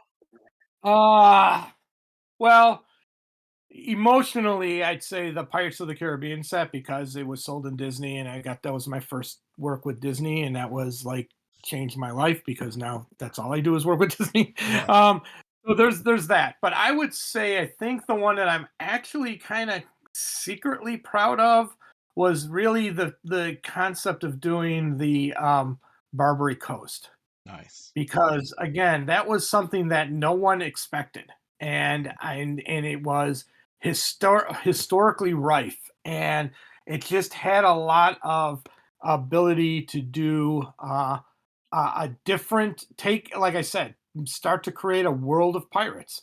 So when creating that, it just was like there was a lot of research I did because again, if you look at sailing pirates from whatever, you're always going to get the Caribbean, the Spanish Main, and then you'll get every once in a while there'll be a pirate who went, wait a second, this is getting too crowded. Look at that giant coast of Africa and look at all that gold.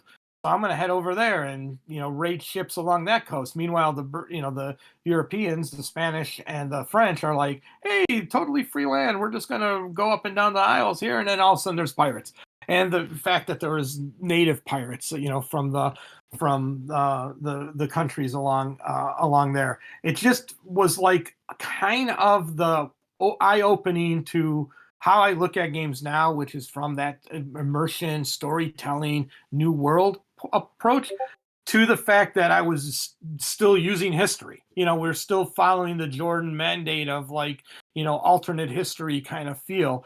And it was true to history.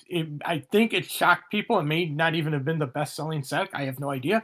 But to me, that was the one that kind of put it all into a different kind of perspective. I Yeah, mean, and it gave me that's the one that I did huge amounts of research to do. That's the one that taught me, be right, not be, quick and throw stuff in there that's not true. And so the whole span of that product was like it was opening up new rules. And like I said, when I did it, I also pitched the Chinese or the Jade Jade Rebels. the Jade Rebellion, and it just segued into doing the research there, and like that kind of combo, those two sets I guess together, is like where I discovered like how do you make a living world, how do you tell cool stories, how do you introduce people who don't know anything about this into the deep dive into your game, in which you are basically feeding them every pirate trope under the sun. Now you have pirates who do not fit the trope, Yep. and Yeah. so it was, to me, those are the those sets together, to me, are really kind of like, my Iconic. that just from a game design standpoint, where I ended up, where I grew from. I look at those two sets as the my first foray into all the things that I now do. Now I preach, I guess. So, Yeah. I love that answer, man. That's really cool. And they are two of the best sets that were ever made for the game. So oh, that's that's cool. amazing. Thank you. I appreciate that a lot. I mean, Yeah. they were, in fact, internally, like I said, I have to sell things internally first. And Yeah. they were hard things to sell internally. Yeah, they're definitely pretty special, man. And South China Seas is like definitely, I mean, I think it might help a little bit that it's pretty scarce, so it's expensive, but a lot of people have a kind of a romantic view of South China Seas because it's a really balanced set and it's just got such a cool color palette and such a unique like theme because a lot of the game took place in the Atlantic and kind of like the adjacent seas to the Atlantic, like Caribbean and then Mediterranean. But then you go kind of more exotic for a lot of Americans go over to the South China Sea and opens up a whole new ocean really. Because I was, I guess, yeah, that was kind of the first set that was based in the Pacific or adjacent to the Pacific. So Yeah. really cool. I remember getting my first pack of Barbary Coast. I think probably from Target back in 2005. And then I remember I was with my dad and sister. We went to like a Little Caesars. I remember opening it. I got two Barbary Corsair galleys, and I was like, "Damn, this game like it's just great." So, and they're both really good ships too. I got Algiers and Griffin, which are both good. So amazing. Do you have Very cool. a yeah? Do you have a favorite faction or nationality? Um, I don't know. I think in my mind, I kind of shift between where the sets were and where they're coming out. Like in the first set, obviously, it was Pirates. I really loved them. Um, and the second set, I would probably still stay with Pirates. Yeah. uh, and then, but as it went on, like I really like what I did with the American set, because the Americans, because I really, like I said, I really love that period of time in American history, especially with War of 1812, where the U.S. has no navy and they basically recruit a bunch of pirates and pay them a bunch of money to fight on their side, and that just seemed like so fitting to this game, and this mindset of, you know, um, they were not the naval powerhouses; the other factions were, and then the pirates were like, at the end of the Age of Sail, and they're just like, "Dude, we'll take your cash, we'll fight." And it just felt to me that I just felt that that was a cool, like, American pirate combo thing was really cool to me. Um, and after that, I think I'm almost always going to side with the faction that was new. And so overall, like when you asked me to play, my first thought was I want to play the Jade, right? I think I said that to you, Jade Rebellion, and you're Yeah. like, oh, I don't know if I have all the enough to blah blah blah. And then I'm like, okay, well, I'll go make my own. And I ended up making a Spanish fleet, Yeah. Yeah. because I Yeah. was like, you know, I dig these, and I start reading the story, and I'm like, oh, that's right. These guys work with these guys, and so. I'm gonna wimp out on this answer and just go. There are no factions I don't like. Yeah. Yeah. That's totally fair. Maybe I don't play the British as much as anybody else, because Yeah. mostly a lot of people pick the British, so I ended up Okay. not playing the British. But I've played everybody, because when you are showing somebody the game, they all want to play pirates, so that's usually off limits to me. So I play everybody else. So Yeah, that's fair. Nice. Yeah, I like that. I like all the factions too. It's just a kind of a flavor of the month for me. The English are my favorite, but then I usually have like a second or third favorite that changes by the season or the year and things like that. So awesome. Do you have a favorite game piece, like a specific crew or ship or unique treasure? well, you know what? It's funny that you say that, because I didn't. I don't. I mean, I couldn't even remember half of them, but I really liked the fiction that I wrote for Tiffany. Okay, nice. Yeah, I love So that. she was pretty cool. I don't. I mean, I most likely would probably be closer to like the characters than the ships themselves, because the ships are the generic pieces of the game, if you will, even if they have cool personality. Um, I was trying to find there's a ship ability that maybe I cut it when people got so mad about it. I thought it was in the first set, but I can't find it right now. That I ended up never using again because people hated it so much. Um, but I can't find it. So I mean, everything Hmm. else I've seen be used again or I used again. So maybe that's not it. I like from a physical standpoint, like I said, the ones that we did towards the end, the ships that like were you really interestingly unique. Like I like the catamarans that we did that you played when we played. I like those from a just a gameplay, just a game mechanic play model of like the catamaran side, the blade is a can be removed and Yep. and before you lose everything. I think that was like a really cool way to add a cool new ship with a cool new mechanic that gives them a unique feel. That was obviously something that I tried to do with all the ships, but I thought that one really captured it really well. Yeah. Same thing with like the scorpion and other stuff like that. I just think that those kind of later ships that used all the mechanics in the table in new and unique ways are my favorite.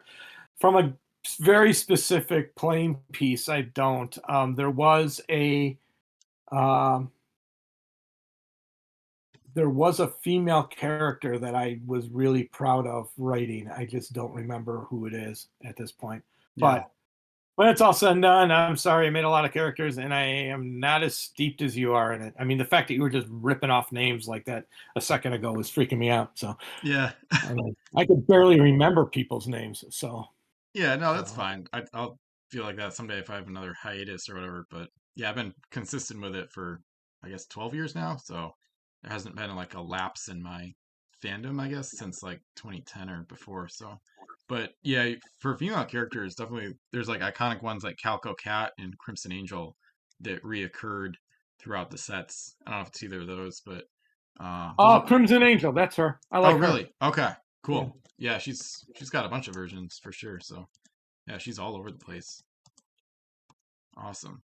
Do you have a favorite ship type, like a five master or the catamaran or the scorpion? Uh, the catamaran is like really cool. That when I saw it played, and I was like, man, why did he pick those? And I was watching you play it, and I'm like, yeah, I really like that. I also like that the schooner swinging on its tail end. I think that that's pretty cool. Yep, I mean, when it's all said and done, there's nothing in the game that is as cool as a big agreed. five masted. Exactly. There's I'm sorry, you can love any other kind of ship. Maybe they're slow, maybe they're ponderous. I don't, but they just there is not a bad looking one. That is the other coolest thing. That is a total shout out to Shane and his team. They are Yep, the coolest looking figures you can put on there. I mean, on yep, my shelf right over there, I have a five master and a small one like a rare pack kind yep, of thing, and a sea monster yep. tentacles thing. Those are cool too, but they're cool in Yeah, a different way. yeah, But yeah, there's nothing cooler in the game than a five masted ship. yep. Although that I 10 agree. masted Jade faction ship Yeah, the is Bauchuan. pretty cool. Yeah, Yeah, that's pretty cool too. yeah, yeah. I agree about the five masters. Those are my favorites too. This one's kind of fun. I think a little out of left field. Do you have a favorite terrain type, like Terrain type. fog bank, Yeah, whirlpool, I liked iceberg? it when we were playing them the other day. I like the whirlpool mechanic. I like um It's funny because I actually like the shoals in the Sargasso Sea, or not the shoals. What's the one that Reef? is that the one? Probably What reef. the reef? I like those from a gameplay mechanic because either you're forced to go around it or you make the effort to go through it. And depending on your ship, I like the ship specific terrains.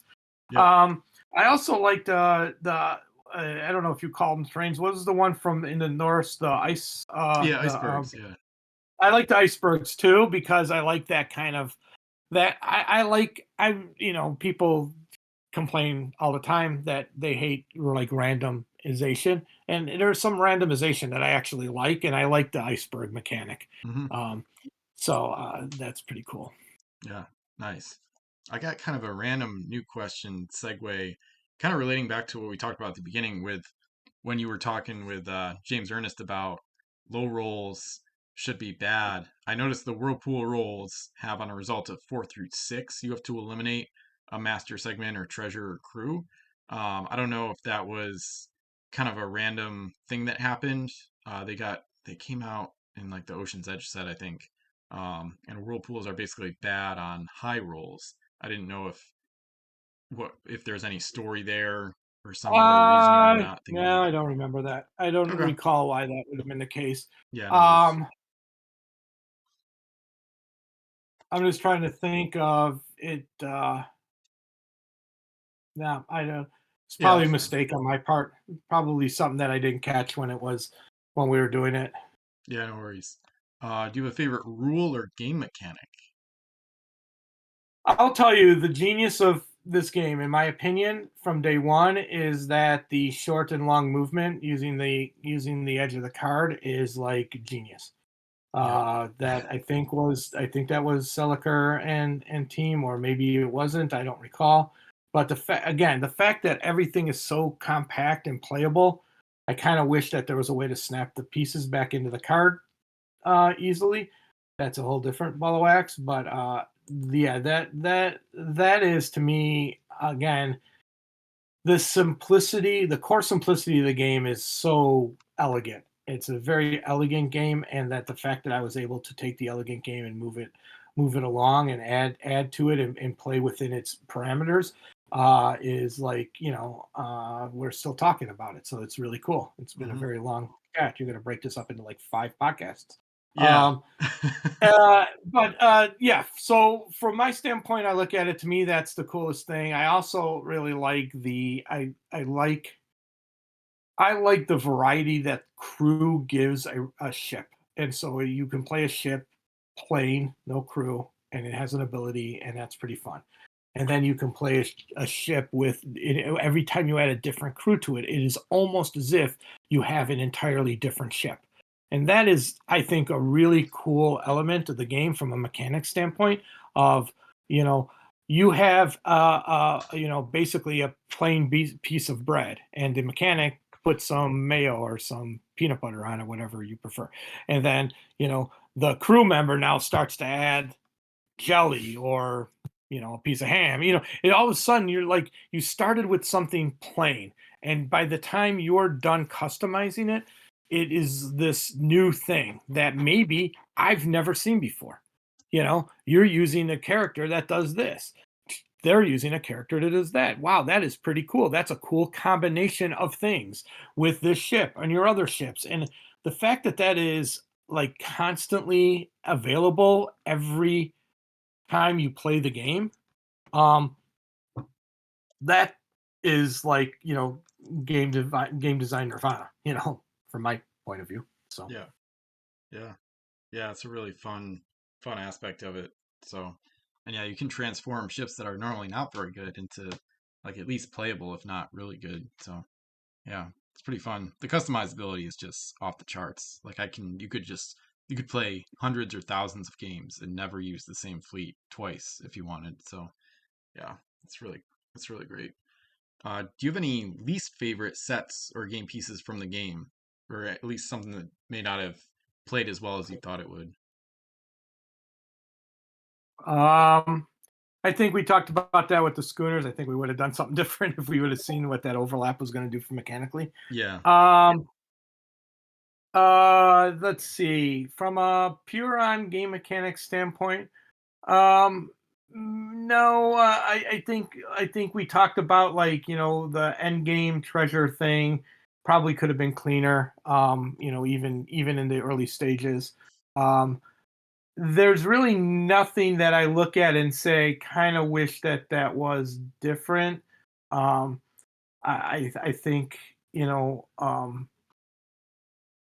I we ended up doing the keyword thing. That's always a big game design fight. Hmm. You know, Yeah. um, from a game designer thing, is because keywords by necessity mean you have to have another sheet on on the table that tells you the rules. Yeah.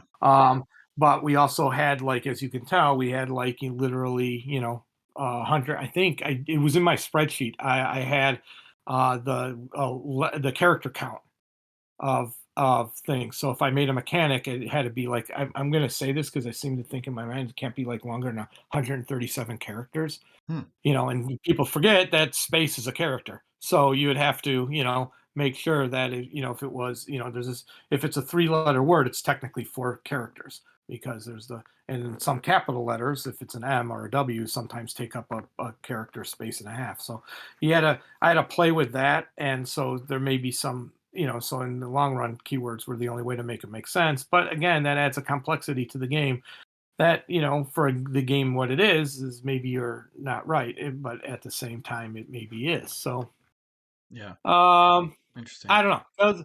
So yeah, I mean, I don't really have anything that I tell you that I'm like, oh my god, I don't want this. Yeah. Yeah. Yeah. I didn't want this in it, or anything like that. I'm trying to, god, I wish I could Nice. find it for you. Nice. um but yeah, that was, I think, Yeah. Awesome. Did you have any ideas that never made it into the game that you wanted to see? ideas that never made it into the game. I wanted to do there was a period of time where we were toying with the idea of like leaving crew behind on an island to do things. Hmm. Um, if you remember, Separate from the marine ability, I guess. yeah, the marine was like a first salvo in that, and Okay. it didn't work real well. Mm-hmm. um, but that was the kind of concept of like something that you could have.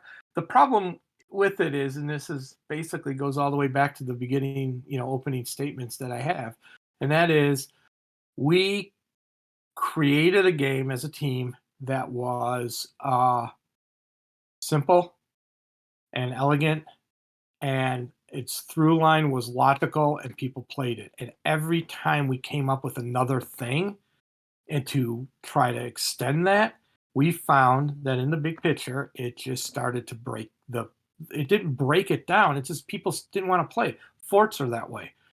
People just don't want to play forts. They get it, they understand it, it's logical to them, but it takes a little bit away from the through line of the game.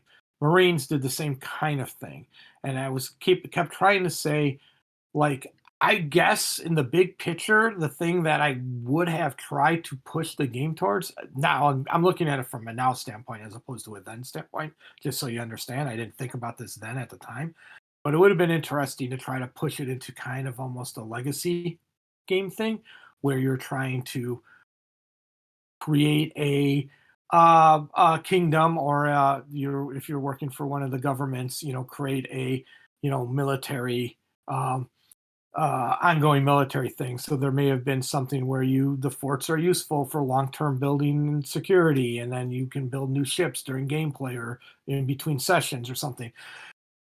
Maybe that would have been a direction to go, and that would have been a direction that would have seriously supported IP development. But I never would have thought of it at the time. That's only something that I would have thought about it, with years of time looking back and going, where could this have gone? So I don't really have a thing that I feel like. I mean, you could probably put forts and Marines into things that I don't think worked very well, Hmm. and then the other Of part into course. the kind of the thing that I think maybe we should have been thinking about. But the forts and the Marines were kind of a first salvo in that direction, and like I said, they just never captured anybody's zeitgeist. People wanted ships, they wanted to sail around, they didn't want to feel like they needed to be worried about what's going on an island. So Yeah. Interesting. Yeah, it's interesting to hear about like the difference back then in like the player base versus now, because forts can be pretty strategically advantageous to use in a variety of ways. And I've used them to pretty good effect quite a number of times over the past few years. So it's interesting to hear. Maybe they weren't as well received when those sets, when Crimson Coast and Revolution came out, but long term, they're very yeah, and that viable. may be the case. Same thing with Marines. It could have been that there's a very cool um uh could be that I don't think we should never have tried them. So I don't want to make it sound like we made a mistake and it was horrible. I just don't think that there was a that maybe they weren't given the right, um, they were, that we could have found maybe over time could have found a better solution to that. Um, Yeah. or a different solution, or made them tweak them in a certain way, but it all seemed very logical at the time. So, Yeah. you know, Yeah, that makes sense. Okay. Nice. Yeah, I think this might be a decent stopping point for some of the questions we've gone over now, even if we continue tonight. So we wrap up each podcast with a question of the day. So I'll ask one, and you can ask one. So my question for the audience so far would be, what's your favorite like question and answer back and forth so far from this epic discussion? So you can ask a new one. I know you talked about the flags, the pennant flags, backwards or forwards, but you can ask a new one as well if you'd like. my question would be like what in I guess it's you kind of tipped it off with your like of forts. Was there something that somebody when they first learned the game didn't like and now like a not they don't have to love it, but they like it or appreciate it?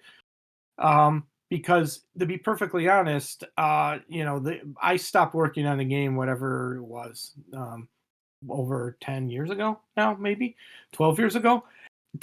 For me to find out that the game still lives at the level that it's living is like astonishing. I think I told you that, Ben, when we first met. Yeah. I can't believe it. I can't even understand it. And so I'm curious, just as a game designer, was there something I put into the game that you go, this is like really cool? Like maybe I didn't like it at the beginning, but now I've learned to like it a lot. And so at that point, then that I would be like, yeah, that's pretty cool. I can maybe figure out why that was in the game at the beginning and why it's not. Like I just explained to you forts, and you said no, I use forts all the time. They're really cool, and I'm like, oh, that's so funny because if you asked me, which you did, I would have said forts were a big disappointment. Yeah.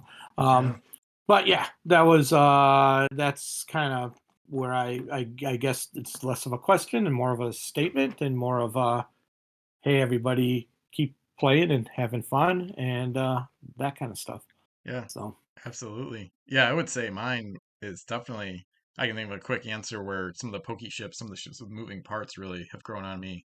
And even the sea creatures too, because when they came out, I was kind of, even as a kid, I was kind of more into the historical Age of Sail stuff and whatnot. So when some of that stuff came out, I was kind of like, didn't like the direction, but now as I've gotten older, I appreciate, mostly for gameplay, I appreciate like the variety of ship types introduced, and the switchblades are like really fun. They can get really crazy with all the boarding parties, and some of the hoists from the last set in Savage Shores can get really, really great too and interesting. So that's one of the things that's grown on me over the years. So awesome. Thanks again for coming on, Mike. This was amazing. So I no would love to problem. hear. No problem. We could do it again when more questions come up. Oh yeah. Don't hesitate. Now Oh, that we're absolutely. in contact, we can do this anytime. Yep. Maybe not 4.5 hours, but we can do this. Yeah. Yeah, this is awesome. All right, what's up, everybody? This is A7X Fan Ben, and this is Pirates CSG podcast number 64. Extremely happy to welcome back Mike Mulvihill. So we get to have another awesome, epic discussion about Pirates CSG and how great it is. So thanks for coming back on. That's great. I'm super glad to. Thanks for the continued invite. And I have. I'm. If anybody's still listening to my voice after everything I already said, that's on you, people. It's not on me. Nice. All right. Yeah, so we still got a bunch of awesome questions to go through, so we'll just jump right into it where we Sure. left off last time. So what I advice don't. Yeah. what Go ahead. advice would you give to community members who are designing their own Pirates game pieces or even full sets? So that I think we talked about it a little bit last time. So I'll say it again. The key to the key to Wizkids' formula across all the various things that we did because we had found this formula to work is our formula. You can break it. You can easily give a ship, 5L and a bunch of other stuff, and it could push this system to its extreme or even just break the math. I mean it's a technically a system that takes the takes the top end and kind of squishes it so that everything could be achieved within a game. You didn't want ships that were off. Coming at it, now all these years later with more and more stuff, the key is to try to maintain that, because if you break that system, um, that kind of like math shell, if you will, then you just start breaking the game. Stuff just starts to fall apart. It's a very, I want to say, house of cards, because obviously we did real well with it, and WizKids has done real well with it on the like the collectible figure side. But I just, there's a thing of saying like I really want to do this, and then also kind of from as a game developer for multiple companies and a game designer on my own, the number one advice I give when I was teaching, and the hardest advice to take, is sometimes you have to throw out something that's really cool to make it work holistically with the rest of the pieces. That's really the only advice I give. I mean, have fun with it. Just do things that are cool, but understand that at some point you're going to discover, holy crap, I broke my system. Or this ship that I really want to do doesn't fit anymore. Or when I make these decisions or add, let's say, crew members that do super unique things, they may be outside the realm of where the game was. So if you're going to be like, I know you sent me stuff on the what's it called? Sorry, I'm gonna UDC system. Yeah. Um, that could work, and it could work fine, and it could be really robust. I don't know it very well, so I can't really speak on it. But the bottom line is, eh, all systems like that, all of the mathematical based systems where it's not just eyeballing things to see what fits and what works, um, you end up with that dynamic. It's the difference between quote unquote like the magic system or the Pokemon system, where they put a card in and they go, this would be a really cool card to do this thing, and then when it doesn't work they just ban it in tournament play. Yeah. And you could still get it. We never did that because we had faith in our mathematical formula to make sure that everything was balanced against all the other things. But math is just math at that point. We had, like I said, a shell, a closed shell that we kept sliding different parts in and different things, and tried to value things against, like I said, I think last time, against a standard middle of the road ship that said, here's your average Joe, and all the ships are either better or worse than average Joe. And then how much better or worse than average Joe. But you can make a ship that's so much better than average Joe that it falls off the edge of the scale. And then it's like, what do you do? In our case, if it was me and I had a ship that was like just not fitting right, or it was too expensive, or it didn't really fit um, how the rest of the game worked, I'd have to change it in some way. Which is why I say it's always hard to change something that you really like or really cool in order to fit. Because the goal was not to have. I mean, people will probably accuse me of lying right now, but the goal is not to have massive amounts of design creep. We try to go wide, if you will. We went, okay, we have the shell. Well, let's push the shell wider and wider, as opposed to pushing it further out. You know what I mean? Like it broke.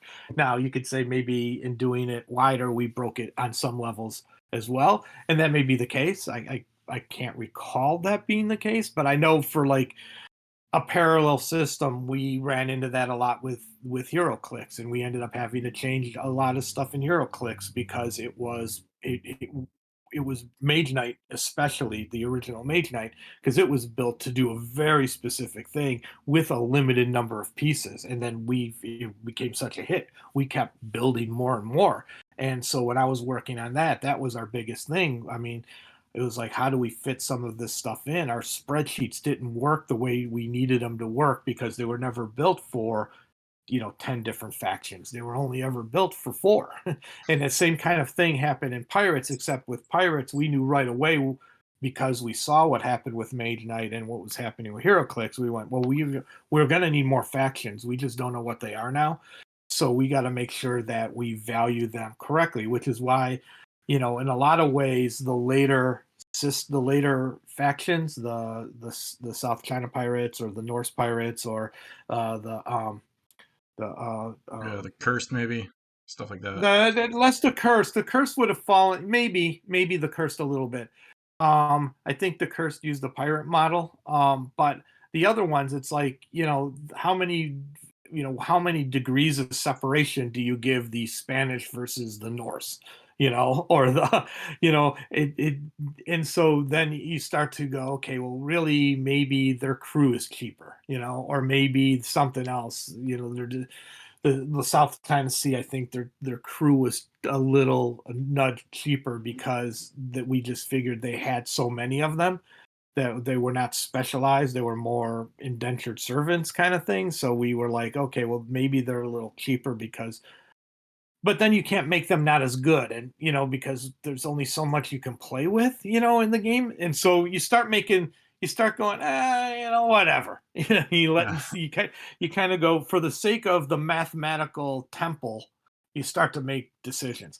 And we never were in a position where we can go back to something like what you guys are doing now with your UDC, or like creating your own ships outside the system and justify everything on a giant line, because one, we never could. It was never once did a boss say to me in my roles, hey, Mike, take 6 months off and justify everything you did over the last 5 sets of pirates. It was like, when's the next set coming out, dude? And so it was like, okay, great. So you start to your focus is forward and not backwards. We just never had the ability to do that and kind of reevaluate or relaunch. I mean, that's what you do when like Mage Knight had its second edition and HeroClix had its second edition, and now I guess I don't know how many editions it on. But with Pirates, we never got that far. You could say we did story wise when we started to do like the Cursed and the kind of like IP driven stuff that we talked about last time. Well, from a mechanical standpoint, we never went back. We used the yeah, same system from day one to end times, of the official sets. So taking a step back and doing it what you guys are doing, you're probably going to find all kinds of flaws in the system because now it's been out for a long time, and there's a lot of things that you can compare A to B and say, hey, I want to make a new crew member, and you're like looking at it going, the crew member numbers don't make sense to me currently, and you're like, that's, I'm not going to say you're wrong. They may not have withstood time and additions and new strategies. I mean, when we played, we didn't, there was just talking to somebody about this ironically just the other day. When we did our stuff and when we made this game, the input back to us was, yes, the internet existed, but the internet was not used not then the way it is used now. So the direct discussion, the chats, if you will, or the posting of stuff, that's all new. I mean, that's new after Pirates happened. So if people were playing in a certain way, if I didn't see it firsthand or a playtester didn't mention it to me, we never knew, you know? And so it was hard. So, it was kind of a, it's working, don't question it kind of mindset yeah, about like the mechanics and the numbers and all that stuff. It was like, like when I did that big giant Chinese junk ship, I was so worried that I didn't know how to make the game work with it. It was out of its scale. Its points were high. We had to create a kind of almost like a sub scenario for it to even exist. Now I had done that with HeroClix. I was the guy who made Superman 201 points in a 200-point game, you know. But that was kind of like there's nobody can beat Superman kind of feeling, and that was a kind of like an inside joke, and the HeroClix people like went nuts, and that was all positive. Looking to kind of capture that bottle again for that giant junk ship. But at the same time, I was like, there's no flexibility here. I mean, yeah, we can go to a 40-point game or a fifth. What we really just have to say is, hey, if you're going to play this, play this bigger point game and Hmm. good luck out there to you. We didn't have there was no ramification that we were breaking our own game because we didn't have the input. We didn't have people coming to us saying you're breaking your own game and now, you're ruined. It was just, hey, it's a new game piece. And that was, I mean, people who played video games could tell you all kinds of stories about stuff like that. People who played any of the collectible games. I mean, the people who play Magic and have been around for that long, they could tell you a zillion horror stories about people breaking their own games and then trying to figure out what to do afterwards. We just figured it was a one-off and people would enjoy it or not enjoy it, and then we would just move on. But we didn't ever go back and redo the math. So the fact, long me rambling, the fact that you guys are actually doing that is pretty cool. I don't have any. I looked at it real quick. I couldn't tell you if the numbers were correct or not correct. I don't recall them.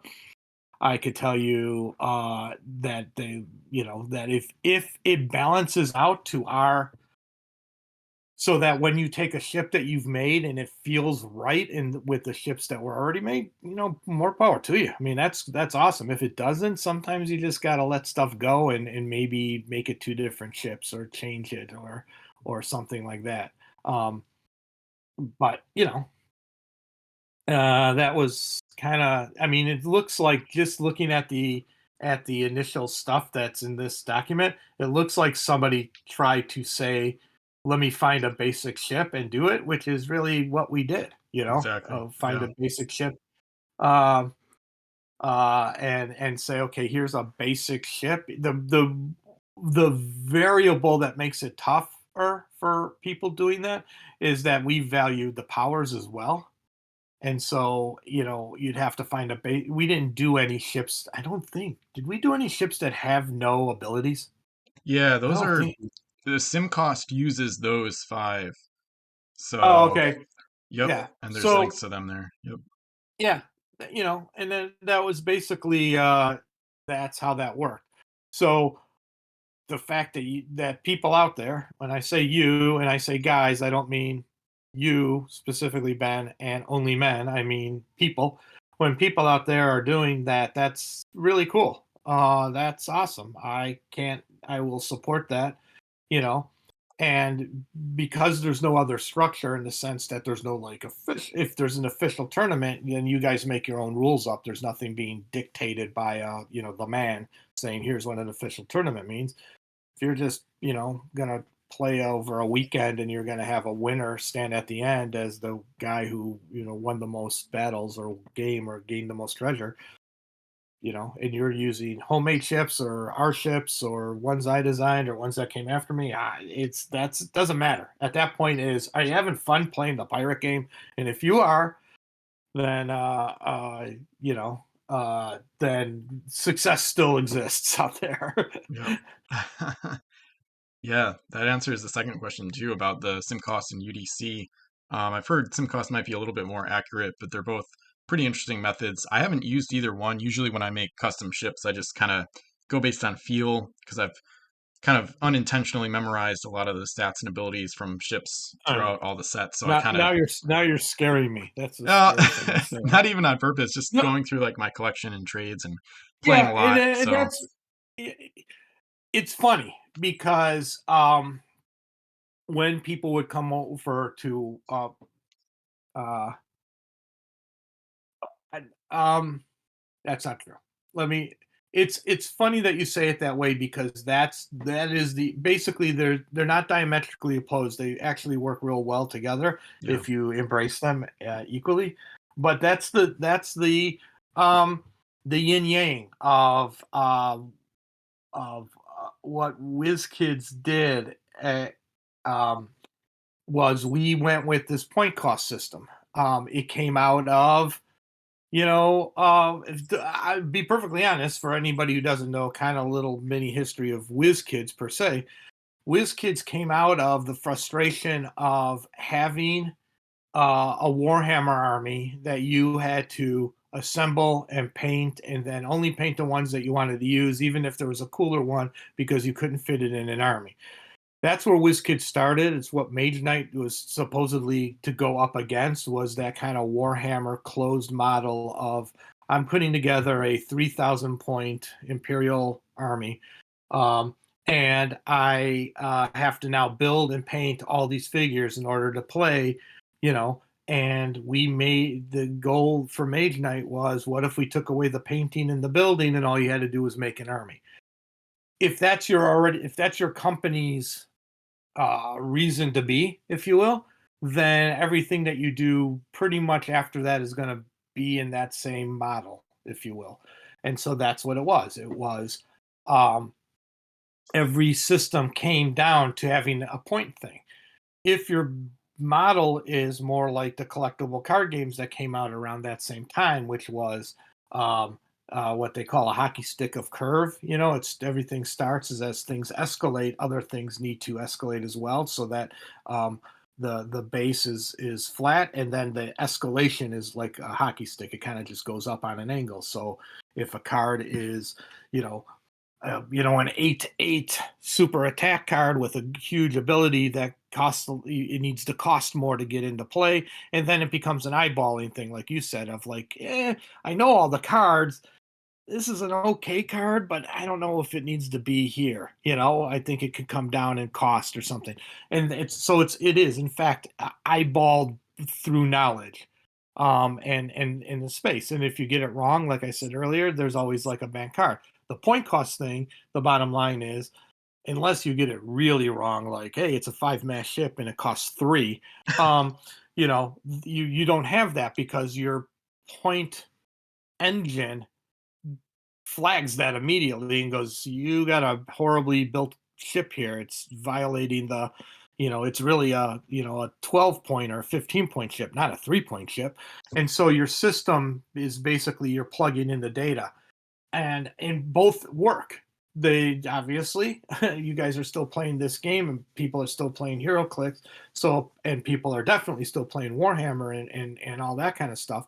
So the two systems exist. We were the first ones to take it kind of mass, if you will, if in a broader sense. Warhammer is Warhammer, but it's very much a what we would call like a hobby game. It's usually not in Target or Walmart or stuff, and that was the kind of the goal, was to cross over with the IPs that we had at WizKids, and then we just kept using it for all their other games. And it, like I said, there's a value in it. It's just it's how you believe games should be built, and then neither one is correct either. That's my favorite part about it. Is like, if you build something and you eyeball it and you play it, you're like, oh, that's cool, that works. And then sometimes you eyeball it and you play it and you're like, oh my god, that's horrid. Or the other way around is, you eyeball it and you don't have any numbers that you're doing, just other cards. It works on both sides. So Yep. it's a cool system. So it's cool that you said that, because that's really the divider line, if you will. A Yeah. point-based system versus a eyeballing system. Yeah, yeah, that makes sense. I think the toughest part about it is when you introduce brand new abilities or concepts into the game, like some of the custom abilities that people have created. There's not really playtesting out there yet for a lot of the customs that have been made. So then it's a matter of, has this been exploited? Can it be exploited? Would this break the game if we played 1,000 games? We might never see it in the first 5 games. We might be like, oh yeah, that's good. Let's put it in the set. Yeah, But then the community might run with it and be like, wait, this doesn't work at 80 yeah, points that's a or something. really clear-headed thought you just said, because I don't know that people think this way. And that is like, yeah, when I play test a game now, it's 25, 30 people. Maybe they're grind testing, so they're doing, X number of games, but there's a play pattern to their games. They're going to play a game in a certain way, and then they're going to do that, and that's going to be how they play. And then they're going to find things that are broken, and I can suggest things like, hey, this time play it this way, or this time only use these pieces, or something like that. So like in something like Pirates, in the early days when we were playtesting in the office, I knew Seth, who you met, Seth Johnson, a great game designer. He's tends to be a conservative game player. I tend to be what I tend to play like whatever I feel like I need to test right there. So I don't even care if I win or lose. I just want to see if the thing in my head will break the thing that's happening. So I'm like kind of chaotic, if you will, in my play test. But there are other people who are hardcore aggressive. Like they're going for the victory regardless, even in a testing scenario. Well, we could play together 50 times, but those play patterns are going to be the same play patterns. Seth's not going to not be defensive. I'm not going to be doing something just to test a mechanic, and that other guy's not going to do something so that he can say he finished the game and won, which is weird because we're play testing. But that's how people's heads are, and you could go in and I can make armies that I need tested, but they're going to play the pattern in way that they play games because they're enjoying that. Yep. So no matter how many play tests, it's why like when a computer game goes out and people are going, "Oh, it's so buggy, they didn't test those things." Well, they may have, they just didn't test it with a million people online at one time, Yeah. Yeah. or they tested like you said, like 10 games or 50 games or 100 games. They didn't test 1,000 an hour, and that's where stuff comes out in the wash. Like you'd be like, oh my God, this is not working at all, or whatever. So that's actually a really good point by you. I mean, testing is testing, but nothing can even compare to it being in the public's hands and them playing it. Because one, say this all the time, you're not shipping me to your house to make sure you're playing it right. That's the other thing. People could be playing it however they want and say, hey, this isn't working right. And then you're like, what's not working? And they tell you, and you're like, you're not even playing the game right. So of course it's not working.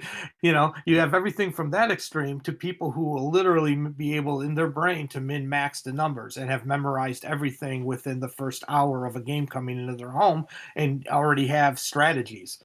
And I can't play. And so you're in this weird thing of we're making a thing, we're testing it to make sure at its core it works, and then and try to cover as many play patterns as we think it could cover, but we can't cover them all, and we can't find all the mistakes.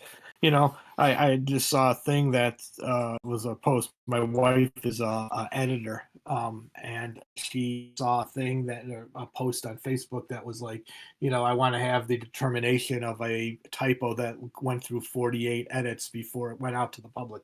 And it's just like, that's the truth. We could all see it. And you see it and you go, oh, I would have caught that. And I'm like, probably not, but whatever. Yeah. But that's just the nature of doing these kinds of things. We have no idea. Like now, I mean, talking to you now is just blows my mind.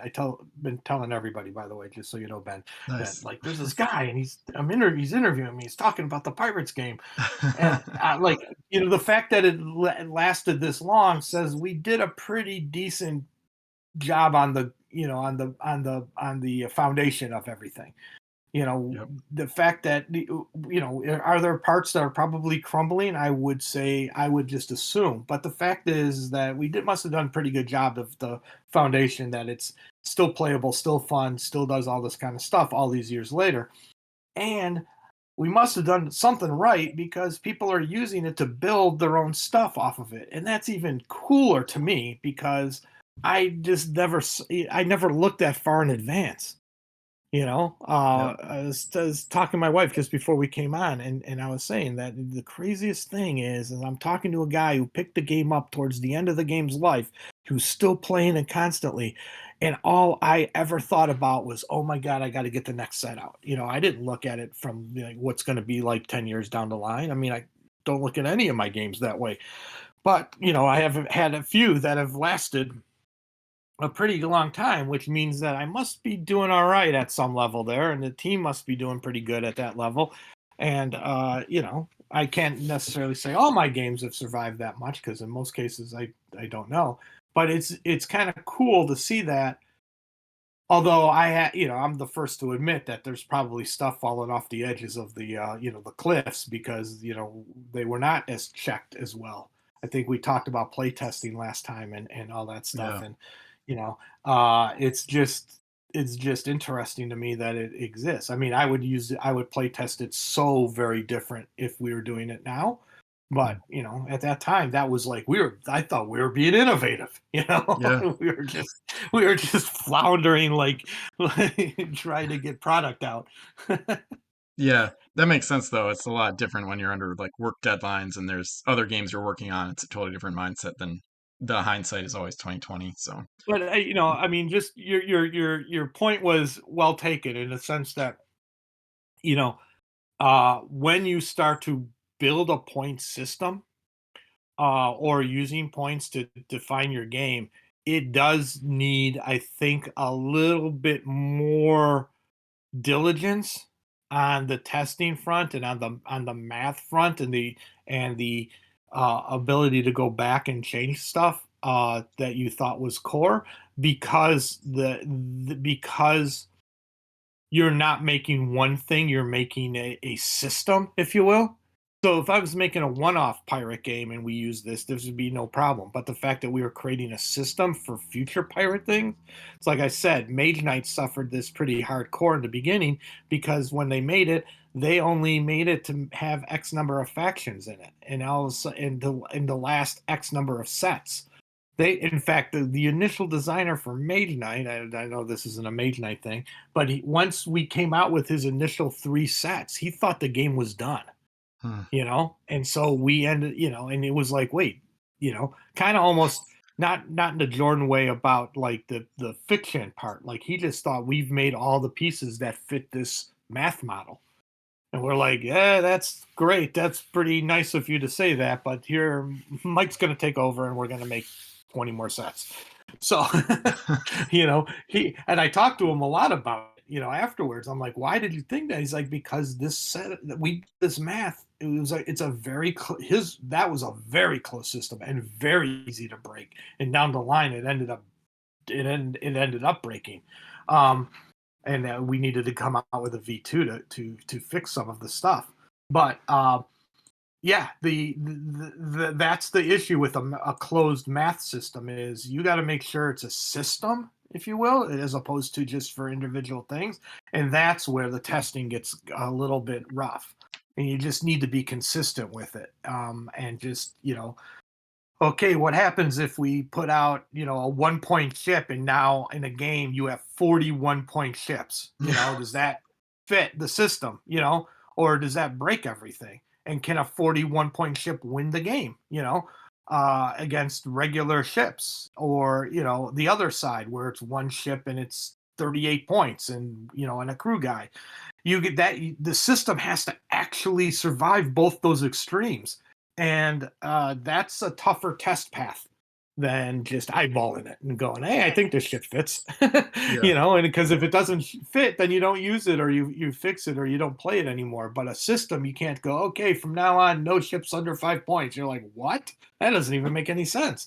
So from a game design theory standpoint, they have both successes and failures, but one is and one may seem easier on the front end, but it has the potential to break things on the back end. The other one is like, oh my God, you have to test and test and test early on, which is why when we talk about like the Dutch and how the system worked, they were so wrong with the math on that one, and it didn't work. Mm. Their ships were what they could do in the game and what they were valued for. We would have had to value them so high, and all of a sudden now we're basically changing our system for a faction or for a philosophy that the system didn't exist for.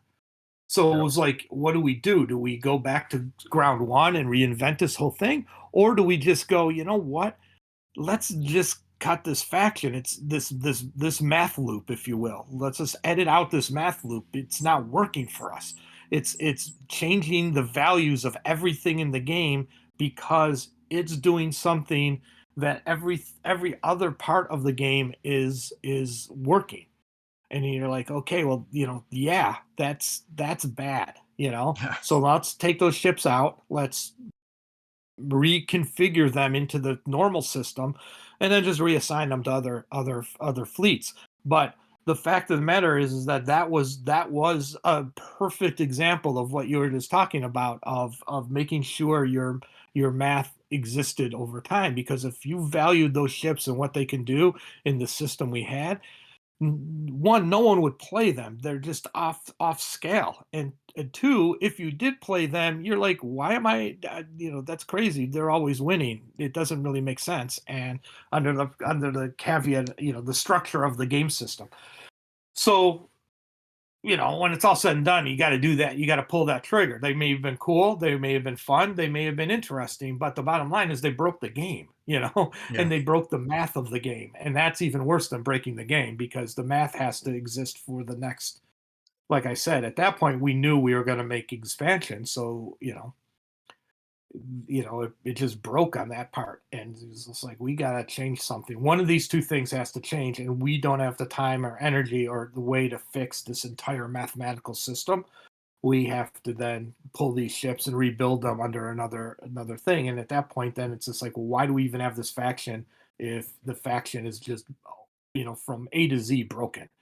Let's just remove that faction. Let's trim it back down to the core factions we want, and then you know that's where that kind of decision is made, like really early on in the system, like that. So Yeah, that's really interesting, and it's a great point, Mike, about how it must get harder and harder to stay balanced within the point cost system, because since the game was collectible, combined with the relatively quick pace of releases, there's really it's really hard to know if what you're putting out will stay balanced with what already exists, because then there's already you're working on the next set. So maybe a unique treasure from set 4 will get exploited by certain crew, a new crew type in set 5, and then set 6 is already on the way. So that kind of thing, it seems like it would be really hard to keep it balanced and keep it all in like a cohesive, system like you talked about. So I can't even imagine how difficult that would yeah, be and, given and the then company you got to pressure too. remember too. Yeah, and what's interesting too is that, again, the timing of everything, the period of time where all this came out, that was the internet was new. People didn't know you can give feedback, or people just it's a different time now. Now it's, if you don't take my feedback, you're the bad guy, Mike. And I'm like, I didn't even see your feedback, Yeah. but in the original days, it was, you played a game at home. You didn't give feedback on the internet. There was no rankings and stuff. There was nothing we did to push that agenda. We had well, I don't even think we had tournaments or things for Pirates. Maybe at Gen Con, at the bigger conventions, Gen Con Origins, stuff like that. We may have done stuff. I have no idea if any store did it. If they did, they were on their own. We didn't provide anything. Yeah. Um, and so, we had that. That wasn't even something we did. Now, going back, you can probably go, okay, yeah, you can do something, but you're going to have to remove these handful full of character, crew, or a handful of ships. I wouldn't even be able to tell you now. I'd have to get feedback and input, and we never got that. That was not something that the consumer did, and Yeah. at that level back then. Magic really kind of changed the dynamic between the player, because basically when Magic said we have a professional tournament, then Magic had to stand by its rulings, Yeah. and had to make consistent global rulings for everybody who plays the game. And so when they did that, that changed how people gave feedback back to the company. They could say, "Hey, every time you play card X with card Y, you will win the game." And that's obviously, you can't have that if you're doing a tournament or doing anything that's got kind of a winner at the end. But we were never in that position. There may be combos like that in Pirates. I don't even know, because it just never was a thing we ever had to worry about, and we didn't get the feedback from the fans in that same way. The only one was that one. I think I told you about this. There was one ship in the original set, and it may be in first printing, and it may have been pulled by second printing or whatever. But there was a ship where, and it's not the one where you get a derelict ship and you tow it back and you get it. I thought that there was something else, but that was the only one that we panicked about, because we didn't realize, this is the craziest statement that you're going to make, that I'm ever going to make. Didn't realize that people took it personally if you stole their ship.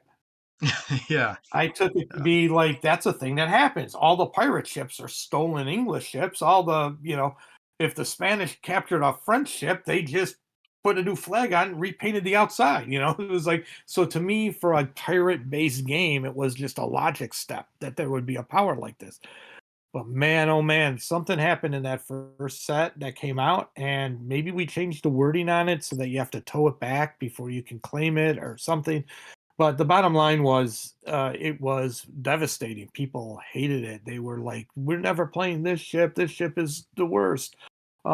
It steals ships from people, and people are so like. It was kind of like the early days of those kind of take that games where people would steal stuff from other people. Yeah. That it just was horrid. The reception was like unbelievable how bad Wow. that was. It was like that was the first time I think too that I put something out. I mean, I made role playing games for cripe's sakes. We used to get questions about that stuff 24 hours a day. But that was the first time making like a board game or a collectible game or something where I saw it, like for pirates for sure. And like I said, it's a long time ago and I could be misremembering and that wouldn't be wrong for me. But I could have swore there was a ability in the early pirates that forced a somehow a change of ownership of a ship, and that was emotionally wrecking, I guess, to people. Yeah, I think it's probably Harbinger may have been the one that started it, and then it appeared on Commander Temple, an English crew from Spanish Main, along with a couple other ships throughout the series. I think what kind of made it less overpowered was you had to explore the derelict, which since Explorer crew only apply to islands, not ships, I think that would help. That probably helped because it kind of delays the capture. So I think that's probably the nerf what that was kind of the made it reasonable. what was the Uh, ship? Sorry. Third one down, Harbinger, TSO03, Pirate 5 Master. You own any derelict the ship explores, both ships become docked at your home island. Oh yeah, that may So, have been it. Yeah, it yeah, may have been that fact that you get it and then they become instantly pulled over and you had no recourse. It could have been that one. Yeah. All I yeah, just remember was it was bad. And so I've heard if you look, you probably don't get in anything else like that for a few sets. Because again, that's the other thing. And you spoke perfectly about it. And that is, if you look at the cycle of anything that's collectible, modeled, and quick out, so set one comes out, it's a bit of a hit. We're already we're either assuming based on pre-orders or what people are talking about making set two. There might be some more time between a set one and a set two. I can't remember. I think in set two for Pirates it didn't. And that's why you'll see a lot of people do like an unlimited version or something like that. They do the first print, and then they do a second print. The second print is really the second print of the first release is really there to buy time for the next release. It's not like, oh, hey, we're really helping the fans out there. No, it's usually to buy time. Nowadays, that's not the case per se. Like for Lorcana, we already knew what we wanted to do, and we knew we needed a second set. yeah, So that's totally different mindset. But usually there's a lot, there's a little slowdown. Back in the day, I should say, there was usually a slowdown between one and two, and one would come out, and then there would be like the unlimited run where they fix things for set, unlimited. That was usually to buy time because no one knew whether you would do a set two of anything or a release two. Well, Pirates, we got set two out, but when set two is coming out, we're already, by the time it's hitting shelves, we're already deep into set three, yep, and maybe even concept, depending on the cadence, we're already on another thing. So I'm not, it's like nobody hired me to say look backwards and double check things. We do postmortems, but they would be more about like release stuff. What did we do wrong in marketing? Is this the right, thematics? People don't like forts, so let's not do them anymore moving forward. That kind of thing. And so, but it wasn't a deep dive into like, oh my god, the game balance is all whack or whatever. Um, you know, uh, so that's the funny thing. You make it perfectly obvious that like unless it's like a screaming issue like, oh my god, this people are upset because they're playing this really cool pirate ship and it's stealing regular ships. When you think about it, that's exactly what a pirate ship would be.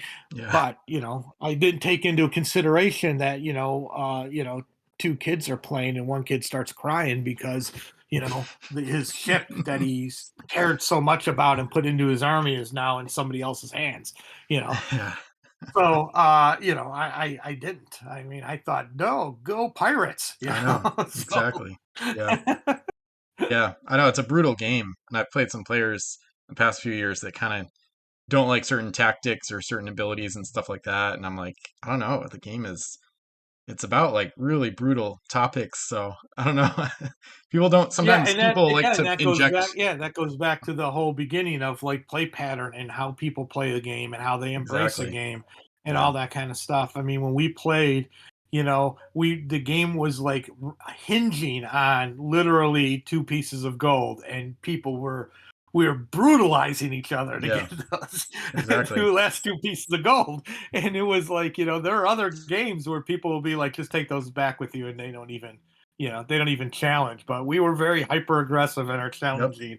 Yeah, that's definitely good though, because usually the power gamers are the ones that find the exploits fastest. And that kind of gets into another point I had to make about what you said about playtesting earlier is even if you hire 20 playtesters, you might not get somebody that's like just ruthless and wants to try to win in 3 turns or 2 turns or like Yeah. how can I get the optimal combination of abilities where like I win 90% of the time. Like you might not find that, you might not have that player. So it's good to have a variety, but it also you really want people that are just desperate to Yeah, win as often as here's possible the for crazy thing playtesting. about games, Ben and team out there in podcast land.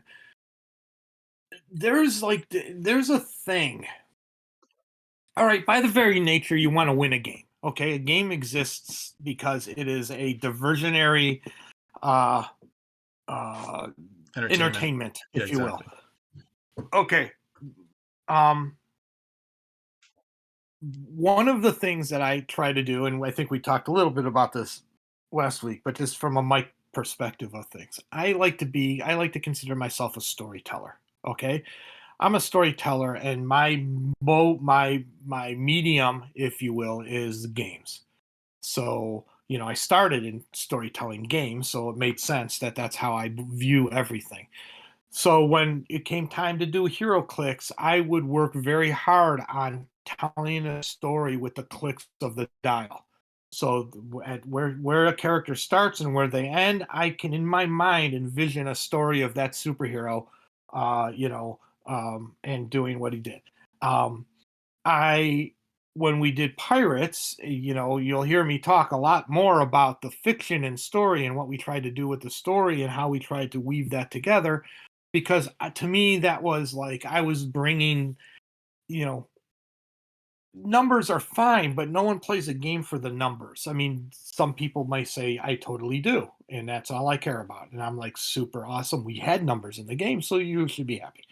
But there's also the bigger, wider group that's all about like, hey, how do I, this is really cool. Oh my gosh, Pirate X knows Pirate Y and they have a relationship, and Pirate Y always sinks English guy's ship, whatever. And so there's an antagonism. So building that kind of story is where I live. Okay. So yes, 100%. If you go to my games, you'll find really cool story stuff.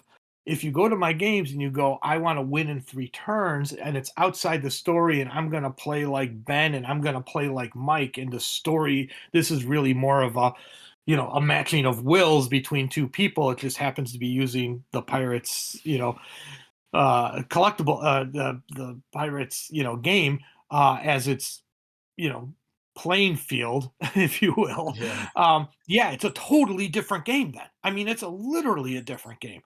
And it will be, in the long run of the Mike pantheon of games, that's going to be my weakest spot, because I don't normally game in that realm. I don't Hmm. normally go and say, okay, let me look at everything.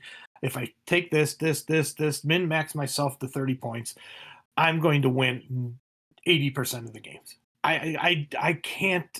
I don't envision that because games mean something different to me, and I'm making games, so I make them with the thing I know best.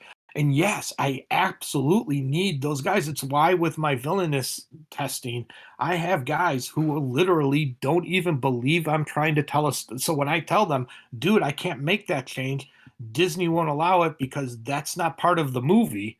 They're just like looking at me like, what are you talking? What movie? You know what I mean? It's Yeah. like, it's like, no, you don't understand. This is like I'm making a story entertainment that's a game, and they're like, oh, I want to win.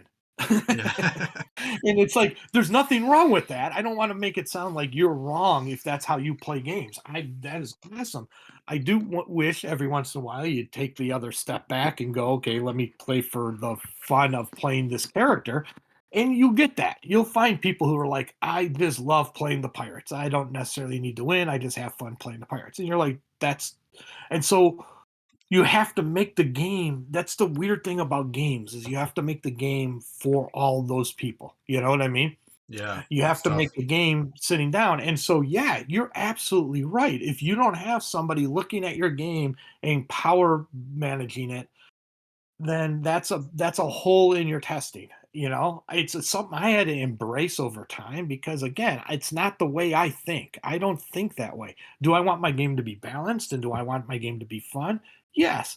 But if I don't push the power button very often on a game, you know.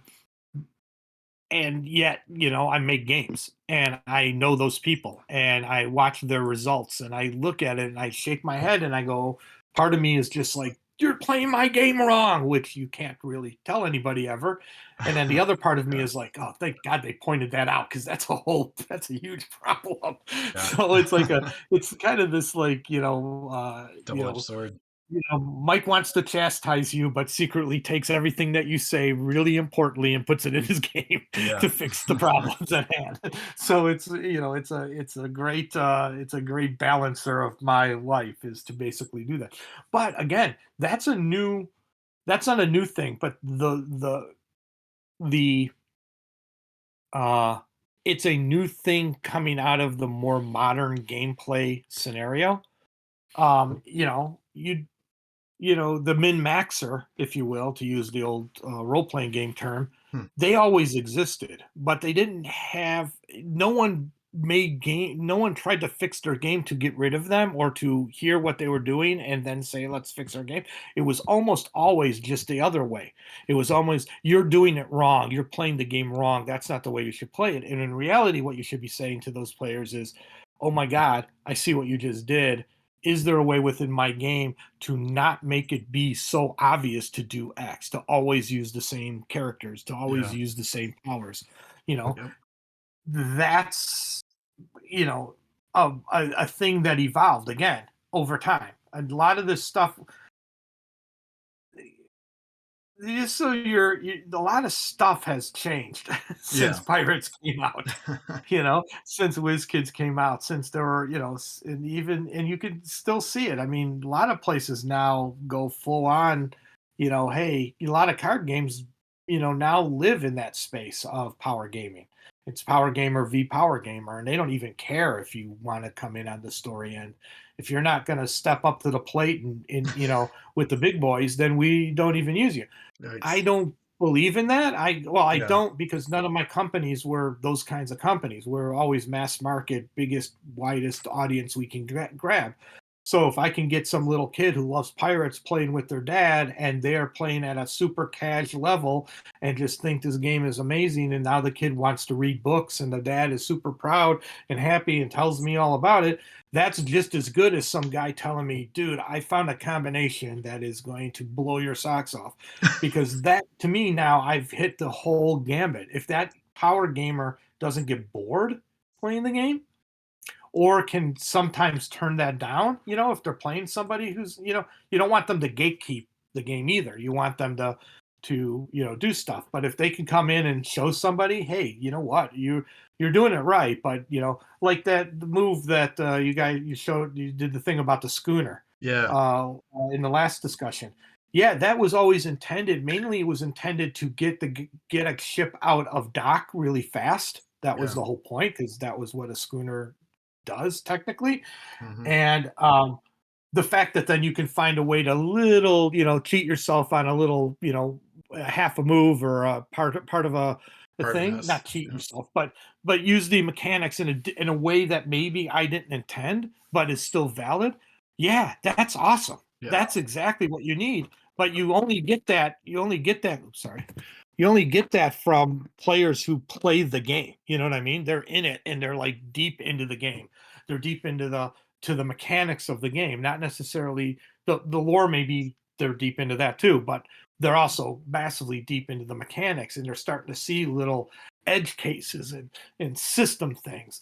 I think you brought it up to me in a private conversation where you talked about the fact that there was at some point uh like the captain is shoot after you move, or yeah, right, that's the captain's thing, Yeah. move and then you get a free shot. And then it was like there was something else that was shoot first and then move. Yep. And I at the time when you told me, I'm like, no, I didn't make that guy. But then I think maybe I did somewhere along the line, because to me that was, again, that's one of those things that a hardcore gamer is going to go, man, I really wish that I could shoot first and then move. And you're like, yeah, why isn't that in the game? Then I was thinking, the more you said it, the more I'm like, didn't I give that to some ship abilities or something? Or maybe a Yeah. singular crew guy, a named crew guy. And then I'm like, yeah, that's a good mechanic, Yeah. So it's like, that's what you also get out of the guys who are hardcore gamers, is like, they don't just double down on the gray area between the mechanics. They also point out where there's no mechanics to do something that would be cool or interesting. So you get that other part of um, the dynamic of testing, or the Yeah. dynamic of game types. You get the two Yeah. different perspectives. That's Somebody's yeah. gonna There's That going to be a million people who don't know what the hell we're talking about right now. But my guess is on your podcast, there's going to be a million people who are nodding their heads, going, "Yeah, exactly. It's exactly what I do." So yeah. on one end, you got you. On the other end, I'm talking to my buddy Seth. I think he said it to you when he was there. His nephew finds his box, a box of ships that he sent him at one time, and is like playing now, and he doesn't know the rules or mechanics at all, but he just loves the game. So there you got your yin yang. And a lot of times companies, at least in the companies I've worked for, Wizkids in the early days and now at Ravensburger, we're very much trying to get more mass people to play games, because that crowd is larger than the hardcore grinder, if you will, or the aggressive, power gamer. But it doesn't mean we don't listen to them. It just means that our focus is there. If a power gamer comes in and starts playing our game and starting to point out, I got to take notice, because one, that's an audience, and two, it's they are pointing out sometimes stuff that may be broken or in the gray zone. But even more so, they usually end up pointing out stuff that you wish you would have thought of that you totally didn't. So it's it you know you're absolutely right. It flows in both directions there. But yeah, those guys are great, and you're absolutely right. Yeah. That That's was a a really long story to say, hey Ben, you're right. So well, you make a really great point, Mike, about how power gamers kind of almost come up with new mechanic ideas, because reverse captain may have come in because people are like, oh, what if I could shoot and then move? And then that can kind of become a new thing that becomes a new ability and gets tested and whatnot. So that's a good yeah, point about it's a power gamers that horrible I it's a never thought horrible of. name, by the way. Just that's the thing, that's what threw me off when you told me it was like.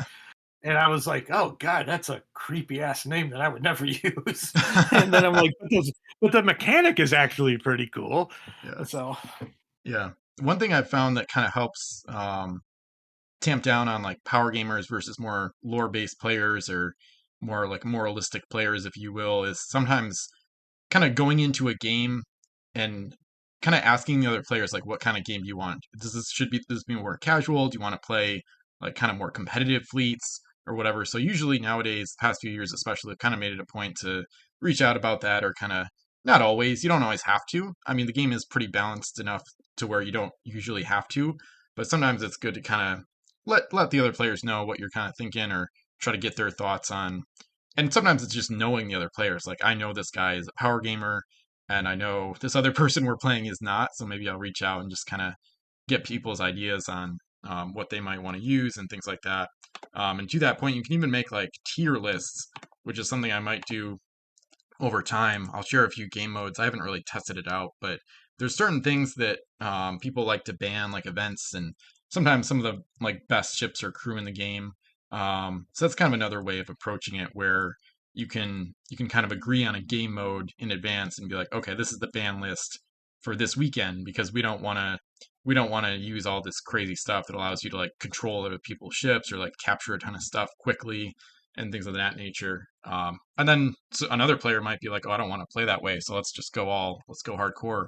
So it's kind of fun to have that balance and just kind of let players know in advance of what they should expect. So awesome. All right, so we'll Yeah, get to yeah, oh yeah, interesting enough. It's kind of funny because one of the things that is again, I hate to make it sound like I'm talking about like, back in the day when we'd have to get on the train to go cross country. And the horses were took us, I feel like old Grandpa Simpson sometimes. But the weird thing about and it's a positive. So when I say weird, I mean the more interesting thing. The interesting thing that happens when you make a community is the community will talk to each other and start to I don't want to say self-regulate, but kind of self-regulate. I guess that's the really word. So yeah, um that's a great point. and the type of game played is one of those ways that happens. And that's a modern community thing. We because what's kind of cool is that there's the players like yourself, Ben, and I will laud you forever on this. You're not a gatekeeper. You're at the two places here in Seattle that I've seen you play games, and you're willing to talk about the game. You hand out a booster pack sometimes if you have one. You talk about your website. You show people what's going on, and it's a very now I know you, and I also know that if we sat down and said, Ben, we're playing the most competitive kick-assian 60-point pirate game in the history of time, you'd be like, I'm in. So you're Right. able to divide that between the types of games and the types of audience. And that's actually way more modern. The pendulum has swung a lot. It used to be that was the only way to play, very casual, everything was casual. Then it became, over time, it became very much um gatekeeped games Mm. at all, not just pirates, but a lot of games. Uh where you couldn't play Shadowrun, BattleTech, you couldn't play, a certain board game unless you owned all the parts of the board game, every expansion that came out, read every book, and there was this level of gatekeeping that you were not playing the right game if you didn't play all the game of everything put out. Mm. With the modern social dynamics of the social medias, the online presence, podcasting, talking to people, like you just said, the pendulum is now swung back.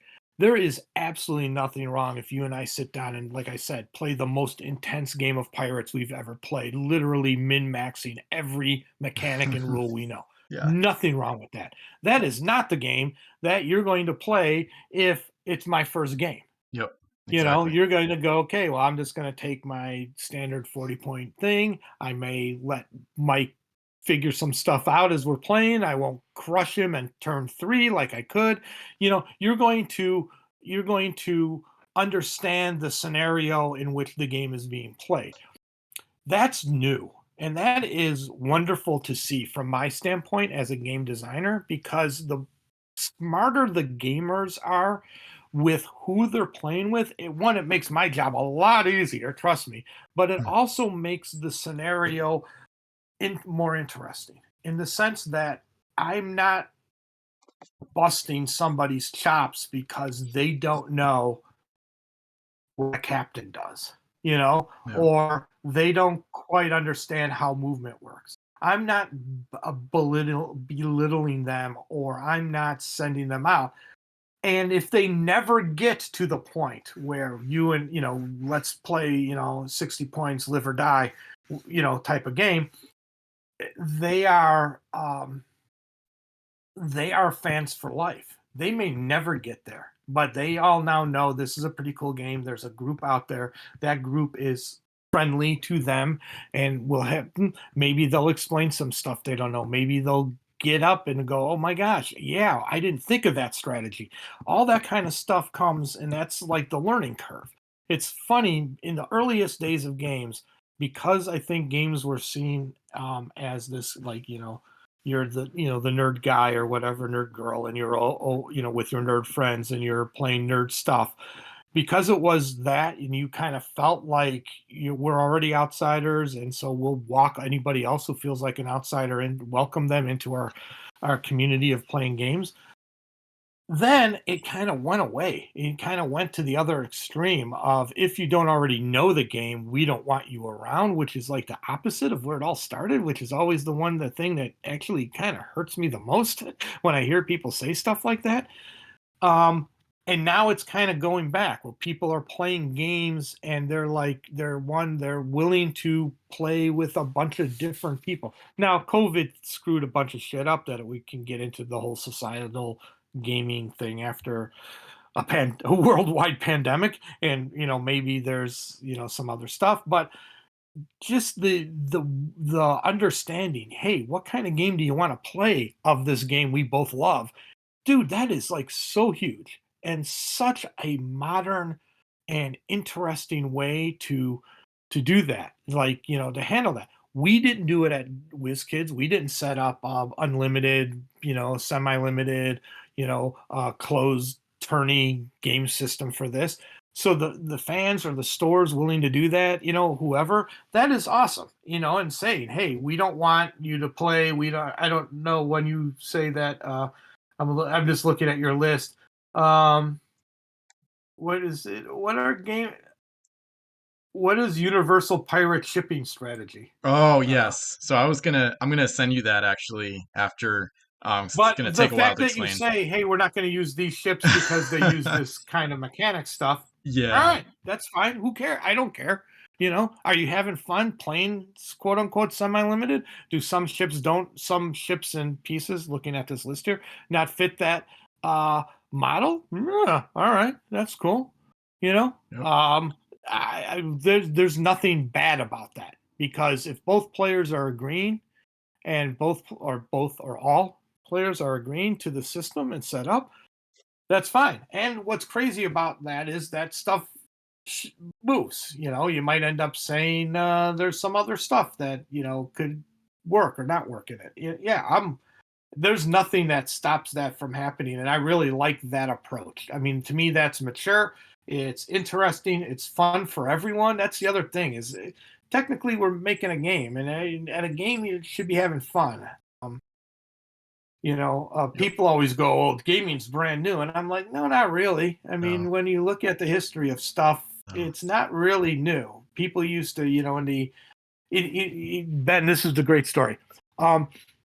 When people talk about, oh, it's all a brand new thing. No, in the 1800s, when people were going to their country estate and would have the lords and ladies and the other people and the viscounts and everybody would come and visit, and they'd sit down and they would play whist, which is an early version of or a parallel version of bridge. They would sit down and play that.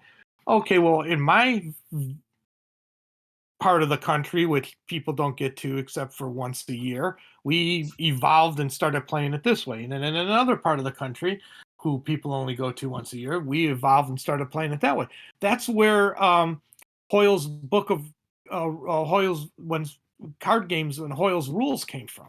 Hmm. It came from the fact that all of these people playing these card games would make up their own rules to meet the demand of the crowd that they're playing with. They may Yeah. be super hardcore. Could be like, we play over tea and crumpets and we don't play very much. Or we're from France and we made these 11 changes to the rules, And so what we're doing now is nothing different than what was done in the 1800s when they needed to codify the games to make sense.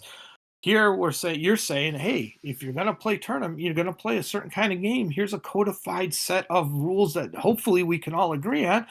And you get the thumbs up. I get it. I see that people are like, oh my God, this is like awesome. This is really great. I'm going to use this.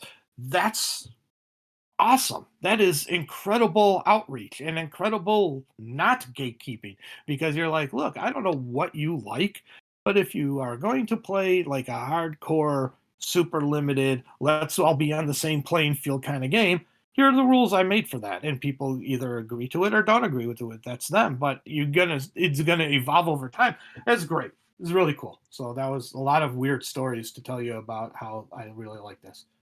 Awesome. Yeah, good to hear it. I think one thing that kind of makes it easy to spread a game that's collectible and has a lot of, I guess, or at least a decent amount of random chance in it, is that with Pirates, for experienced players or people that are really good, when they're playing new players, it's really easy to handicap yourself just to kind of get into an even playing field because you can just use worse ships and crew.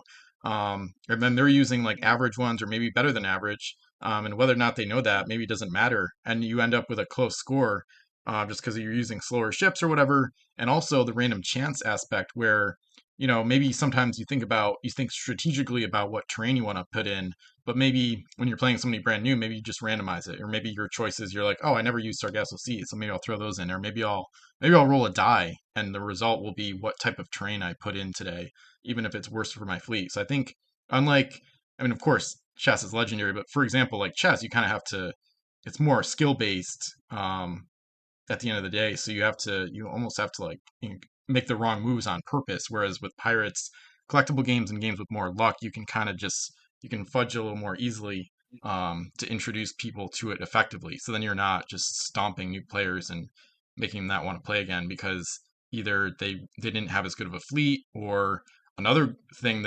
um, that I think is kind of dangerous with collectible games is when people spend more money and they have better results because of that. Like, oh, my Yu-Gi-Oh deck costs $600, so of course I'm going to beat somebody that doesn't have, the budget. Which I think is another cool thing about Pirates is a lot of the common ships are the best in the game, and a lot of times some of the limited editions that are going for like 40, $50 a ship on eBay right now are some of the no offense at all, but like some of the worst ships. So it's kind of cool how it's easy to introduce new players to it, but just by adjusting a little bit of stuff and being like, okay, I'm not going to be a power gamer today, and I'm also not going to bring out my expensive 10 master because I know that they only have 3 packs to play with. So I think it's easy and fun to Yeah, balance things out.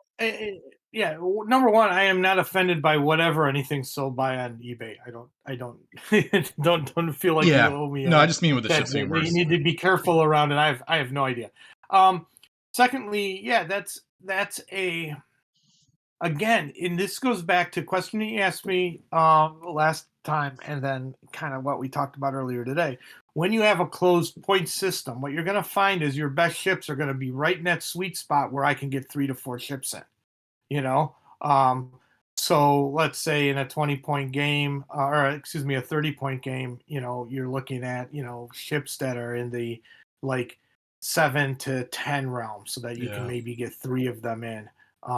And maybe that's even high, maybe 6 to 9 realm, maybe, so that you can maybe even get even a cheaper ship that doesn't really do much, but you can get 4 in there. When you went to 40 points, which is one of the other reasons we did it, because we were realizing how much we were really squeezing people, and we're starting again, a second point of feedback that we got was that we were starting to see the people play the same fleets. Them getting a new release of new cards did not really change their play habits. If Hmm. you found a fleet that you liked, it was really hard to do a 1-to-1 swap of saying, oh, I'm going to take out this 8-point pirate ship for an 8-point pirate ship from another set, or I'm playing the English and I'm going to swap everything for Norse ships or something. The math, while it would seem the math would be a 1-to-1 because of the abilities and their crews and their other powers, it wasn't always. And so we moved it up to 40 so that you had that play of being able to get some other ship combos and other things in there. But that means that those by default, those ships become more valuable in gameplay because they fit the model. They're fitting in that sweet spot of how do I get 3 or 4 ships in. Um, and so yeah, it makes perfect sense to me when you say like, hey, that the common ships, the 7 and 9 point ships are going to be much better or much more needed and wanted than maybe a 14-point ship. Yep. That's rare because it's hard to get them into a good point combo. So yeah, that makes perfect sense to me from that standpoint. I couldn't tell you which one was better or worse or anything like that at this point. But yeah, that makes perfect sense to me. And you're absolutely right. And therefore, it is kind of a funny little scenario where, because of the point system, it did make the collectible chase different than it does for like a regular collectible card game, where the chase here was, do I want the complete set of, we narrowed it down to was, do you want the complete set of a faction? Then it was, do you want, and then at that point, then if you, let's say, you got all the pirates from set 5, then it was like, okay, well then, what's the new fact, or do I want all the new faction? Usually that's how it drove. New faction, then pirates, and then other factions, and then by that time it was like, how close can I get the full set? Which is different than a lot of how the modern, because of the speculator market, it's like, what is going to be the card that sells? It's usually going to be the rarer one because everybody wants a complete set of everything, and therefore the chase and the collection model is different now. I mean, dude, I say it, but man, it was a really innocent days when we came out with this game. Yeah. It was really innocent based on the modern, uh Zeitgeist or whatever. the modern collectible mindset purchase model system. We were like babies. We were so innocent. It's unbelievable that's the case. So it doesn't surprise me that like maybe things that somebody might say in a modern day would be the super hard to get, super rare, super expensive things are actually not. They're actually the more game playable pieces, just because we didn't do that. Awesome. Your thoughts on a few custom ships. So the customs database spreadsheet, if you go down to the bottom on the tab for Pirates of the Epic Seas, that's like a fantasy custom set. We don't have to spend long on this. We can keep rolling through. But for example, I think it's just interesting to see how things have grown over time because the original point build, the build total was 30 and then it was increased to 40. And my friend Billy and I, we like to play games like as big as possible. So you'll see the first 4 ships in my fantasy set. They're all like Cursed Five Masters with like 20 plus point costs. And like it kind of gets to what I was talking about earlier. Like I don't know how to price them. Like I do my best and I want to play test them. And some of them are in the Vassal campaign game 4 right now, which is like the biggest game ever. So it's gonna be crazy. But like Black Star is like a 24.5 master, but it's got a new ability. So on a 5 or 6, all ships within L of the ship have their base move reduced to S on their next turn. But it can only be used when the ship's linked crew is aboard. So it's kind of like trying to nerf it a little bit because then Moon Sorcerer, the linked crew, I think is 10 points. So it's kind of maybe the ability could be a little bit overpowered on that ship, but it's also got a really high cost and kind of a nerf. So I don't know. It's kind of just an open-ended discussion about like Yeah. how things change So over time with fan-made I think customs. right, and so this is kind of like you've touched on basically everything we've talked about tonight in some one way or another. The first one is like, how do you value things in a point based game, and you know um and then what does that mean? So yeah, like, you're absolutely right. If you're talking, so just I'm just looking at it and thinking in my head. I can't actually. What's weird is I can't see that ship. Hmm. It's cut off by the header. Um, Yeah, I'll send a but screenshot. yeah, it's really very strange. It's like I can see the bottoms of all the words. Um, Hmm. the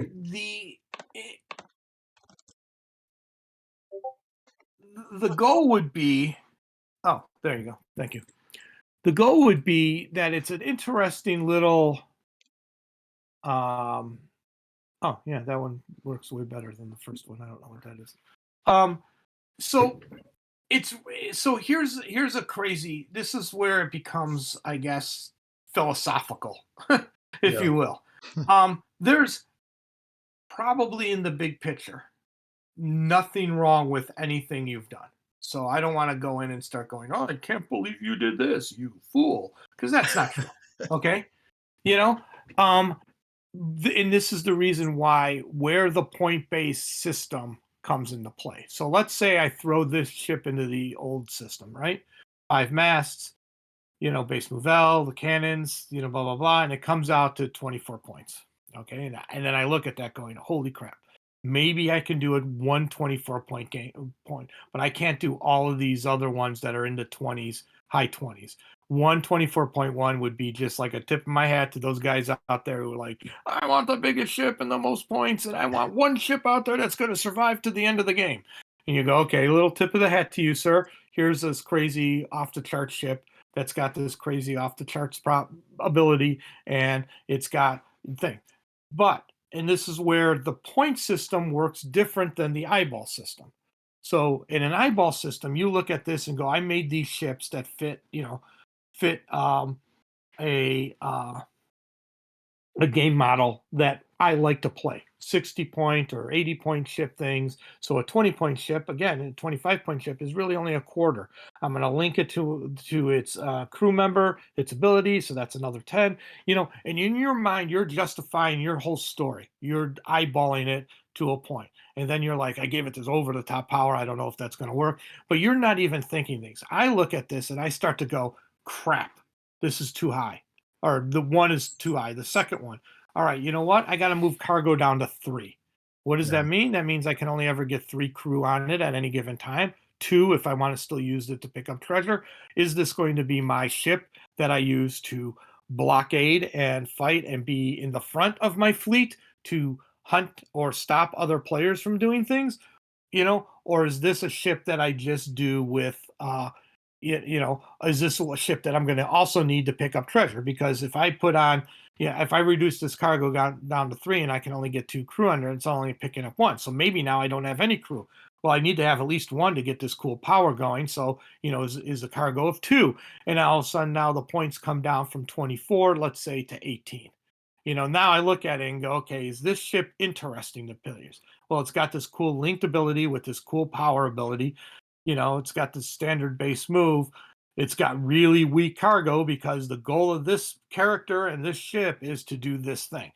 That's the kind of the logic process you have to work with um, in doing both sides of the spectrum. But if you're going to side more on the numbers thing, you got to kind of ride that through. You got to go, okay, in my number system, not 24 points. I got to get it down to like 17, 18. What do I reduce down?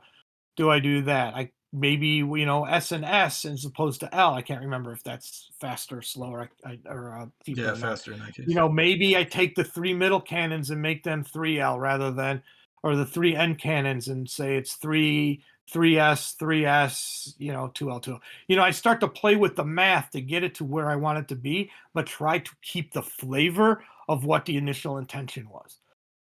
Okay, which is I will definitely want this cool new thing that I got this used with the ability can only be used with with the captain or the moon sorcerer, excuse me. So that's how the two sides play, if you will.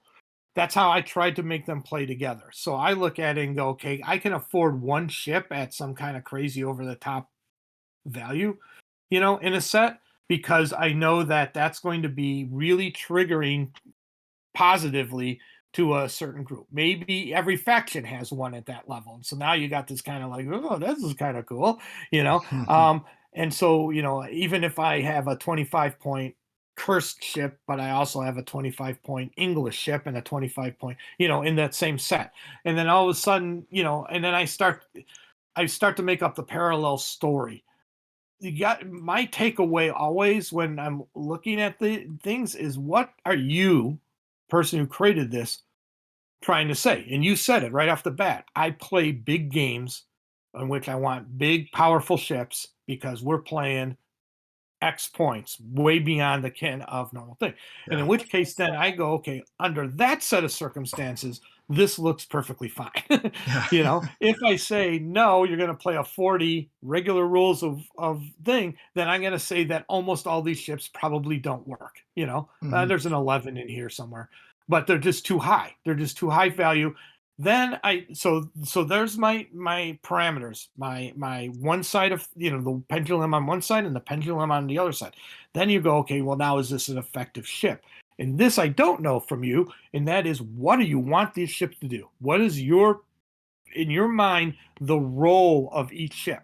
When you kind of walk through your curse set and you start to go, okay, wait a second, I have an awful lot of between 20 and, well, you have the grand apocalypse of 28, but between 20 and 24 point things, and there's a 35 down here, which, oh my God, I can't believe it's Yeah. but you have these ships, and you're like, what differentiates the Black Star? And you can't just say, oh, its ability is different, because and that's part of what differentiates them, obviously, because that differentiates every ship.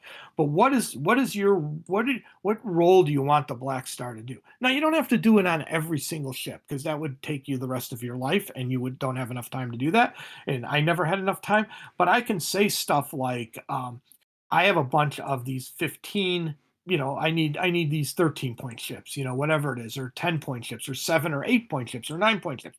They're all going to be about the same. I can twist them up and maybe say, okay, instead of a SS, it's an SL, or maybe it's three S's, or maybe its cannons are different. And it's basically, it's got a pretty plain normal ability. It comes in. Those are the throwaway, ships, if you will, for lack of a better term. Hmm. Um, but when you start to get into the ships that you want people to remember, and you want people to play, and you want them to have flavor within the, let's say in this case, the curse set, Yep. you want your ship, the Moon Sorcerer, to be like, have this feel when people play it. When I see the Moon Sorcerer in your fleet, I think to myself, crap, he's going to be doing this, because this is a signature part of his fleet, and a signature part of the of this subset of his custom Epic Seas set. And then you go, and that's the kind of stuff, as a game designer and a game developer, that's what I'm looking for. I want to know, why is this ship, what's the difference between the Mirage and the Black Star? What makes the Black Hmm. Star the cool, rare, five-masted ship? And if the other ship is like effectively the exact same, except their abilities are different, then all of a sudden the Black Star does not pop as much. You Yeah. know? Hmm. You know what I'm saying? So it Absolutely. becomes and this is, again, going all the way back to, I got don't even I man, I repeat myself so much. Oh God. But what it really goes down to, Ben, is sometimes you throw out the really cool stuff. And I don't mean throw it out. You're never going to get rid of it. You're going to move it somewhere else, you know. But you sit there and you go, okay, where I'm going to move, I'm going to do another, I'm going to take, I got to look at the difference between Black Star Mirage, Hell Rising, Devil's Glory, those are all 1 point apart. Hmm. What's the differentiator between them? Can I take one and, like I said, make it like really weirdly unique, Yeah. and do this thing where maybe they don't ever, what if it was Cargo One, and it's just like the only thing they can do is put their cat that linked, person on here to get this power. What does that do to the game? That means this guy is not ever about treasure. He is going to be out there hunting and protecting the rest of his fleet so that they can get the treasure. Well, if that's the case, I'm going to have a couple of, lieutenant ships, and a couple of peon ships, and a couple of other people who do this kind of thing. And when you start putting, and then you're going to have the guy who like really wants to stab him in the back, even though they're cursed, so he doesn't care and doesn't listen to the other leader. And so I'm going to make this ship do this thing. You begin it's not just math. Yeah. Math gets you only so far in the game. It Yeah. ends up becoming story. If you, like you Yes. said earlier, it's not chess where every piece does the exact same thing, and now it's you and me and basically a battle of our minds. Yep. Here, you're trying to also one make this cursed nationality flavorful. You're trying Yes. to Yeah. sell, in this case, you're not, but in my case, I'd be trying to sell this set. And I have to tell my marketing team what is effing cool about the Pirates of the Epic Seas and why it's so cool and what is the unique things in here. Well, we got this ship, the Moon Sorcerers, the new leader of the curse, and Exactly. Yep. they have their own ship and they do this thing. And all of a sudden now I got a story. Now that's part of it, and that's Mike. Mike does this because Mike, like I said, is a storyteller up front.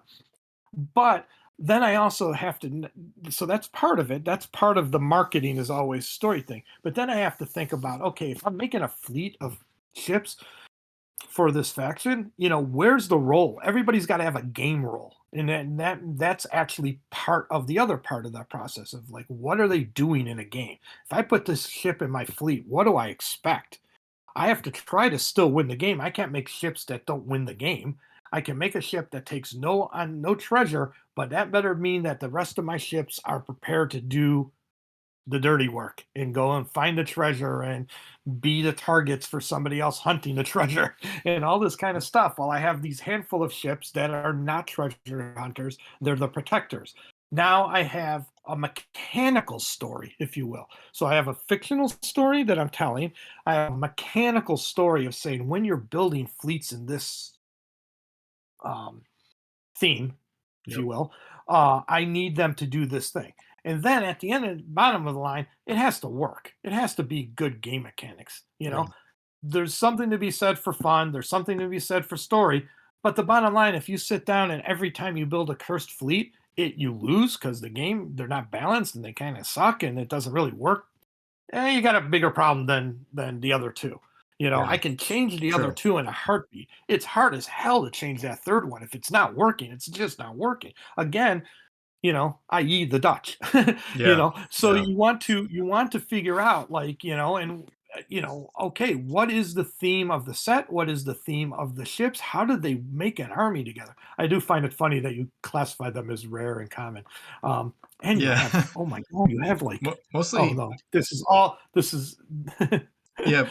For, and so you sit and you make those kinds of decisions and you then throw in this case you would test it, yeah. you would test your theories. Yeah. So if your theory for Me this too. set is I want effective long-term play, these guys got to last a long time because we're playing a 60-80 point game. There's a lot of ships out there. They have to survive to the end. If they're all battered in the first two turns of the game, then this is a failure, another type of failure. So you want these robust, powerful ships that do a bunch of things and have really kind of powers that fit like a cursed mindset, that do some interesting things in the game.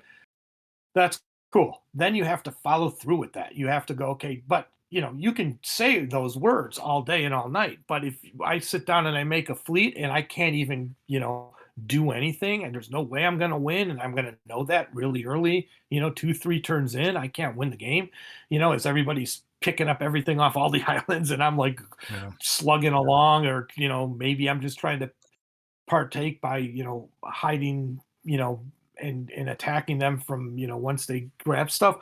That could all work, but if it's so long or so hard to pull off, then you got to go back and you got to go, okay, that was a bad plan. I mean, there's something in that plan that works, but it's not playable. And so then you start to go, okay, well, what would make it playable? Well, maybe, you know, um, in a let's say 75 point game, if I only can get 3 ships in, that's probably not very effective. So maybe I have too many in the 20 to 25 point realm. So if I was doing that, I got to figure out a way to reduce it, which is where why the point system works so well is because I can go in and say, okay, what if I made it 4 cargo? What's that do to the number?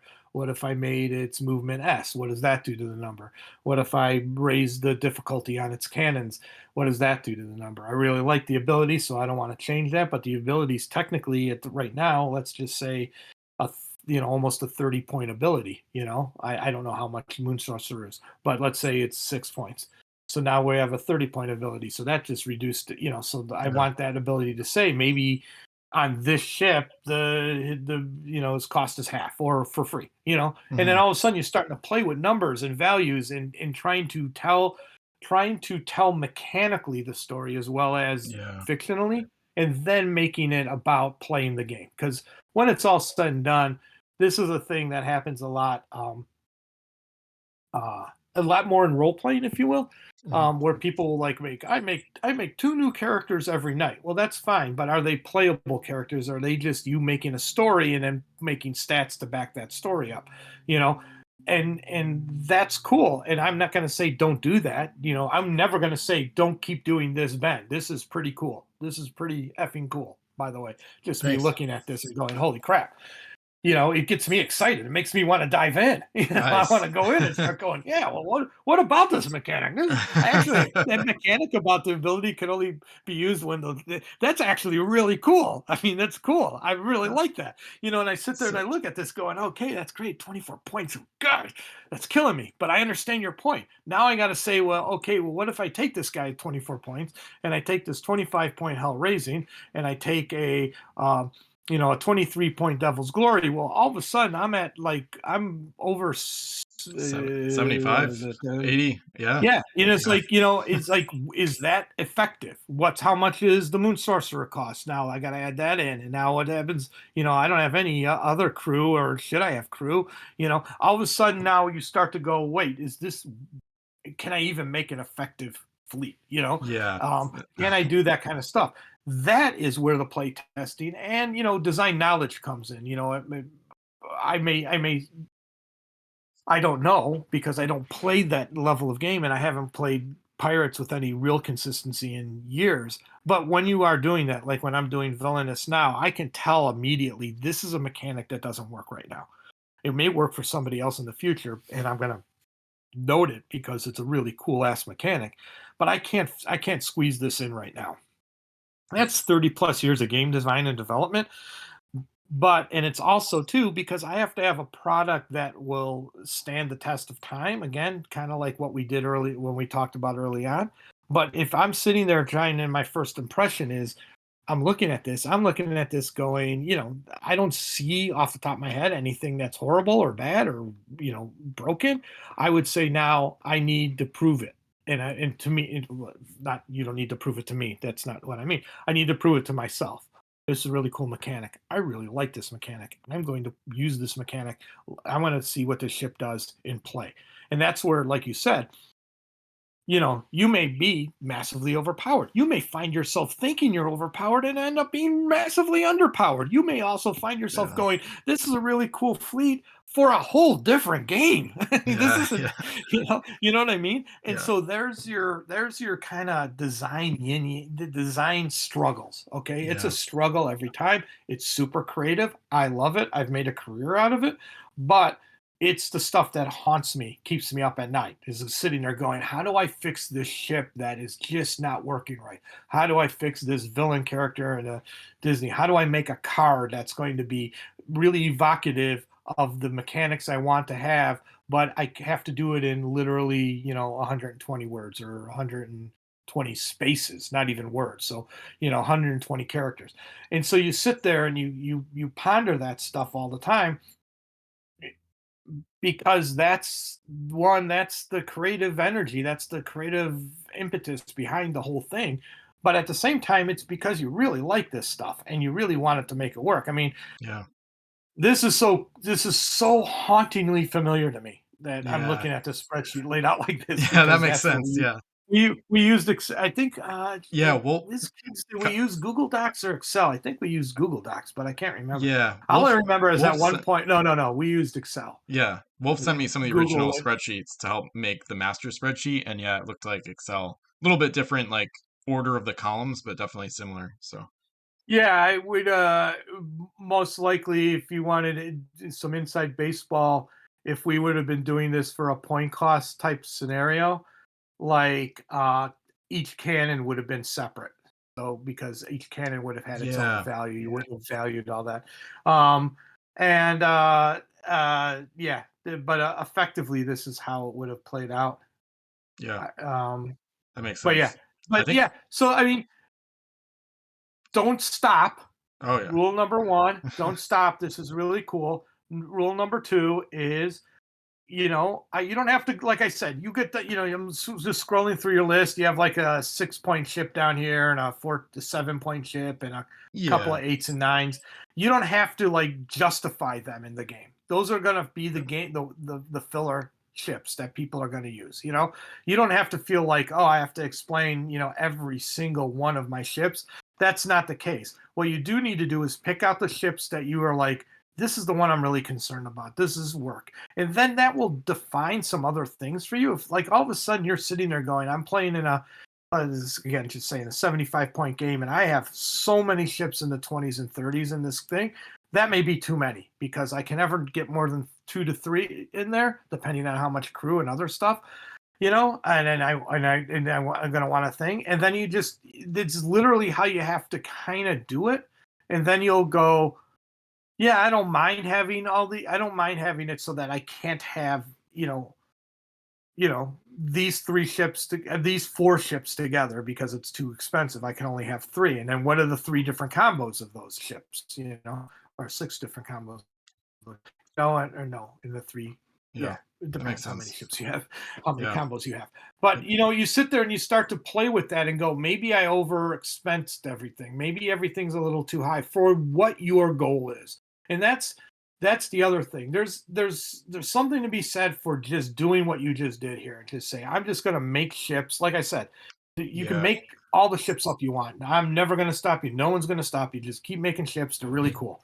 The question then is like, what's their point and purpose? Because we can make a ship that does just about everything in the game, but you also want people, in the long run, I want people to play with them, yep, and so that's probably the piece maybe that you're missing is just looking at these and going, how do I make cool fleets? How do I make cool uh, combos of fleets? Combos of ships to make a cool fleet.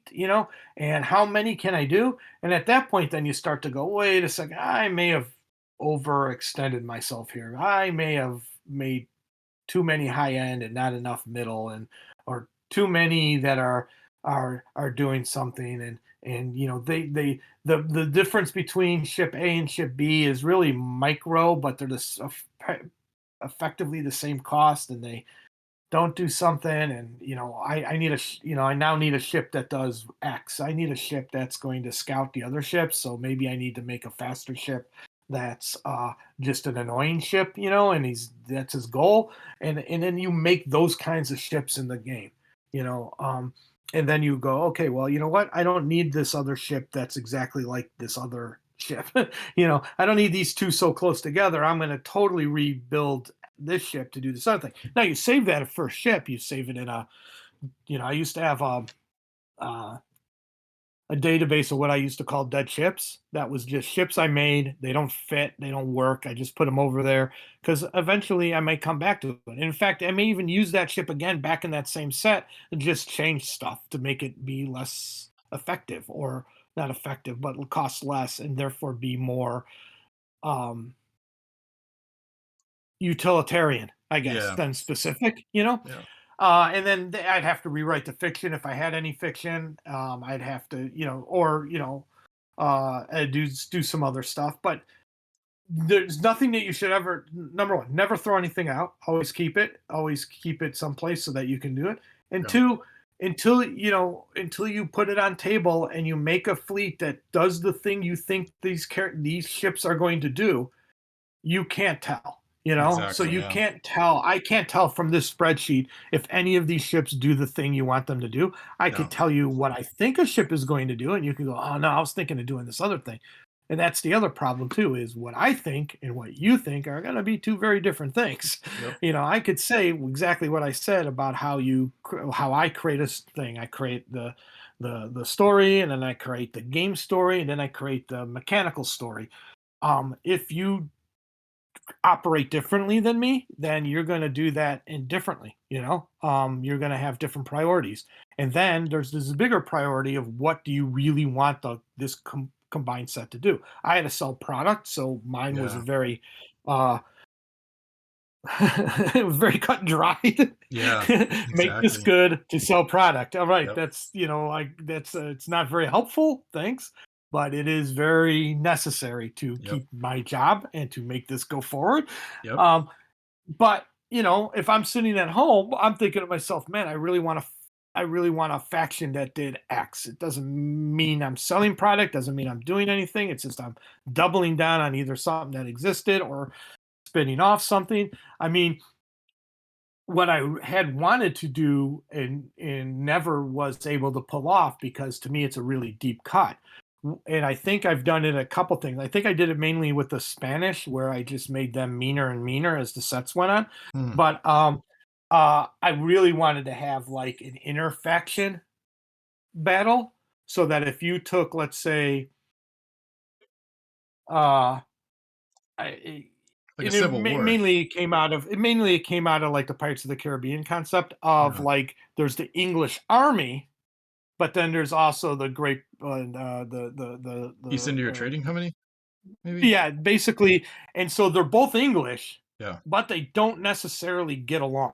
Yeah. And so I really kind of wanted this kind of interplay within a faction of like we did a little bit with pirates. No two pirates really. There are a handful of pirates. They were either lovers or haters, and they didn't like you when somebody would claim that they. But pirates were easier to keep independent. They could all be independent and only working together in a short term, Yep. but I really wanted something in a faction thing, but I couldn't pull it off. It was a deep cut. How would I be able to describe that in the game? It would all be fiction based. I couldn't do it with mechanics per se, Yeah. but maybe I could have. I just never got that far. We never went down that path, and by the time it was over, we weren't even going in that direction anymore. But the you know that to me is where I get my thrills. I'm like, okay, what story is this set telling? All right, what Yep. story is this nationality telling with their ships? What are these ships telling that support part A and part B of what I've already done? And then like, how do I make this mechanically interesting to support A, B, and C? I tend to come from it, from the story part. As I said, it's part of my Yep. DNA. Yep. But there are other people who come directly from it from the mechanics standpoint and say, here's what we need in the game. And they'll come the other way. And one, I love working with those guys because it's an eye opener for me to see the other side of the process. But it's also pretty cool because when you have that, you can now make different stories out of that. And so that I mean, nothing's right. That's the Mike Mulvihill method of doing things. The Ben method may be totally different, and stuff. But we both end up in the exact same place. Is how the hell does this play on the table? Yeah. Yeah. And so that's why it's so important to play it on the table. For you can call it testing. I just call it playing on the table. Like I would just, start making fleets and tell people again, honesty is the best policy. You go, hey, I just made up a bunch of ships. I would like to test them. You interested? I want you to play, you know, a normal set, and we're going to go crazy. We're going to pay 75 points or 80 points or whatever it is, 100 points, and then play it out and just see. And then what's really funny too is that I can't tell you how many games in which I've started in that kind of thing. Okay, we're going to play this game. I'm going to do this. I'm going to do that, and then I basically end it after 3 or 4 turns because one, I've learned everything I think I'm going to learn, Hmm. and two, if after 3 or 4 turns it's not working, me playing 7 or 10 to finish the game is going to drive me personally insane. Half the time I'm already redesigning everything while we're playing, and then I'm like, okay, I see where it went wrong. I see where it went wrong. Oh, I see what I might need to do. Oh, I should do something that does this. That's me. That's not everybody. Everybody will like to play it through to the end. But in a case where you're just trying stuff out, there's again no need to finish everything. You could Yeah. just try it out and say, okay, this isn't working, or this is exactly what I wanted. This is awesome. Now I'm gonna go through my set again to to double down on what I think is really cool. And I keep, meanwhile, keep testing and seeing how it goes. Yeah. Yeah, that I makes mean, sense. so I mean, that was a really long Yeah, that's great though. speechifying by me. Yeah. No, that's really Your cool. podcast people are like, "What is wrong with him? Does he take like is he like, on speed when he's talking?" I'm like, "No, it's Yeah, it's just just me being me." yeah, it's just passion I of a mean, great I here's the great game thing. designer. Here's the thing, Ben. I wish I could do it more. I really do. I love like mentoring uh the game designers and people who want to be creative in the game space in different ways. Because one, um, in a lot in the early days, in the dark ages of games, that's how I would get new people to work for me. Is like I would actually have to mentor them because there was not a job that was a game designer. There were not people who were game designers. If you were a fan, you were three-quarters of the way to being a game designer, And so then it was like when I was on the inside and I started to see how the business is and stuff that companies actually need, then I was like, and what stuff I needed from people, then it became like, okay, I need to kind of explain to you what's going on here and have you understand it.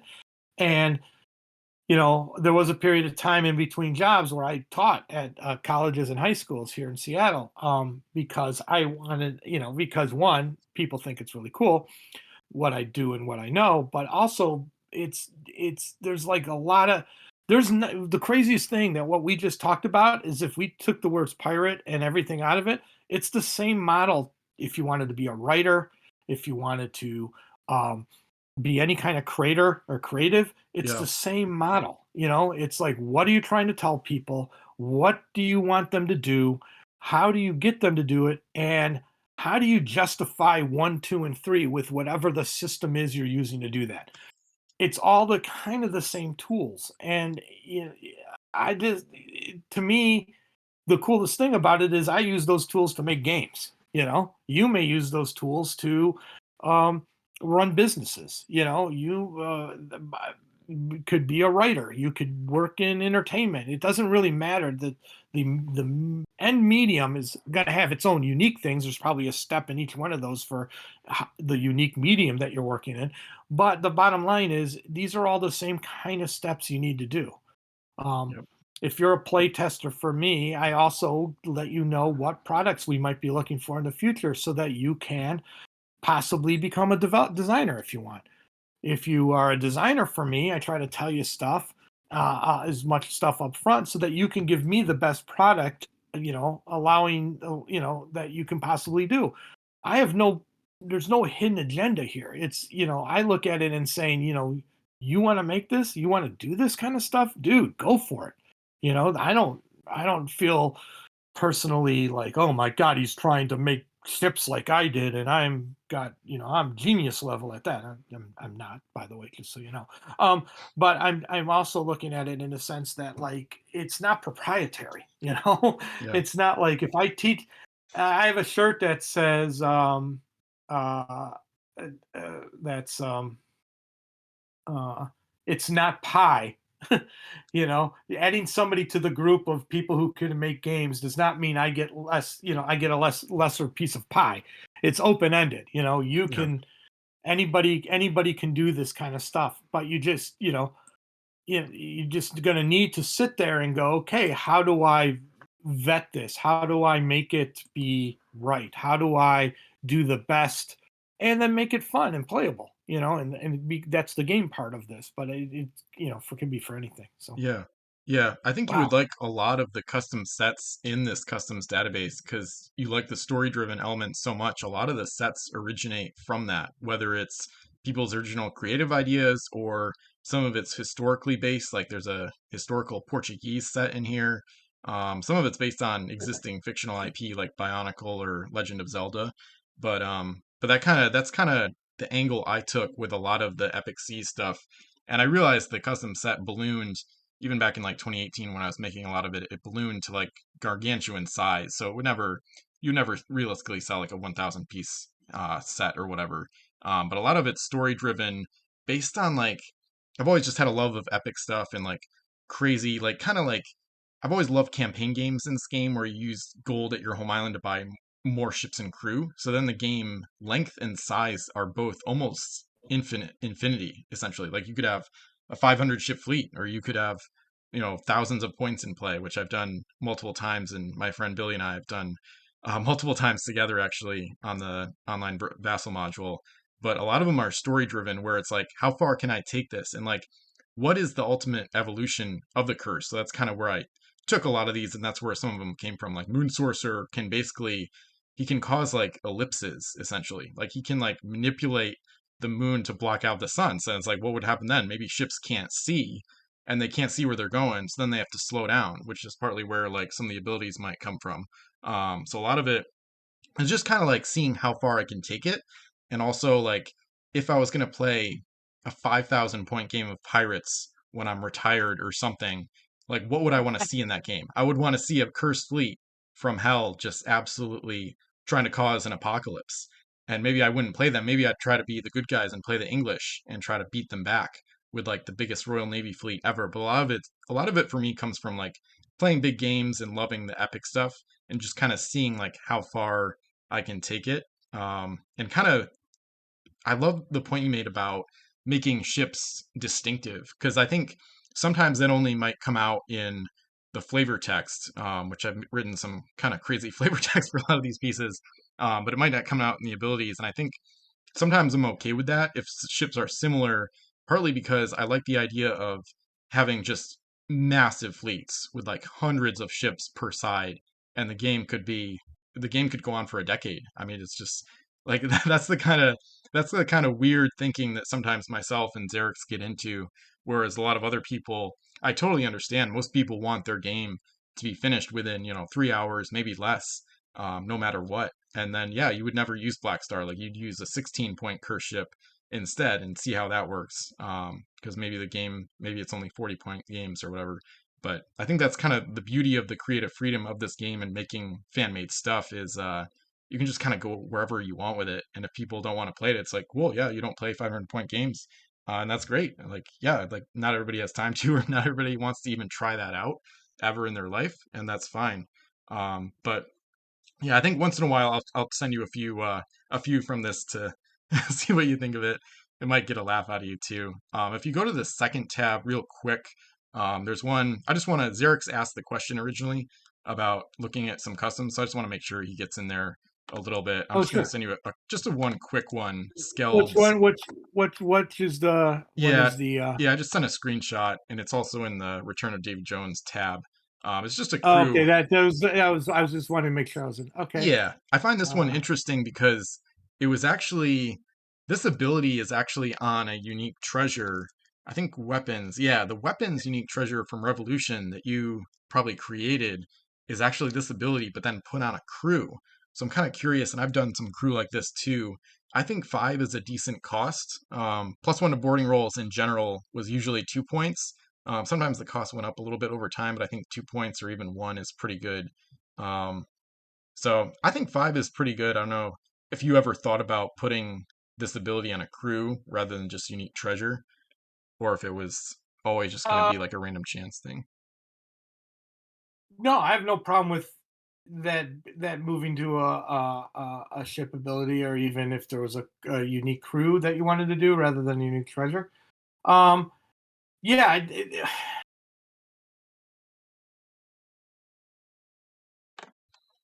yes, no, I have no problem with that. That is actually kind of cool. The point cost 5 for the ability, or what is the Yeah, just what 5 am I? overall. It's just a name crew for 5 points Oh, with it's a that one it ability. is a crew. Okay, Yeah, yeah, yeah. yeah.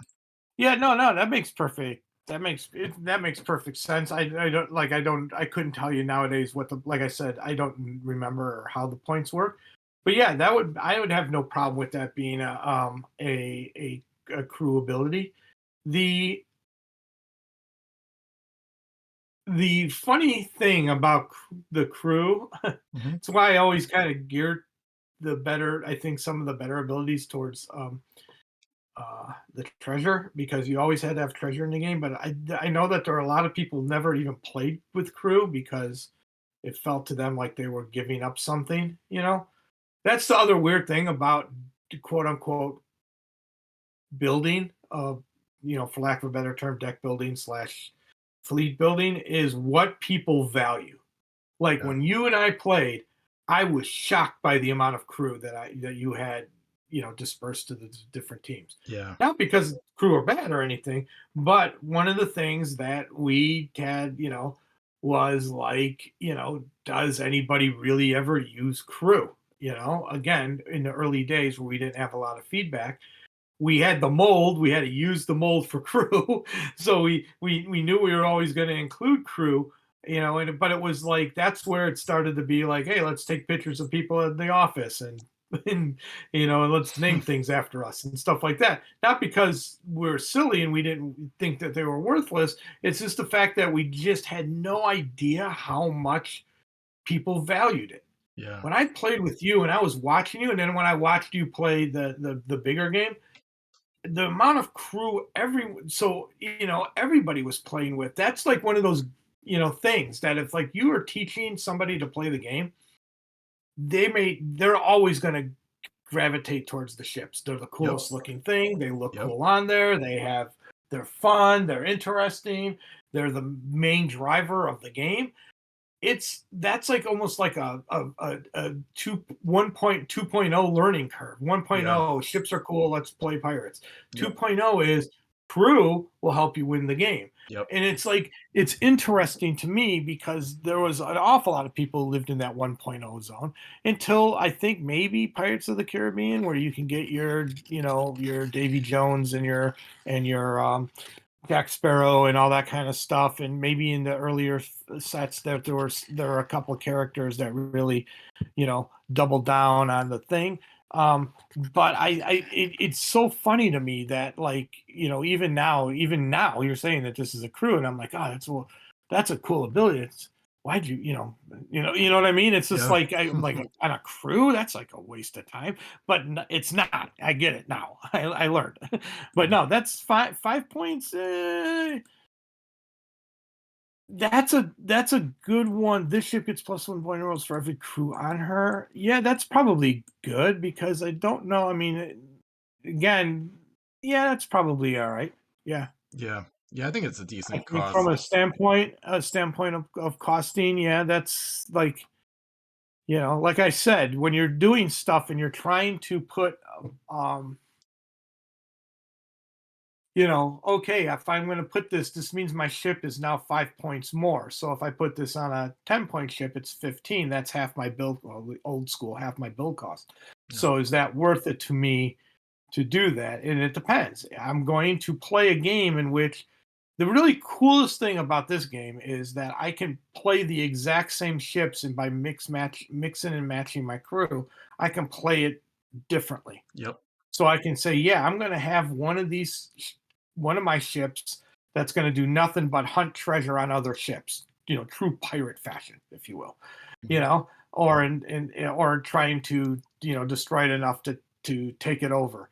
And so, yeah, putting that on a crew makes perfect sense if that's the game I'm going to play. Now, if I don't play that style of game, or in this next game, I'm going to play something where I'm going to get, I really want the captain powers, and then I'm going to play differently. So it's a great option, and I think the cost works. So, Yeah. um, uh, there Awesome. you Thank go. you. Yeah, that was a great discussion. Do you know what printing process was used to apply the artwork to the cards? I have no idea. Yeah, no worries. Awesome. Um, I know what we used to do was, did we do it on 4 sheets of color? I think it was four color printing. Yeah. CMYK. It was 4 color printing, but I can't remember if we needed to provide that or if it was provided at our factory. Interesting. Um, Yeah. yeah, it changed over. I mean, back in the like nowadays we just send them PDFs, so it's Yep. not even or actually we send them InDesign files, I think, or maybe no, it's got to be PDFs. So we send them either PDFs for them to pull the colors from, or the systems now do that. But I think here it may have been a 4 color process in which there were the 4 color sheets, but I don't think so because I don't remember seeing a lot of offset printing, like where one color was offset from the rest. Yeah. Um, Interesting. We were way more concerned with making sure that the art and the mold lined up, or the die cut lined Right. up. Yeah. So I Nice. would tend to, I don't know. I would have sent, if that was the case, we would have sent them, like, we didn't send them film that was done by the time Yeah. we gotten this far. So we didn't send film. Um, we Nice. probably sent them yeah, I think it was, in this case, we probably sent PDFs and then they did that. I don't know what the system was. Yep. It's I know that, like, over time it could scratch off, or if they didn't treat it correctly, we might get some scratch off, but I couldn't tell you what that was. Nice. Do you know if sales numbers were consistent across the sets? I'm kind of curious if they went up after like Caribbean movies came out or anything like I'm that. sorry, I missed the beginning. The what? Yeah, do you know if sales numbers were consistent across the different expansions sets? God, that's a question for your good friend Tiffany. The Pirates of the Caribbean was probably, only because of where it was distributed, a higher. Like, when we got it into the stores, like into the mass market, like on the big red wall, the big Target red wall, as everybody knows, right by the checkout. It was never in the game aisle. Um, Maybe the board game was, and that may have been why we did a board game, was to try to get it into the game aisle at Target. I don't recall that. I would assume that, like, it was Pirates of the Caribbean, then the first slash unlimited set. Um, we wouldn't have done a giant printing of the second set if we that was, but I'm pretty sure it kept going up. It's why we kept doing them. If sales started to go down after multiple sets, I think we would have run into trouble, or sooner or earlier. And we never really ran into trouble. I mean, it ended only because WizKids, as it was, closed. So I don't, the WizKids 1.0, 2.0 versions, maybe 3.0, depending on how you divide it up. No. When that went and became part of NECA and all that stuff, and they stopped making the game, I think they just stopped making it. I don't think it had anything to do with sales. Yeah. But I could be very wrong on that towards the end, as I was, like I said before. I don't really. I was never told you're not doing another set, so Yep. Nice. take that for what it's worth, I Yep. guess. Awesome. What was your involvement like with the Sony Online Entertainment digital version made Oh, by that's Direwolf funny. I know Digital? that I saw that on there. So this is an interesting thing from a mic standpoint. I learned so much about the process from that in collaboration. Um, because I learned, like, the stuff we take for granted in a board game that actually has to be programmed in. And there's a lot of stuff that, like, I think there's some abilities that may have changed. There was some language that changed, and in the long run, I think the game played differently a little bit because they couldn't do the things we just took to be for granted that you do because we're sitting at a table talking to each other. Yep. They have to program that in a logic that a computer understands. And while we will allow for a whatever moment, you can't have a whatever moment in computers. So a friend of mine now, and has been for quite some time, a we had brought in as a consultant to work on some projects with us. His name is Chuck Nollenbach. Chuck Kallenbach. Chuck worked at, then ended up at Sony Online Entertainment, and he was the one that broached the subject of trying to get us to do that. Hmm. This is also a time when WizKids was, I don't, may have been when we started working with Tops, and they wanted us to do all kinds of stuff. I don't, the timing there is really, my brain can't tell you what the timing is. I just don't recall it. But working with Chuck and that team was really, really cool. I learned that the language of programming and the power of the programming engineer, and their skill sets, and how mine were radically different. I had to learn to speak their language. They had to learn to listen to me. So yes, I did work with them. We got it to where it was. I don't necessarily know it was like the single greatest video game in history of time. I don't even remember if it was a my understanding of it early on was that it was not as good as a one-to-one as maybe a simulator that we would, that would come out if we were doing it now, for instance. But yeah, that was pretty cool. That was a pretty cool time. It was a massive, massive learning curve for me. I mean, it allowed me to move from WizKids into app-based games and things like that because of the knowledge I learned from a design standpoint about what an engineer, what the programmer can and can't tell a computer to do at any given point. What they can program. And again, nowadays we have AI, but back then we didn't. And so it had to explain exactly what the mechanics were. Um, and then if a mechanic didn't work, I would have to literally sit down and try to basically do this, do that, do this other thing kind of thing. And if the mechanic didn't work, we were not going to change the main game for this game. So like I think if I'm not mistaken, like there's a lot of ships not in the game, you Okay. know, Yeah. because you just could not get the mechanic to do what the ship was, and I was not going to do a whole set of. They were like, "Oh, we'll do a whole set of new mechanics," and I'm like, "Don't do that. That's kind of not our game then." Yeah. And Hmm. the way then you run into like, hey, we did X number of design work on it, so now it's our game, that kind of thing. And so we didn't want to get into any of that kind of weird shit, so we didn't. um this is all yeah, and it was in our second office. I remember because that's where Chuck came down, and then he would fly down and show me builds and all that kind of stuff from Denver.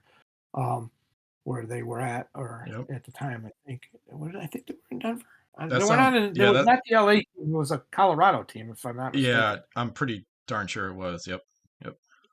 And so yeah, that was it was cool. I worked on it. I couldn't even tell you much about it. I don't even know how long it lasted, to be honest with you. Um, Yeah. I think it. again, it was like, how do we, every game company wants to extend its property into every kind of thing, and that was one of them. So Yep. uh, Nice. it was cool. It was cool for me. I made a cool friend, and I learned a lot. Yeah. Oh man, so much. Nice. Did you ever play past like the play testing or beta version, like with anyone in the broader Pirates community? We not, not so much with the public internally. We obviously did. Probably with the same people who did, all our intern stuff. So it would have been Kelly and me. I played with and against the guys from the Sony Online team. I don't necessarily know that after the game came out, I did a lot of playing with stuff with other people. I mean, the weird thing is Sony Online Entertainment. What I think they were also having various issues. I can't even remember how long SOE lasted before it was, scooped up into something else. And then, again, they're in the business. It's a crazy thing. As much as we're all fans and we all love stuff, if they're not making money, then they're not caring. You know what I Yeah. mean? So, and they were now, treasury to the main line and the other stuff we were doing in the main line. So I can't even tell you how long that was a product for. Yeah. Um, Yeah, I think it went out in like January 2011, I think, but it was from hearing I remember interviewing or being on the podcast with some players that played a lot, and I think there weren't many players past like 2008. But I don't they didn't take it offline until early 2011, I believe. So, yep. All right, I got a couple follow-ups from my friend Billy down in Los Angeles yeah. that you met, and he's wondering if you, and I'm thinking probably James Ernest especially, if you guys realize that the victory conditions and rules decisions from the first set would lead to the meta of using ships that are as fast as possible while also being as cheap as possible to fit into the 30 or 40 point framework. Uh, yeah. It's the Yes. So the answer to your question is yes. Obviously, we removed an entire faction because they were breaking the overall meta. Yeah. The the You gotta understand too that when the first sets came out and the game, the fixation on the game was, as I've said before, it was like, a playable game out of a pack for 375 or whatever it was, 475. And the whole point of that, the follow-up point of that was sit down and play it in like, 20 minutes over lunch if you're two kids in school. Um, that mindset was over me very early in the game, which is reason why it was 30 points. It was 2 to 3 ships maybe plus crew. It was the reason why we um we stayed in that frame for so long was because that was the mandate overall was single pack play game, fast, fun, lunchtime game. Wasn't until by the time I don't know, maybe set 2 or 3, about whenever we started to like get the feedback, we started to see that the the design was geared towards that, and maybe that's not where the game needs to grow to. Mhm. In the big picture, if we really wanted, we could have changed the rules around. The thing that was interesting to us was that's not, again, this is what Billy's asking is the meta on that was not an early meta, which is very strange. It's a meta that came out of power gaming, obviously. But when somebody's like, wait a second, if this is the victory condition, I'm only going to do this, and it's like, oh, yeah, I guess you can.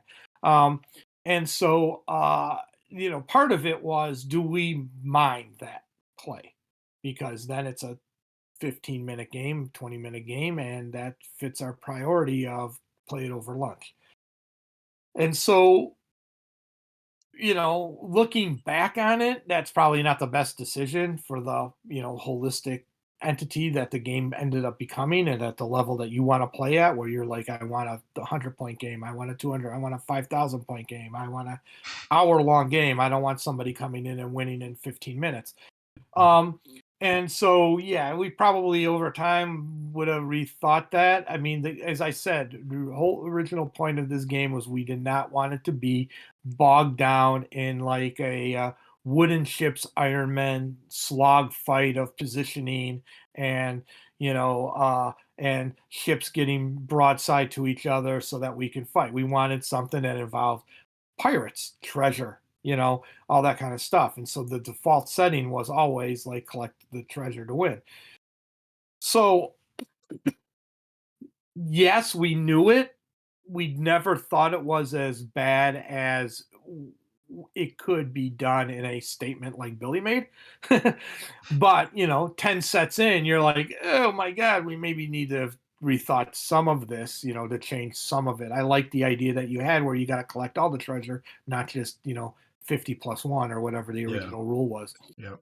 Um, so that was that, that change that, that should have probably been enacted in the games in the later stage. It never was, but it probably something like that could and should have been added in. It's also, we found out a little bit later for the guys who did min max that they never used treasure, like special treasure, unique treasure, because it had no value, no dollar value, or no victory condition value in their minds. They gave them powers, it gave them other stuff, but if they were going to win, they wanted to collect only coins and only at the highest value that they could. So yes, there are people out there who min max that, just like any other min maxing. There's people out there who power game that, but it never rose to the point of contention. The biggest thing, just in case it comes up, the biggest point of contention were the people who were taking like super hardcore advantage of the fact that we have that kind of like, hey, no island can be near each other. We never said how far away they can be from each other. So you would have people setting up like, we would get constant letters of like my brother or my friend sets it up like 5 feet away, and it takes, you know, half hour to, for me to get to the game. And by that time he collected all the treasure. We Hmm. had that was an actual bigger issue than people only getting fast ships with large cargo spaces and winning the game. Interesting. And That and got the fixed bottom pretty line early was on. we said, the bottom line in that case is don't play with that guy. He's a jerk. You know, he'd say, no, no, no, bring it closer. Let's play it normal, but that's another thing that you have to sometimes tell people like, hey, the person you're playing with is kind of a jerk if they're doing, if they're taking a basic fun, let's play this on the dining room table mechanic and setting up an island, basketball court away. Yeah, maybe you tell them, I don't want to play with you anymore. You're not, you know, but no one ever sometimes don't say that. That's actually become another phenomena of the more modern thing of people just going, I don't want to play games with you anymore. I don't Yeah. like the way you play games. Yeah. But, That's fair. again, saying stuff up front gets that out of the way right away. Back in the day, we would get letters about people, photos. I remember we got Polaroids, old school, like the Polaroids from people of What? you know, their setup. And some guys got one island's like literally and they're all sitting at one end of the dining room table, and there's a island all the way at the other end. And they're like, "Is this fair?" I'm Oh like, my first off, god. how long ago was this game that you're sending a photo in? And Yeah. secondly, to tell them no. You can tell them no. It's you're playing a game. If it Yeah. doesn't work, so Huh. Yeah, that must have been fixed pretty early on because the rules call for either like 2L to 4L distance between islands, or it got changed later to 3L to 6L. So yeah, that must have been some kind of early Well, playtesting yeah, that was nightmare. the one. Yeah, but as for the yeah, sure, in the metagame, yes, if you get a lot of quick boats and you set yourself up correctly, you could win without encountering anybody. And that again, that's a thing that you go, okay, we did that one time. This is the other cool thing about pirates is people will do that. They'll like play it that way one time, and they'll go, okay, I did it that one time. Yeah, all right, that's boring. Let's play a cool game of Yeah. pirates. Yep. And Yeah. so Yeah. yes, in the big picture, meta should have probably evolved over time, and it did a little bit, but probably not enough to fix that wholly. Yeah. That's a great point. Another pro in terms of collectability is with over 1,000 ships to play with and like hundreds of crew, you don't have to get stuck playing the same fleet or strategy. You can change it up every game for your entire life and never do the same thing twice. So that's a really cool part about it. I think that answers the next question about like realizing how important a ship's speed would be. Seems pretty clear that was the case. So we'll move to the next one. This one we did touch on a tiny bit earlier. Do you know what went into the process of balancing out 10-masted ships like the Zeus?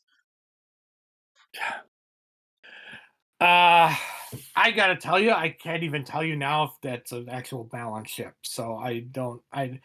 That was Yeah, that one. I don't know. I'm just gonna tell you frankly, I don't know how balanced it is. It was one of those, like I said early on, it was one of those that we knew stretched the boundaries of our matrix.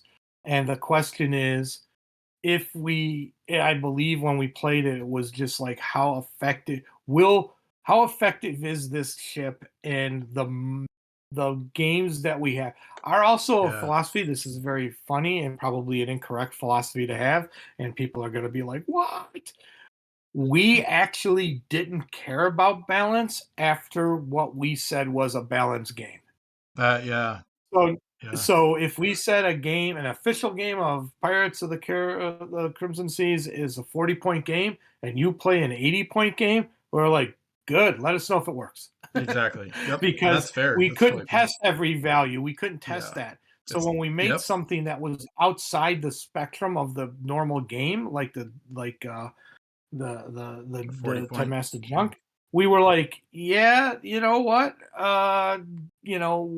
We are confident that our game plays well. And we're exactly. confident that if you play an 80-point game, you might find stuff that doesn't really work very well. But we're also confident that it'll be a riot to play. And it's really cool to see this giant ship on the board.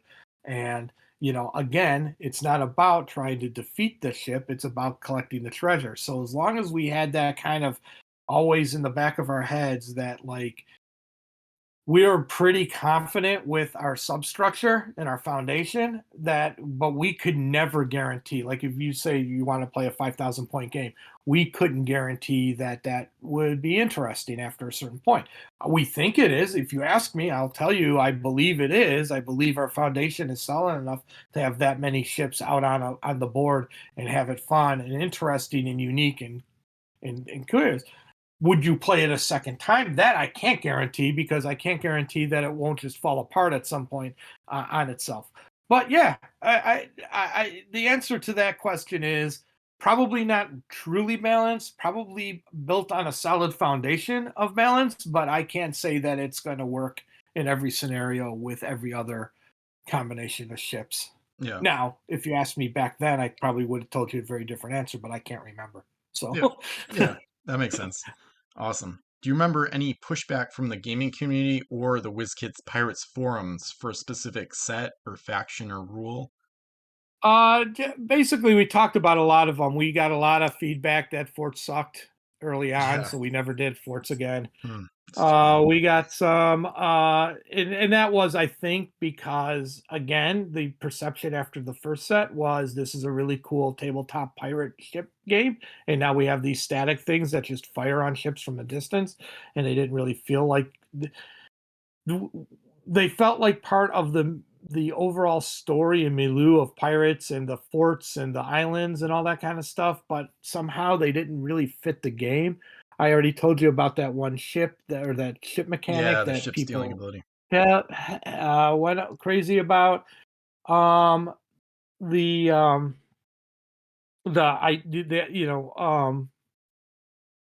we didn't really get a lot of pushback. I mean, always with fans. Now you look back and you can see the interweaving and the long term story and the stuff that we did and how we did it. But back then, like everything that would come out, and it would be a new set of ships types and a new set and a new faction type, a new flag, if you will. There would always be a little bit of pushback on that of how you do the Norse and then we don't do the Norse again, in the next set, and that becomes somebody's favorite faction and wants to know why we're not supporting it. That kind of stuff. That's normal. We didn't really again there was not the collectible marketplace that there is now, the speculator market, so we didn't have to deal with a lot of pushback on that front. um we got it in stores, so everybody always had it, so there was not like a lot of that customer service, my store stopped carrying it, or why doesn't my store have it. It was not a mass market product in that regard. I think we may have gotten some confusion slash pushback on like the box sets Hmm. because they in a lot of cases they were ships that we always included a blister pack in there, so people wanted to know if the blister pack and the unique ship, or is it blah blah blah, is it a regular booster pack, just regular consumer questions, but no real like hardcore pushback on anything. I think I've said most of them in our discussion. The setting up a million miles away, that was a big one for some reason, which I can't quite figure out. But Yeah. like I said, not a lot of hardcore pushback. Yeah. Awesome. Do you happen to know if Captain Teague from the Pirates of the Caribbean movies, played by Keith Richards of the Rolling Stones, was replaced by this other crew called Damsel in Distress due to like likeness or IP issues? I happened to find Ah, this in the spreadsheets that Wolf sent me, the official WizKids spreadsheets, and I found some like unreleased stuff. And one of them was Captain Teague, who was really interesting. But then I saw that it essentially morphed into this other crew that reused the character of Rigetti, just in a different picture with that weird outfit on. So I know wow, it's really dude, specific. I can't tell, and I don't have my set here. I would look through my set, but my Yeah. set's at work. Um, I took it into work because I wanted to show people early Disney licensing. Nice, nice. Uh, Yeah, I included a picture in the Shap, but it's not Yeah, really. That's I only see the it there. yeah. I can't I don't know. Yeah, that's all good. Um, I know it's super random, I random don't question. recall. My I was almost curious if it It had would probably anything. would not have been a likeness issue. If Okay. anything, it was probably uh this may have been the period of time where like there were all kinds of rumors that he did some stuff and they didn't want it associated. I don't know. Disney's a strange Yeah. Hmm. what when Disney doesn't want something, they really don't want something. Yeah. So, and there's a lot of stories I can tell that are about that, but I won't. But yeah, so to answer your bigger question, I don't have an answer to that. If it's not in the set, in the final set, it never got made. Yeah. And No worries. I Yep. may we may have done a T one, but Yeah. I was so almost curious if it was like just a thought that had something to do with like his star power because he was like a rock and roll icon before, you know, Johnny Depp was even no, that wouldn't have famous. been it. It would have Okay. been whether or not Disney found more likely it would have been if Disney found something that they didn't like in some other way. Yeah. If you're in the movie, you're in the movie, you know, and we could use it. Maybe there was some maybe he had a special licensing agreement, or maybe there's a lot of times like the Robin Williams thing where like in they said that you can't advertise Robin Williams is in this movie, and they did anyway. And then Disney had all kinds of problems. But for years afterwards, you couldn't say it until they made up for the second movie, um, or third movie, I think it was. In our case, you know, so it could be that Disney had an agreement that they weren't going to promote that he was in it, and therefore this was considered promotion. There's a million zillion reasons, and every one of those, anytime you're working IP, you are in somebody else's play. It's like going to somebody else's house as a little kid. They have all new rules every time. Yeah. And you just have to go, okay, I don't know what the new rules are. Can you tell me some of the new rules? So, Yep. Nice. um, Do you know but how? I don't know. I Yeah. can't answer that question because I actually don't remember. Yeah, it's all good. Do you know how far I would have, Jordan? I personally, if you're asking me, I would have done a Teague card, Yeah. but Yeah, he you was know, in it. You probably the put him fact there, that Teague and is then not there tells me there was probably some pushback. yeah, exactly. Yep, that makes sense. Do you know how far Jordan Wiseman got in trying to get a license to use the Pirates of the Caribbean intellectual property for the first set instead of doing Spanish Main? Because I know Uh, he was gunning for it from like 2003 or four, but it didn't work out I until don't know later. how far he got. I mean, Yeah. here's the thing: there are people out there. There are people. There are property owners, IP owners out there who will pick up the phone and say yes to the first thing that calls. There are other ones that will say yes to everyone. They just say yes. They never say no. Major League Baseball, I did a baseball game. They will say yes to anything you want to do. You used to back in the day. You want to do a set of I'm looking at my desk to see if there's something you want to do, like computer mice, but the top of it is the different teams of baseball. Yes, you got that license. You know, no one's going to buy that. I mean, what the hell, you know? But they would say yes. The NFL, on the other hand, would say no to everybody. They just were like, it was a blanket no, and then you had to prove to them why you were in this niche market that would sell for them. Disney was this thing, and the funniest thing about Disney is it's easier to get a contract to something when it's not popular, obviously, than it is when it's popular. Disney is a great poker in the fire company. You know, they are like, man, this Frozen is hot. All you're going to see is Frozen. Cars is hot. All you're going to see is Cars. Now you don't see as much Cars, and so if we wanted the Cars license to do, let's say, a racing car game using styrene, like I did for NASCAR, it Mhm. would probably be, oh yeah, no problem. Not oh no problem. You'd have to prove to them that you're a viable interest. So when Jordan went after Pirates of the Caribbean, it was hot. And now we're a small game company, small by standards. We're doing Marvel and DC. Marvel was not owned by Disney at the time.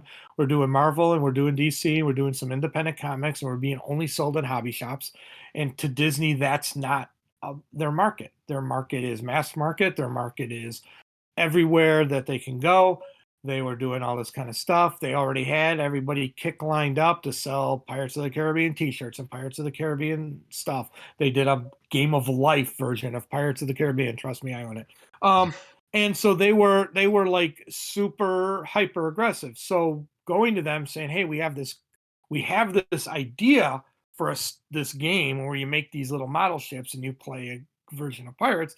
They're going to be like, "That's cute, thanks, but it's not going to really go far." Now, Jordan had a really good relationship with a lot of people at Disney, so it may have gone farther than what I'm making it sound like. But not until the game came out was did we have something to show them. And when you have Yeah. something to show a licensor, that's way huge than if you are just going in with this concept document or a white styrene and showing them how you would fit it together. We were never in a position to do pre-production prototypes, so we never had the ability to go in and make um, a fake fleet and do all that stuff. Not when he would have been showing it before the game came out. After the game comes out, now we have a game. We can go back to them. And by that time, they were on movie two, and then all of a sudden they're like a franchise and they're huge. And now we have another set of things we have to climb to get into there. So bottom line is, no, I don't know how far he got, but I can say it wasn't very far because we didn't do it for whatever 6 sets before Yeah. and Jordan. The cool thing about Jordan is he'd knock on the door every day and say, "We just did another set. We just added Yeah, that Vikings. makes We just sense. did this Yeah. other set." Until they basically said, "Oh yeah, we don't have anything in this market, whatever," and sure. And so yeah, that was uh, I mean, it was the coolest, one of the greatest days of my life when we got that license and I got to work on a Disney property. But yeah, up until then, we had been trying for all kinds of Disney properties. Nice. So it was cool. But yeah, I don't know that it would ever launched with Pirates of the Caribbean. Yep. I think Nice. that's a bridge to licensing far. I think. Yeah, just from scratch. Yeah, that makes sense. Do you still maintain a collection? Me? Yep. Oh yeah, of what? Like I have all the cards, if that's what you're Awesome. asking, and as you well know, random other cards that Yeah. keep finding around my house. Nice. Um, and it is pirates. Yeah, I will buy anything that's pirate themed. I'm a huge pirate fan. Over before I started working on that game, and that just was like, hey, I get to research and do pirate stuff. This is awesome. So Yeah. I got to do that. But yeah, I have all the cards. I have them in sleeves and in binders, and then like I said, I just took my Pirates of the Caribbean binder to work to show somebody about licensing that back in the day. Yeah. Nice. Do you have any prototypes or like special Pirates items, like unreleased stuff? Um, I probably do. I know. I thought I had it here, up here in my office. I have a white prototype ship that was like a styrene template ship. I Nice. used to have a set of all of them. Wow. I think even before I moved, I think that before I left WizKids, I think a lot of them started to break because they were on whatever the company that would print them out would have as extra. They're not going to print you a sheet of, a giant sheet of plain ones. So we would get them in like as test. I think I talked about this last time as kind of test pieces. If I find them, dude, I'll send you photos Yeah. because I thought I had one or two up here. I think it was just a two-masted junk for a long time. I had it around. I used to Nice. keep it on my desk, but I don't see it anywhere. I'm looking real quick. Sorry if I'm sounding distracted, but I'm looking and I don't see it. It might be down in my basement. I have a desk down there that I use sometimes, and I had a bunch of stuff. But then I have the complete set of the little busts that I gave you some for from Pirates that we did as I think prizes at the first Gen Con tournament that we did. I have a couple of the boxes and some of the limited edition stuff. Um, but yeah, I think that's I still have some packs that are not opened. I don't know if that counts as anything to anybody. But yeah, Nice. yeah, it's legacy stuff, dude. I love that. And then what's really funny is that like I had some sitting on my desk at work because, like I said, I always bring a pack in and then show somebody who wants to see how to play games differently that game. And so I have always have a handful of ships on my desk, and some guy that came in and was like massively younger, probably younger than both of us, comes in. He's like, "Oh my god, are those that is that pirate game?" And I'm like, "Yeah." He's like, "Oh, it's the greatest game. I found some packs somebody had given me. It's great." I'm like, "Oh yeah, I designed it." I'm like, Nice. I don't know. Do I say that to people now? Is that weird? Yeah, but yeah, that was it's it. I just am astounded. I guess I should not have been. I've seen various games come and go over times, but the fact that there's this vibrant collection of people playing the game now is awesome. Yeah. Nice. Do you okay, next one's kind of random fun question. If you haven't Oh, already seen the record, what do you think is the highest dollar amount that any ship from the game has publicly sold for? And which ship, if you know? wow. I have not, so I don't know. Nice. And I'm gonna say because people are weird, I'm gonna go for like, I don't know, like $250. Okay, so there's one ship called the Obago Deuce that supposedly there's only between like 30 and 70 copies that exist, based on various estimates and whatnot. And one sold at one point for $1,825 and like 1 cent. Jesus Christ. Yeah. What is the Abago Deuce from? So it's from Fire and Steel, and Ah, okay. it's a weird it's a weird one where it was like it didn't get a proper release. It was never going to be in packs anyway, I don't think, but um it's a really bizarre one. It's in Yeah, I the never master would have spreadsheet, guessed but that. I never would have guessed over 1,000 or almost $2,000. That's so foreign to me. It's not even. yeah. So it was I remember I think I want to say it was 2019 there was one that sold for $500, and then at one point I've got a picture of one selling for $1,225 in December 2020.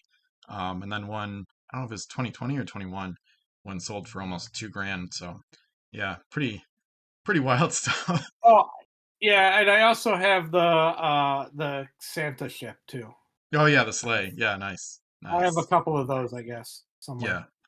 Yeah, I nice. know we have one with our Christmas stuff. I think my wife has one in our curio cabinet. But yeah, I have that. Yeah, nice. No, Do I you don't have those. I wish I knew where they were. Okay, okay, yeah. So you don't know Those what are the happened to big the Gen giant Con he's showing me ships. the picture of the big giant ships that we had at, Gen Con one Yeah, the year, and stuff that you I don't know yeah. where they went. Yeah, I Tiffany do thinks they were remember given away, but people Tiff says that she just thinks at the end of the show we just gave them to fans, yeah. and that could very well be because I don't recall them, so Hmm. I mean, I don't remember seeing them back in the office. Usually after a convention, we'd have all the stuff sitting in the office, Yeah. and I don't recall seeing them, so I don't know where they went. Yeah, no worries. Yeah, it was fun talking to Ethan about how he made them and stuff, but he wasn't sure either. So, next one. Do you know if WizKids has an archive of their old forums from 2004 to 2008? Um, I don't know if they would keep something like that if you heard I about that at all. had one, I have no idea. Two, Yep. the words archive and WizKids are probably like oil and water. They don't really mix. I think Tiffany was saying about like and some other stuff that when the various versions of WizKids happened, we call them 1.0, 2.0. 1.0 was fully owned by Jordan. And then when Tops came in 2.0 and they closed down divisions of the company, our publication wing and a couple of other divisions, a lot of even at that point, a lot of those records were not they were not interested in them. So like I know my wife was the novel editor and head of publishing, and so there's a lot of stuff that just didn't exist anymore after a certain time. Then when we moved then when Tops bought us, then when we moved and we changed management teams, like a version 2.5 because we're still tops and everything. We moved. There was a whole kind of, I don't want to say purge of old stuff, but there was just a lot of stuff that was lost. A lot of I would just say it wasn't. A lot of it just went to a warehouse someplace or a storage site someplace, and then I don't know where that ended up going. But I got to tell you, from an online perspective, I don't think. I mean, maybe no. I'm going to say they probably have no records Yeah, of that, yeah, but I don't know that. I mean, I'm speaking from Mike Mulvihill, who hasn't worked for them. I don't know when they went east to the East Coast and started kind of a 3.0 version of WizKids. I don't know what they maintained, especially electronically or with a um or from an online standpoint. I don't know even how we gave them our final files, and stuff like that. I know that the handful of people who stayed there till the very end, they were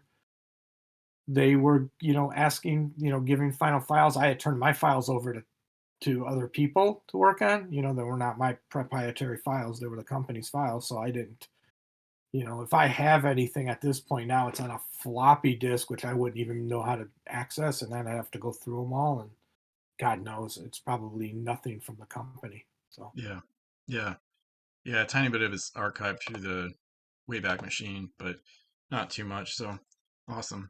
Other than this year, when was the last time you played? It's probably work, I guess. let's see. So not only did I play with you like a full, complete, real game, I played a small game last summer, not this summer, summer before at a family reunion. They pulled out some packs that they had found, my in-laws and some other people, and so I played then. And taught. See, that's the problem. The other problem with it being me is that then people want me to teach them the game, Yeah, and so it's more of a teaching game than a playing game.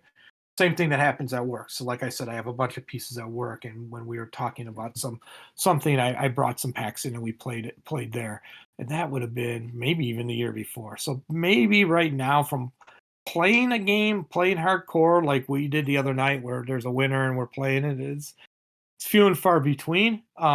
Me playing pirates in a non-competitive, like winner take all, not a true full game with all the bells and whistles. I would say maybe twice a year I do that.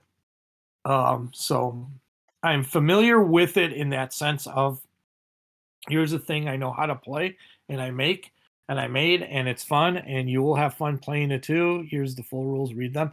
Um, is a lot, is more often than anything else. I yeah. mean, I still have to explain to people how it's a playable game out of a pack because nowadays people just don't believe me. But I'm like, hey, Interesting. Yeah. let let me show you a pack. Here, Yep. let's play. Yep. What are your favorite memories of Pirates CSG? Got so many. The working. I remember literally spending time at work, still, trying to stop frames on the Pirates of the Caribbean movie because back then there was no like screenshot archive of anything. Just to get like a semi unblurry picture of a character in the background that we were going to use, one of the Davy Jones crew or the crew in the the various pirates from the other factions and all that kind of stuff. It Yeah. just that was always cool. I'll remember like that first Gen Con where we was debuted, and when you watch somebody going, well, how do you measure? And I'm like, well, it's right here on the card, and then they're just eyes going, whoa, like literally like we invented like air. I mean, it was like crazy just the response that had. I remember, I think it was a few years in, like going and watching like the one of the first tournaments we did, and watching people just like play it seriously.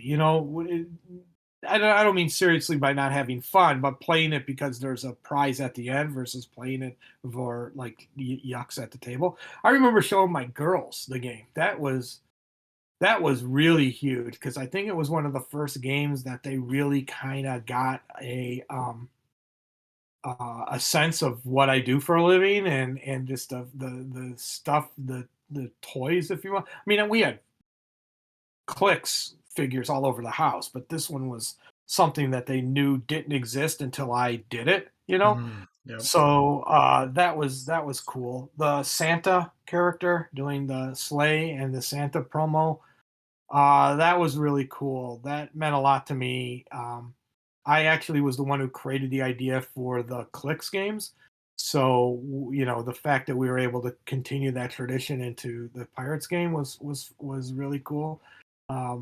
It's like I said, I still think we keep one up almost all year now because it's just my wife just loves it so much. Uh,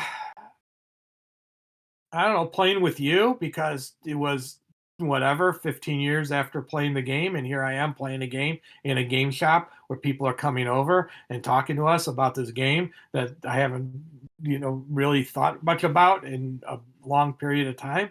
Yeah, was actually is now more etched in my memory than a lot of the stuff that happened back in the day. So that was cool. So thank you for that. That's a really awesome memory. Thank Um, you. but yeah, I think that covers my memories. I mean, there's Yeah. Awesome. Yeah, that first Gen Con reminds me of I think Mike Selinker said a very similar thing about kind of debuting it to the public on a bigger scale for the first time, and people's minds were just blown. So it's pretty amazing. yeah, it was awesome. Yeah. Is there anything you would have changed in hindsight other than like the rules we talked about on the last session or some of the I mechanics? think in the big picture, I kind of wish that we would have looked at it early on as this kind of long play game.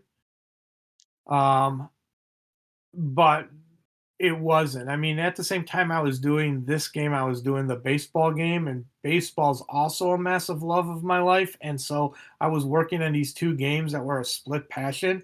And there's some part of me deep down that feels like maybe I didn't give Pirates the love I did. Obviously I did. The game lasted a long time and it had a good thing, but I there's a little bit of me that says, man, if you would have devoted if you were only working on Pirates, think of what we could have done, kind of thing. But that's not a regret. I think the biggest issue, really, and you bring it up in this meeting here, I don't think I would have ever thought of it, or in this discussions. I don't think I would have ever thought about it back in the day. And that was the concept that, like, what else is this game have in it? The concept of a legacy game didn't exist at that time. Um, but like, could we have turned it into a scenario based long play game?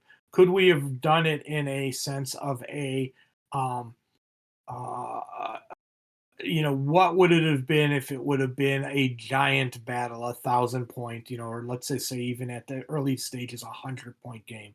What does this mean? Again, it was constantly flying into the conflict of the mandate from above me, of what the game is and what it should be. And so taking that time early on to take that few steps back and say, but what if we can do these other things? The question is, would it have been worth it? Were the players involved like they are now with that level? How many people would we brought in and kept in if we would have had this bigger, wider open, for lack of a better term, more strategic gameplay path for them? I don't know, but to me, that's again, this is the storyteller in me hears you talking about that, and man, like I'm like, oh my god! First off, it's not the real world; it's kind of a real world adjacent. So we can have giant big oceans. We could have a preformed map that you play on, and this is the battle of Skull Island, or something like that. We could have done those kinds of scenario based gameplay without really stretching any of us. It's what I did for a living for before I started doing that. It's what Jordan did for a living before he started doing that. So the sell to him, from me to him, may not have been hard. The sale may have been like, where are we going with this? What's the long term plan? And like I said, Jordan had a very logical plan in his mind of what all the next steps were.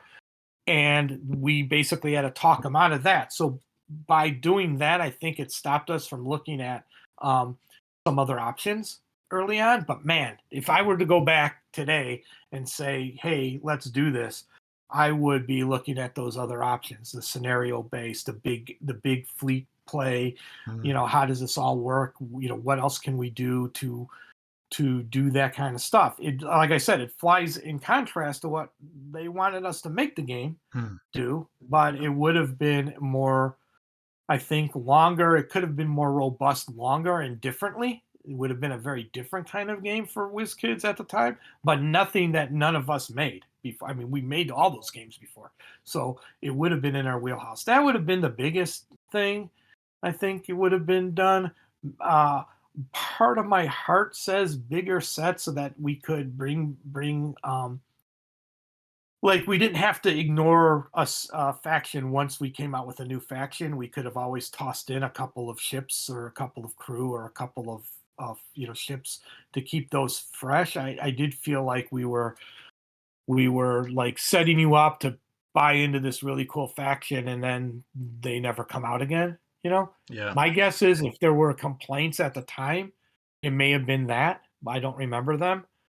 Maybe it's just in my head. I think that there were complaints about that, like, hey, we did these really cool Norse with the cool Viking ships and the cool thing, and then we don't do them again. And people would go, I want more of those because that was cool. It was hard to justify because that's like now 5 and now 6 factions in every set, so everybody got less. But Yeah. I think if we could have figured out a way to do that, that would have been cool. Yeah. I think, Nice. and regrets are small and inconsequential Yep. because the game is still going on and super successful and really Exactly. cool. That's more of it's less of a regrets and more of, man, I wish we would have thought of this.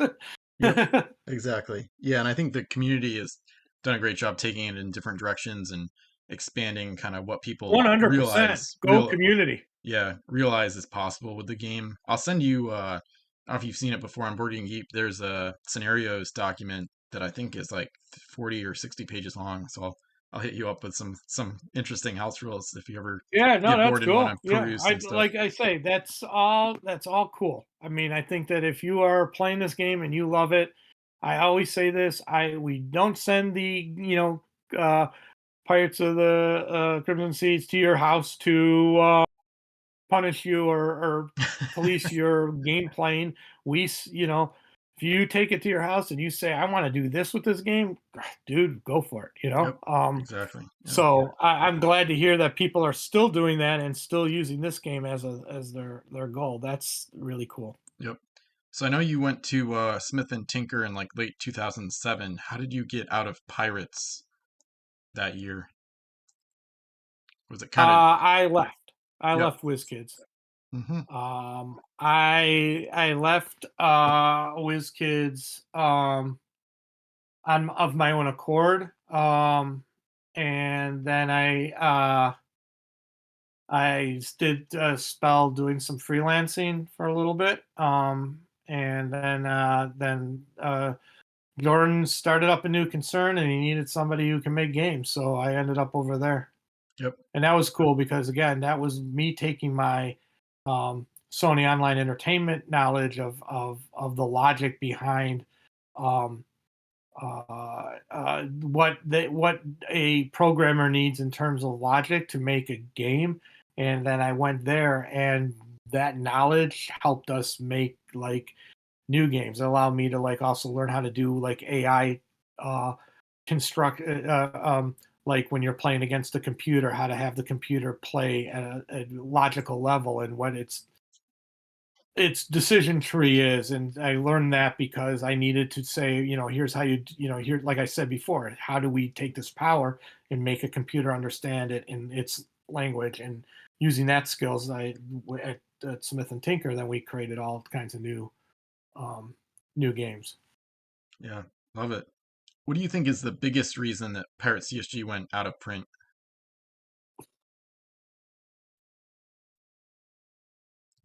Um, I would say it was a so if you look at it from a big picture of a company buying a company, then selling that company to another company to buy something. They NECA, when they bought it from Tops, was NECA being a place that made action figures and making a place that made collectible statues. It only made sense that they were buying Wizkids at the time for its the hero clicks, the miniatures. Yeah. They had all the licenses.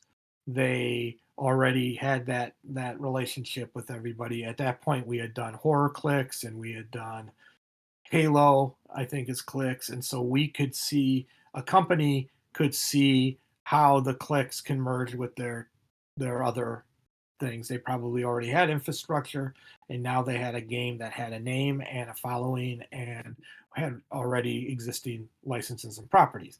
Unfortunately, none of that is Pirates. Pirates was a styrene-based game. The three styrene-based games that came after it did not ever do as well as Pirates did, and that includes a Star Wars game and a NASCAR game and a our own proprietary game that we actually did cartoons for. Um, and none of them did anywhere near what Pirates did. Whether it's the fact that you're playing with pirate ships and it's the evocative nature of that, whether it's the post Pirates of the Caribbean hangover, or whether it was just a better game. All of those don't even matter. It's just that none of them. Star Wars is the one of the biggest properties in the universe, and that Yeah. didn't go over. So we're in a position where we are. If you're buying the company and you're buying it for A, B, C, D, E, F, G, X, whatever it is, they're going to be, not where you're going to spend your money, especially if you just spend a lot of money to buy a company.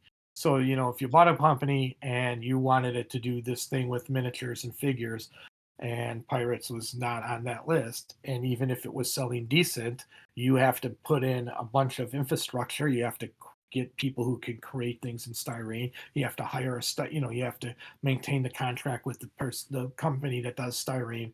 You have to figure out somebody who can do those 3D graphic molds.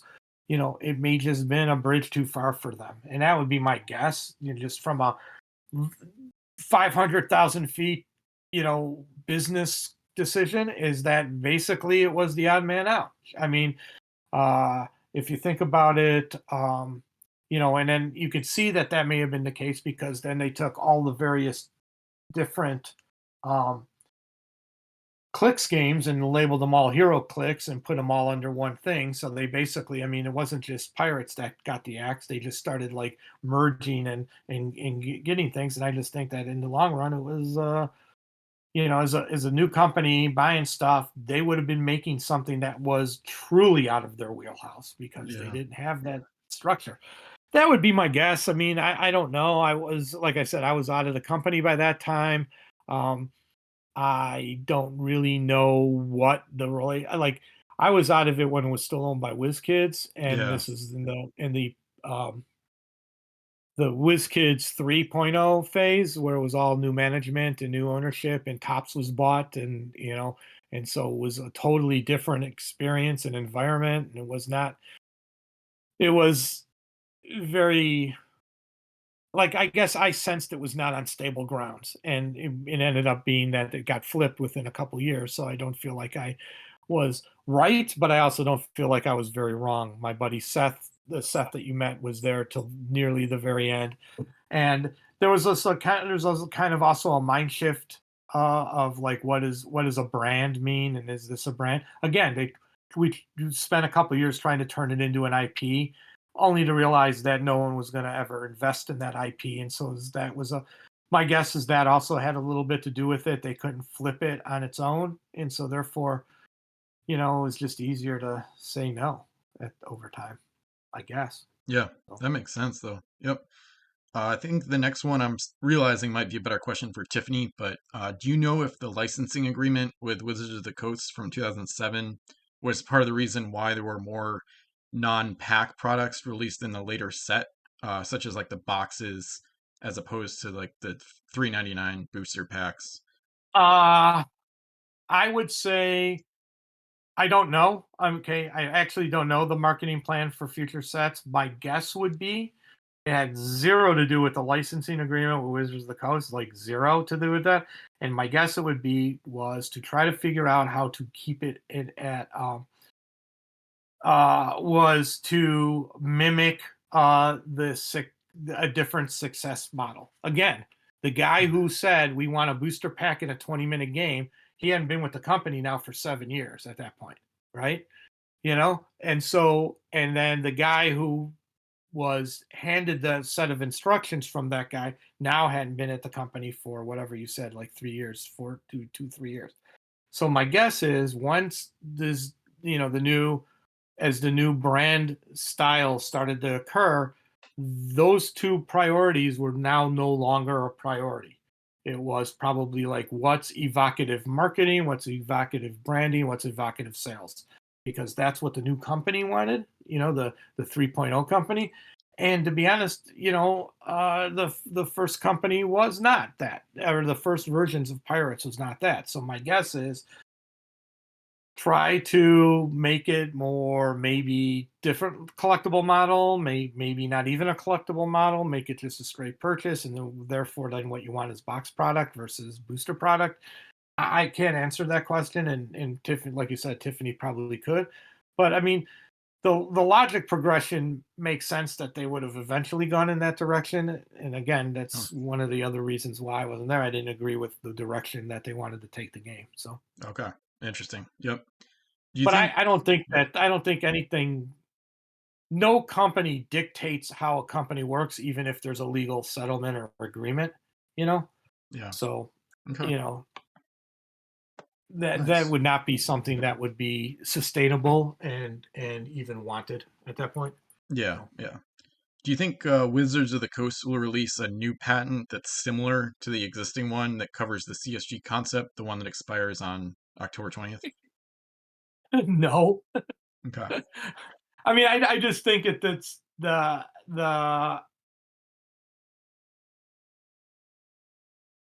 one they get nothing from that patent right now.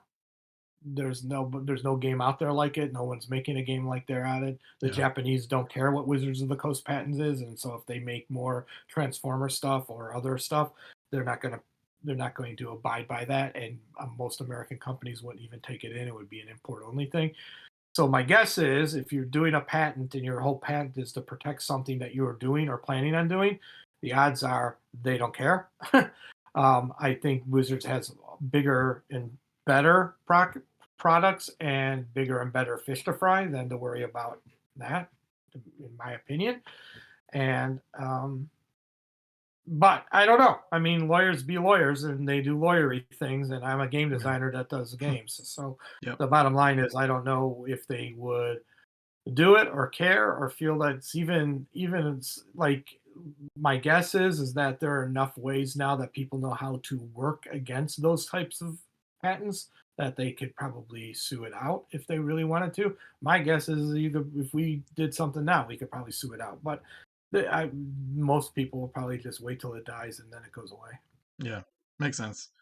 Do you think I mean, Piracy? I'm guessing. Yeah. I'm No, it's all good. guessing, and I don't Yeah. know. Okay. Yeah, a lot of these last questions just get into more theoretical stuff. It's just really fascinating, like big topics that I love to cover. So, and on that point, do you think Pirate CSG has a chance to come back in the future?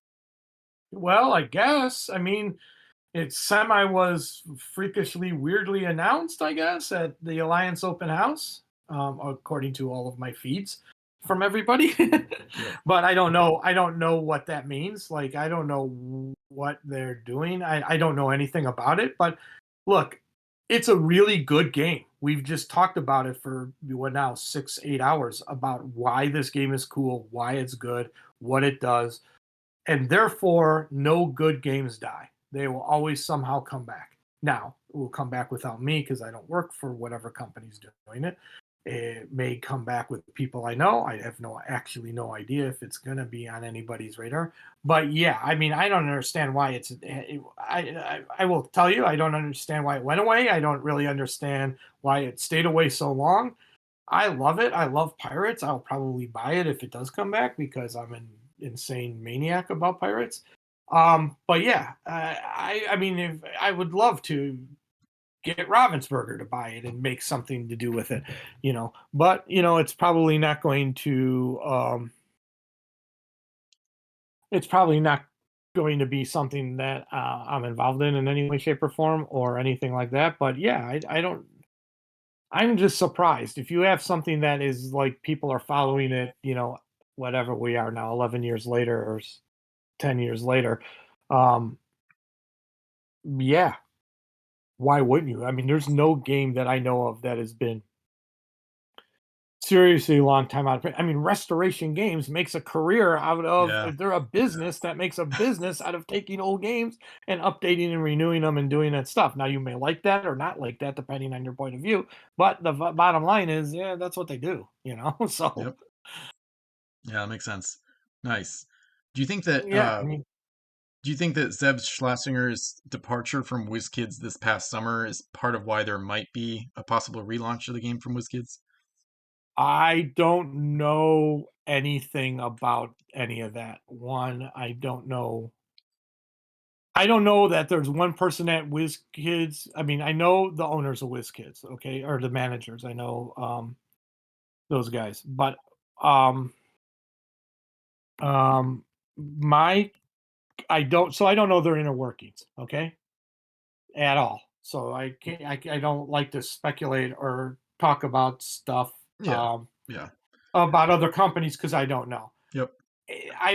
But what I was gonna say is I doubt one person at WizKids is stopping them from making any other game at WizKids. I don't. That doesn't make sense. It's not how businesses usually run. Um, if it's on their agenda or it's in their portfolio, if it's they own it now, then I don't know why they haven't made it. I don't know why they wouldn't have made it. I don't know why they won't make it. So I don't know what ended up uh, I know Justin Zaran, the head of him. He worked with us at WizKids. I know him pretty well. Yeah. But I don't like really, like I say, I don't know what that means. Like, if they're doing it, that's really cool. I'm surprised it took so long. If they're not doing it, I don't think that there was one guy that you can hold responsible for that. So. Yeah. Yeah, makes sense. Do you think Pirate CSG could sell well if it was relaunched as a living card game or as like a non-collectible boxed game? I don't know. I mean, I really don't know the modern.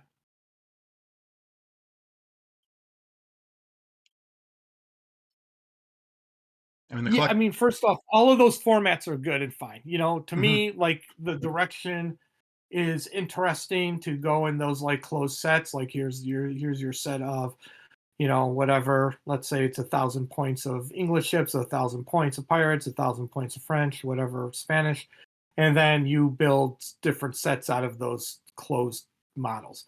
It could sell way better. The weird thing, and this is where it's weird, and I don't know the answer to that.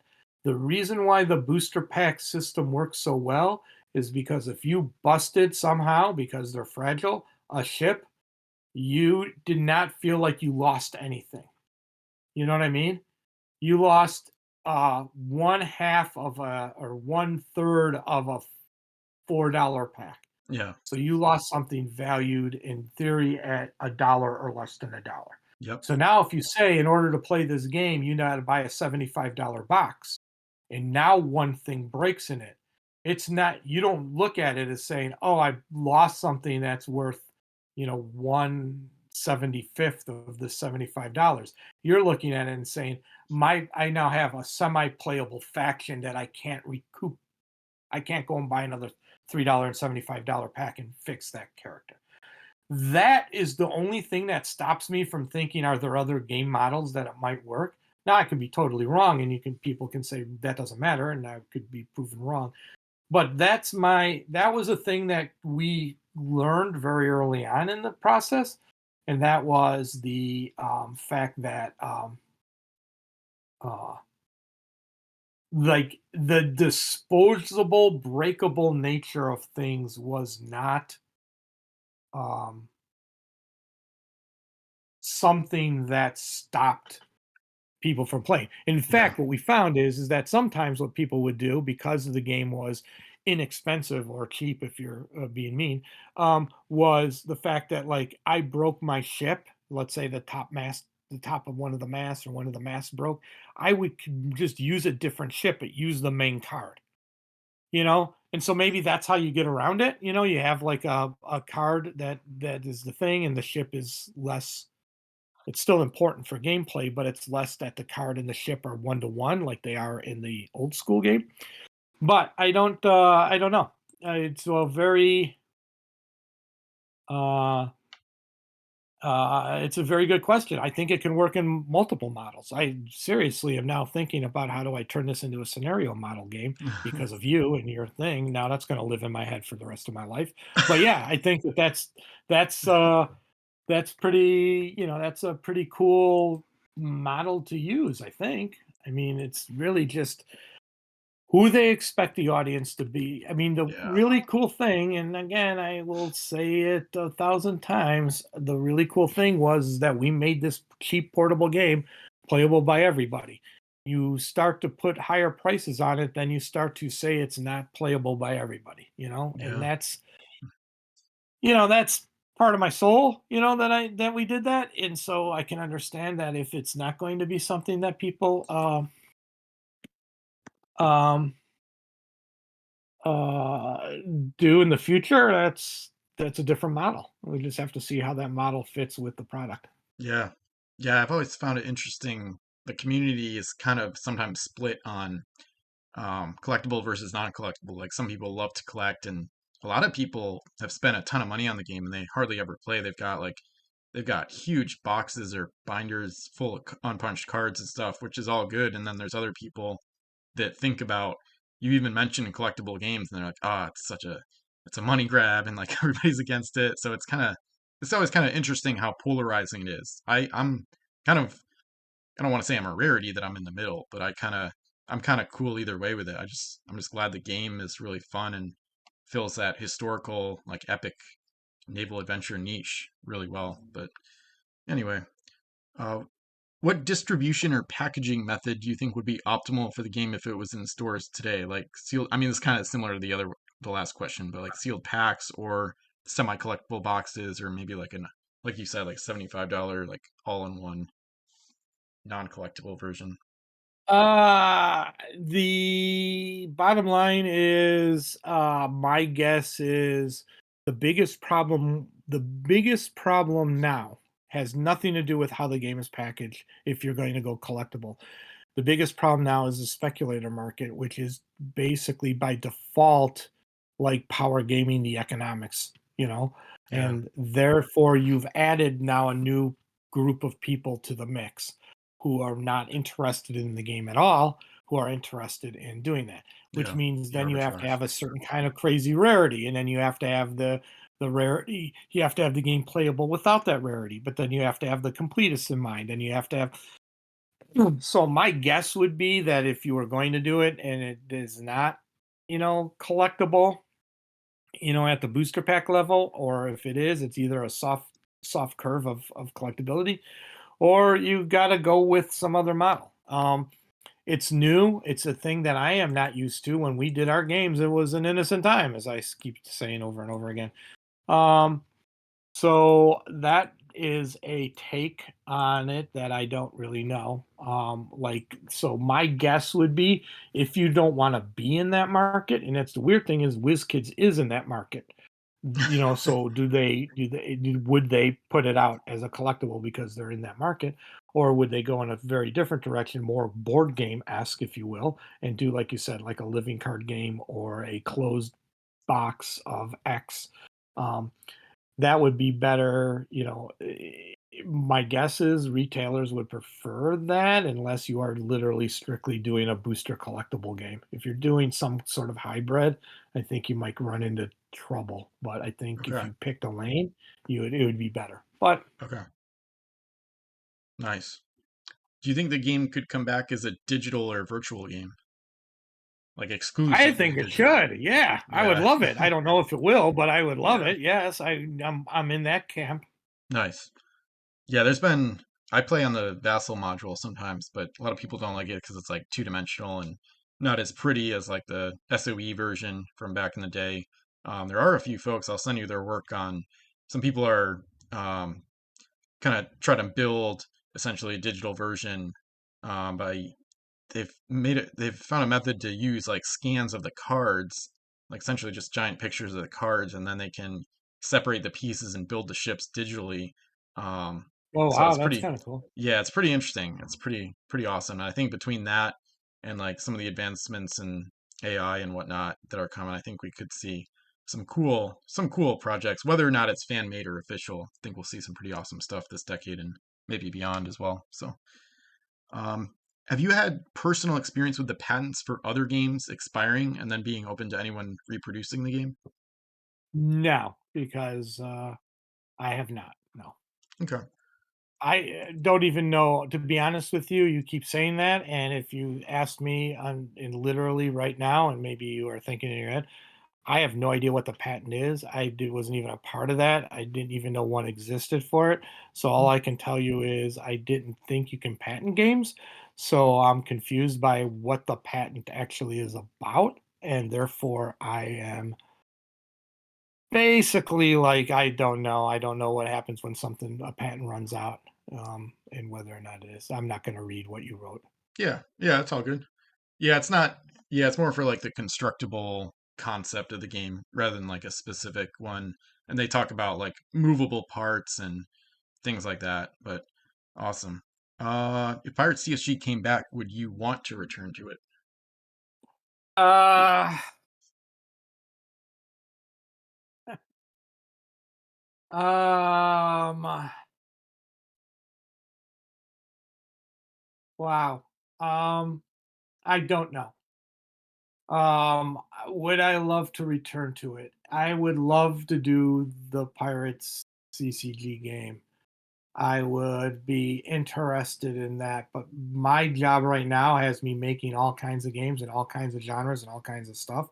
If you were only going to hire me to work on this game, I would say no, because Hmm. one, what if it's not successful day one? What if it doesn't come out? Then I'm technically out of a job. So the answer is very crass, unfortunately, because of, we're now in a position where we need to be, um, I need to look at like my life and my future. Yeah. The answer is probably no. There's only one game that I have, or one game line that I've dropped other jobs for, and that's Shadowrun. Um, and that's how come I worked on all the various Shadowruns over the years. But I don't think so. I mean, I'd give my teeth to do it, but I don't necessarily know that I can give up what I have now.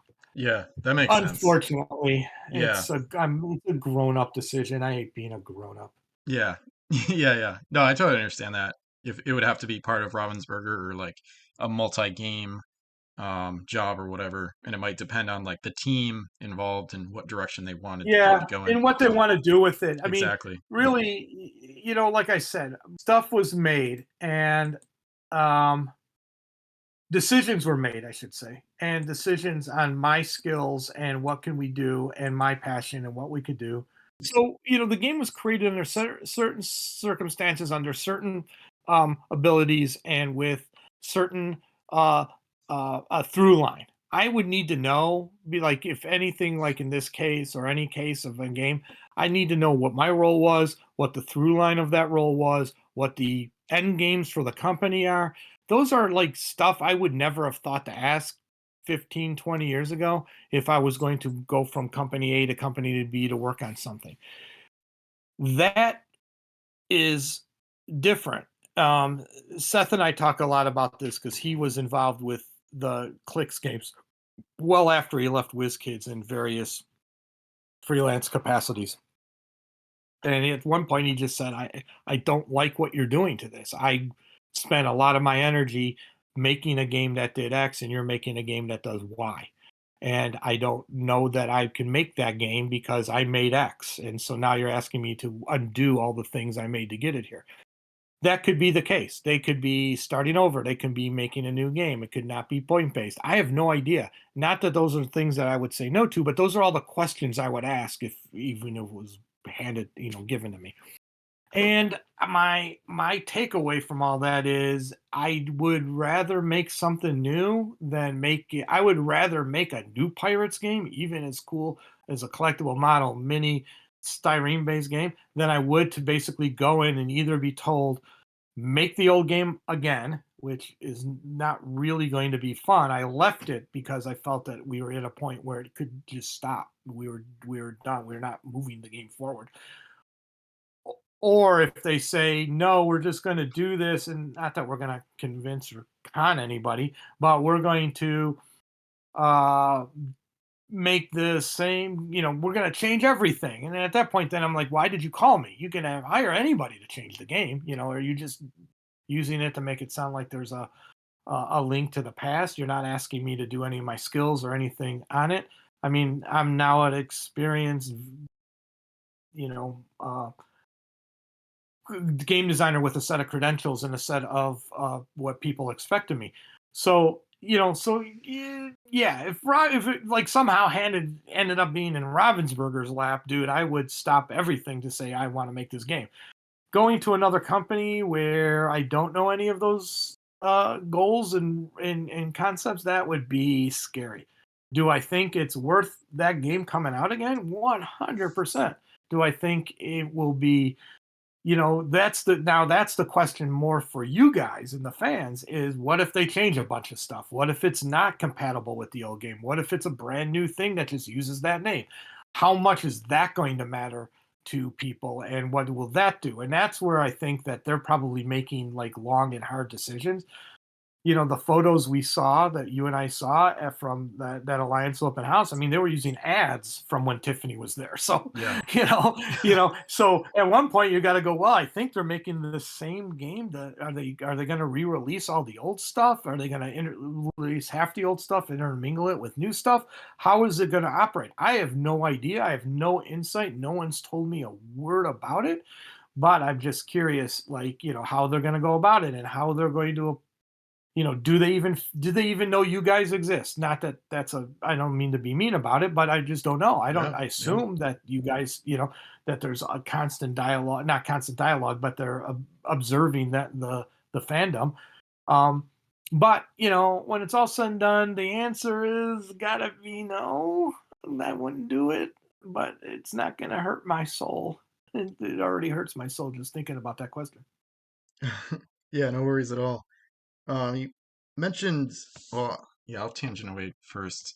Yeah, for me, just to return to it real quick, I think it would have to be compatible for me to want to buy into it personally, but I can't speak for the majority of the community in that regard. So I know some other people, a lot of people in the Pirates community are more into the gaming than me. I understand I kind of pigeonholed myself. I'm kind of like the Pirates guy, and like I don't have time for a lot of all the other games and stuff. But I'm not sure what the community would think of that. But I think that might be my question of the day. But anyway, going off on tangents now. I heard you said something about towards the end of your tenure, you felt like the game was not moving forward. I don't know No, I didn't why. mean that. Oh, okay. That was a mistake on my part. Okay. I wasn't moving forward. Yeah, I I think you was were. only working on the one game. Other games were taken away from me. I only had the Pirates game, and so I wasn't moving forward, not the game. Oh, I Um, see what you're saying. uh, Okay. and sorry about that. No, It you're was good. a personal. It was part of the personal. Like, where's my role in things? Yeah. Yeah. My role was being more and more diminished, and also like as you discovered later on, they were doing things where it was not a complete set. It was a set with one-off products that may have been when we started doing the boxes, that may have been part of it. Plus, like I said, it was now a V3. We are now owned by a third company, or we were owned by a new Tops ownership, and they did not, where priorities were laying in. It was like, hey, let's get more, you know like double down on like Halo clicks and Star Wars uh, um, um, styrene game and all this kind of stuff. And so became less about what I was doing, less about pirates from a big picture corporate setup, that I was like, wait, I don't see me going anywhere here. I'm actually being kind of squeezed out. And while I love the game I'm working on, I will always love pirates. It is like one of my two or three most proudest moments as a game mate that I made that game. The bottom line is, I could see the writing on the wall of where the future of things were. Had nothing to do with pirate sales, or if the company didn't like pirates or any of that kind of stuff. So Yep. Awesome. Do you have any idea how the Shuffling the Deck, like card game only version, did in sales? Came out in like 2012, I didn't even 2013. know that that existed. So the answer to your question is no, I had no idea. Yep, no worries. If you were trying to bring the game back now with its current situation, what would you do? Like if you had What do you to. mean? Your current situation being what? That it's owned by another company? I mean, people have to understand a certain set of parameters when having a discussion like this. One, I don't know the facts. I don't know why it's not brought back. I have no idea what WizKids is doing. I have no idea what their strategy is, and I don't have no idea what they are bringing back, if they are in fact bringing something back. I know nothing about any of that stuff. All I can talk about is how it was when we were working on it, and then maybe some generic business stuff that people don't understand. So there's under a what if scenario, I could say, here's how I might bring the game back. I haven't thought about the game, so that wouldn't be very fair either, because I would just literally be talking based on the question you asked. So to really answer the question, I have no idea. I really don't know is the I don't know what the market for pirates is right now. I don't know what the tone is. Like, do you go fantastical more than you go realistic? Do you do like a somewhere in between, like a historical fiction thing, like we started with, and then evolve it into a fantastical from a storyline? I don't know what story we're telling the consumer. That's number one. Whatever company owns it, whatever they're doing, they have to figure out what their story is to consumer. Now, a really good game existed for a very long time, and now still has a following an even longer time. So now you're in a position where, if you're trying to do, like I said a little bit earlier, are you going up against that and embracing it? Are you going against it and rebuilding it? Are you, I mean, we watch it happen in nearly every media. Somebody hires a new author to write, famous author characters, and you get people who love it and people who hate it. You get movie franchises that totally reset. They're going to do a new Harry Potter TV show. What the hell's that's all about? What's going to happen? And then you just like, okay, they decided to, like, redo it, start at square one. Other people will say, no, we're going to build off of it. We're going to do the Ahsoka TV show because Ahsoka was in Clone Wars, who was in, Rebels. And now we're going to tell a storyline. We're going to tie her into the big fiction of the big movies. And it's like, okay, so now you're doing like a hybrid thing where you're new characters and old characters. I have no idea for this, like, because I don't know what I would do if given the operating. If you said, Mike, we just gave you Pirates of the Caribbean, what do you want to do with it? I'd have to think through all those things. Yep. I look at what you were doing and going, okay, well, here's a guy who's got fleets and fleets and fleets of ships and ships. Is that the truth? Is that where we need to take the game, or do we need to drive it to 6-year-olds and 7-year-olds and 8-year-olds who think pirates are still cool and really love pirates, and we make a game for them? I mean, that was the decision early on. We knew we had gamers who like pirates and ship battles and all that kind of stuff, and we went and said, now we're going for $3 booster packs. One pack to play a game, and you play a game in 20 minutes. Those kinds of decisions, they're not made arbitrarily. They're made because you're looking for that audience. So if you handed it to me today and just said, you're now own it, it's all Mike Mulvihill's property. What has intrigued me about it is a lot of stuff we've talked about over this last way too many hours. And what have we done from what is a business? What is a logical business standpoint? And that's not what fans want or hear. I mean, but that's the reality of it, because one, if I'm going to do it, I want it to be successful. And if I want it to be successful, I want it to be as successful as the one before it, and maybe even more so. So those are the kind of stuff that goes into that kind of decision. But to just say, hey, you know, what's the goal? What's the golden apple for this? I don't know. There's too many parts that have to be decided and determined, and to be honest with you, it's not my bailiwick in some cases, and it's not where my brain is anymore. So it's just it's a weird question because like it's more of a, like I say, it's a what if. What ifs. If we know anything from 50 years of Marvel Comics, can be anything. And so it can be anything. What I want it to be is going to really depend on what I can do with it. You know, Yeah. I don't know if that made any sense, but No, it I did. It it's absolutely did. it's It's a it's a lot of very variables. it's a very touchy subject because I'm talking to a guy who's a fan. You are a fan. And if I sit here and I tell you you're a fan, and yet when it's all said and done, I may change everything that you love about the game in order to make it successful in 2023, you're going to be very angry.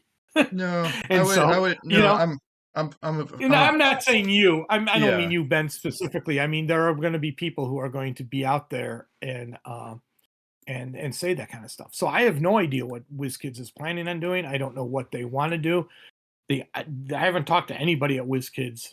Well, that's not actually true. Our old marketing director now works for them, and I saw him at Gen Con. So I have talked to somebody from WizKids in the last year, but that was the last person I've talked to from WizKids in a really, really long time.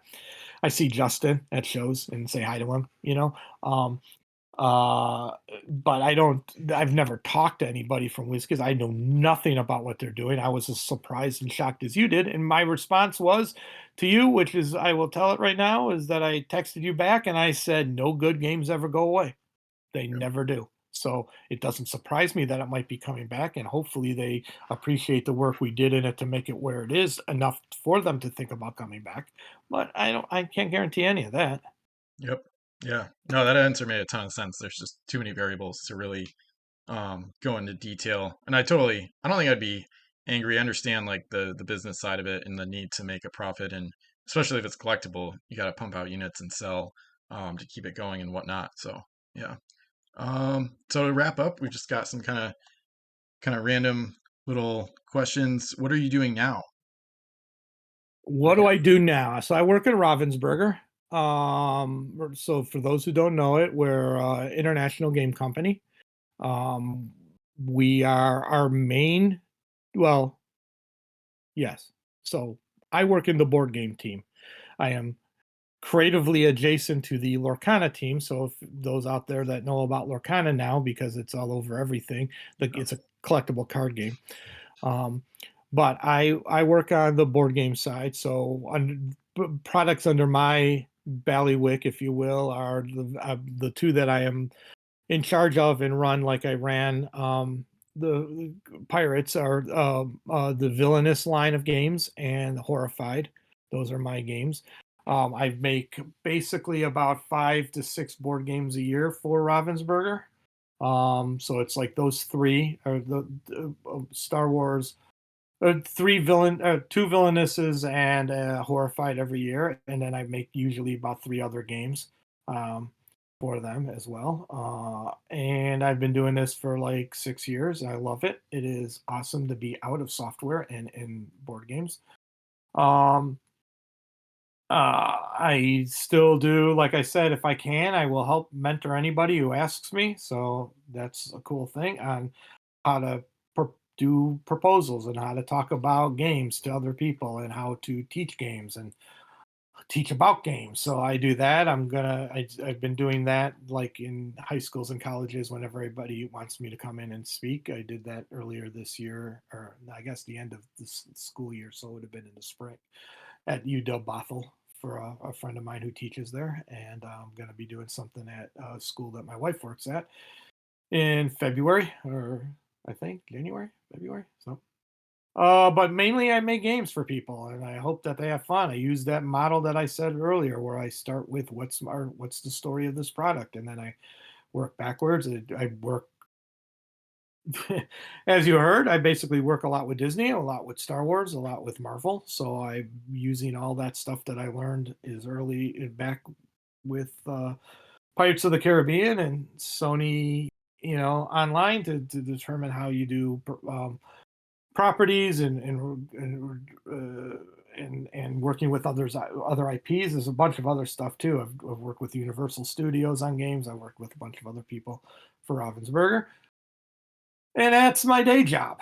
And so that's what I do. And in the evenings, I come home and go, "Oh my god, I can't believe that was my day. Nice. My head hurts." And yeah, that's it. I live in Awesome. Seattle now, not in Chicago. Well, I lived in Seattle when I moved here for Yeah. Wizkids, so I guess it's always Seattle. Still Chicagoan at heart. Yeah, that's Nice. it. Play some uh play some video games solo just to kind of like as a palate cleanser, game Yeah. as often as I can with people. That's where we're at. Nice. So Where can people find you online if you want them to follow you? well, my work email is mike.mulvihill at ravensburger.com, so that's cool. I'm on various medias. If you ever type in the phrase prime runner, just PRIME, like underscore runner if you're on Steam, but in most cases just prime runner. I think on my PlayStation I might have some numbers after it or something. That's usually my go-to on all the other medias. Prime Runner. It's an old Shadowrun reference of a character I made in that game. So I'm on that on Instagram. Well, I'm now on TikTok, if you can believe that, because of Ravensburger. Hmm. Nobody wants to see a 60-year-old man on TikTok, so I downplay that part. Facebook, there. If you ever want to reach me, you can friend me or send me a contact. That's just Mike Mulvihill. Reddit is probably Prime Runner. I think there might be. I might also have a Ravensburger account on Reddit. Discord. Am I Prime Runner in your account? Yeah, that's what I'm Yeah, seeing. Yeah.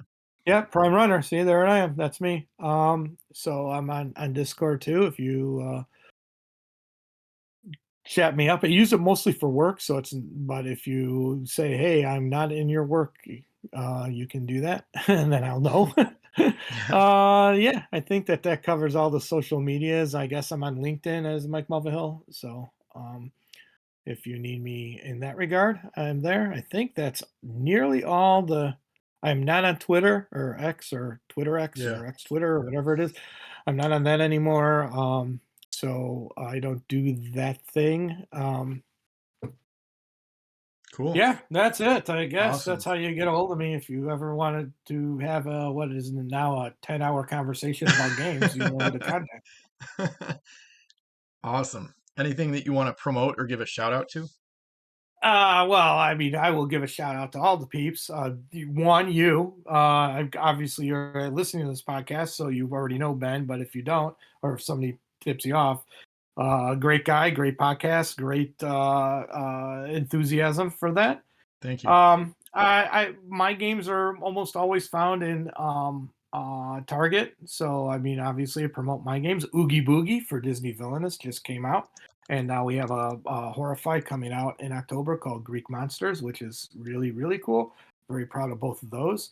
Um, like you've talked to a lot of the people I know, so there's not a lot of shout outs to be done there. Like I know you talked to Shane already and Tiffany, and now you talked to Ethan. Yep. Those are all people I worked in daily at WizKids, so that's really cool. That you talk to them. They're really great people and friends, and in some cases, Tiffany's almost family.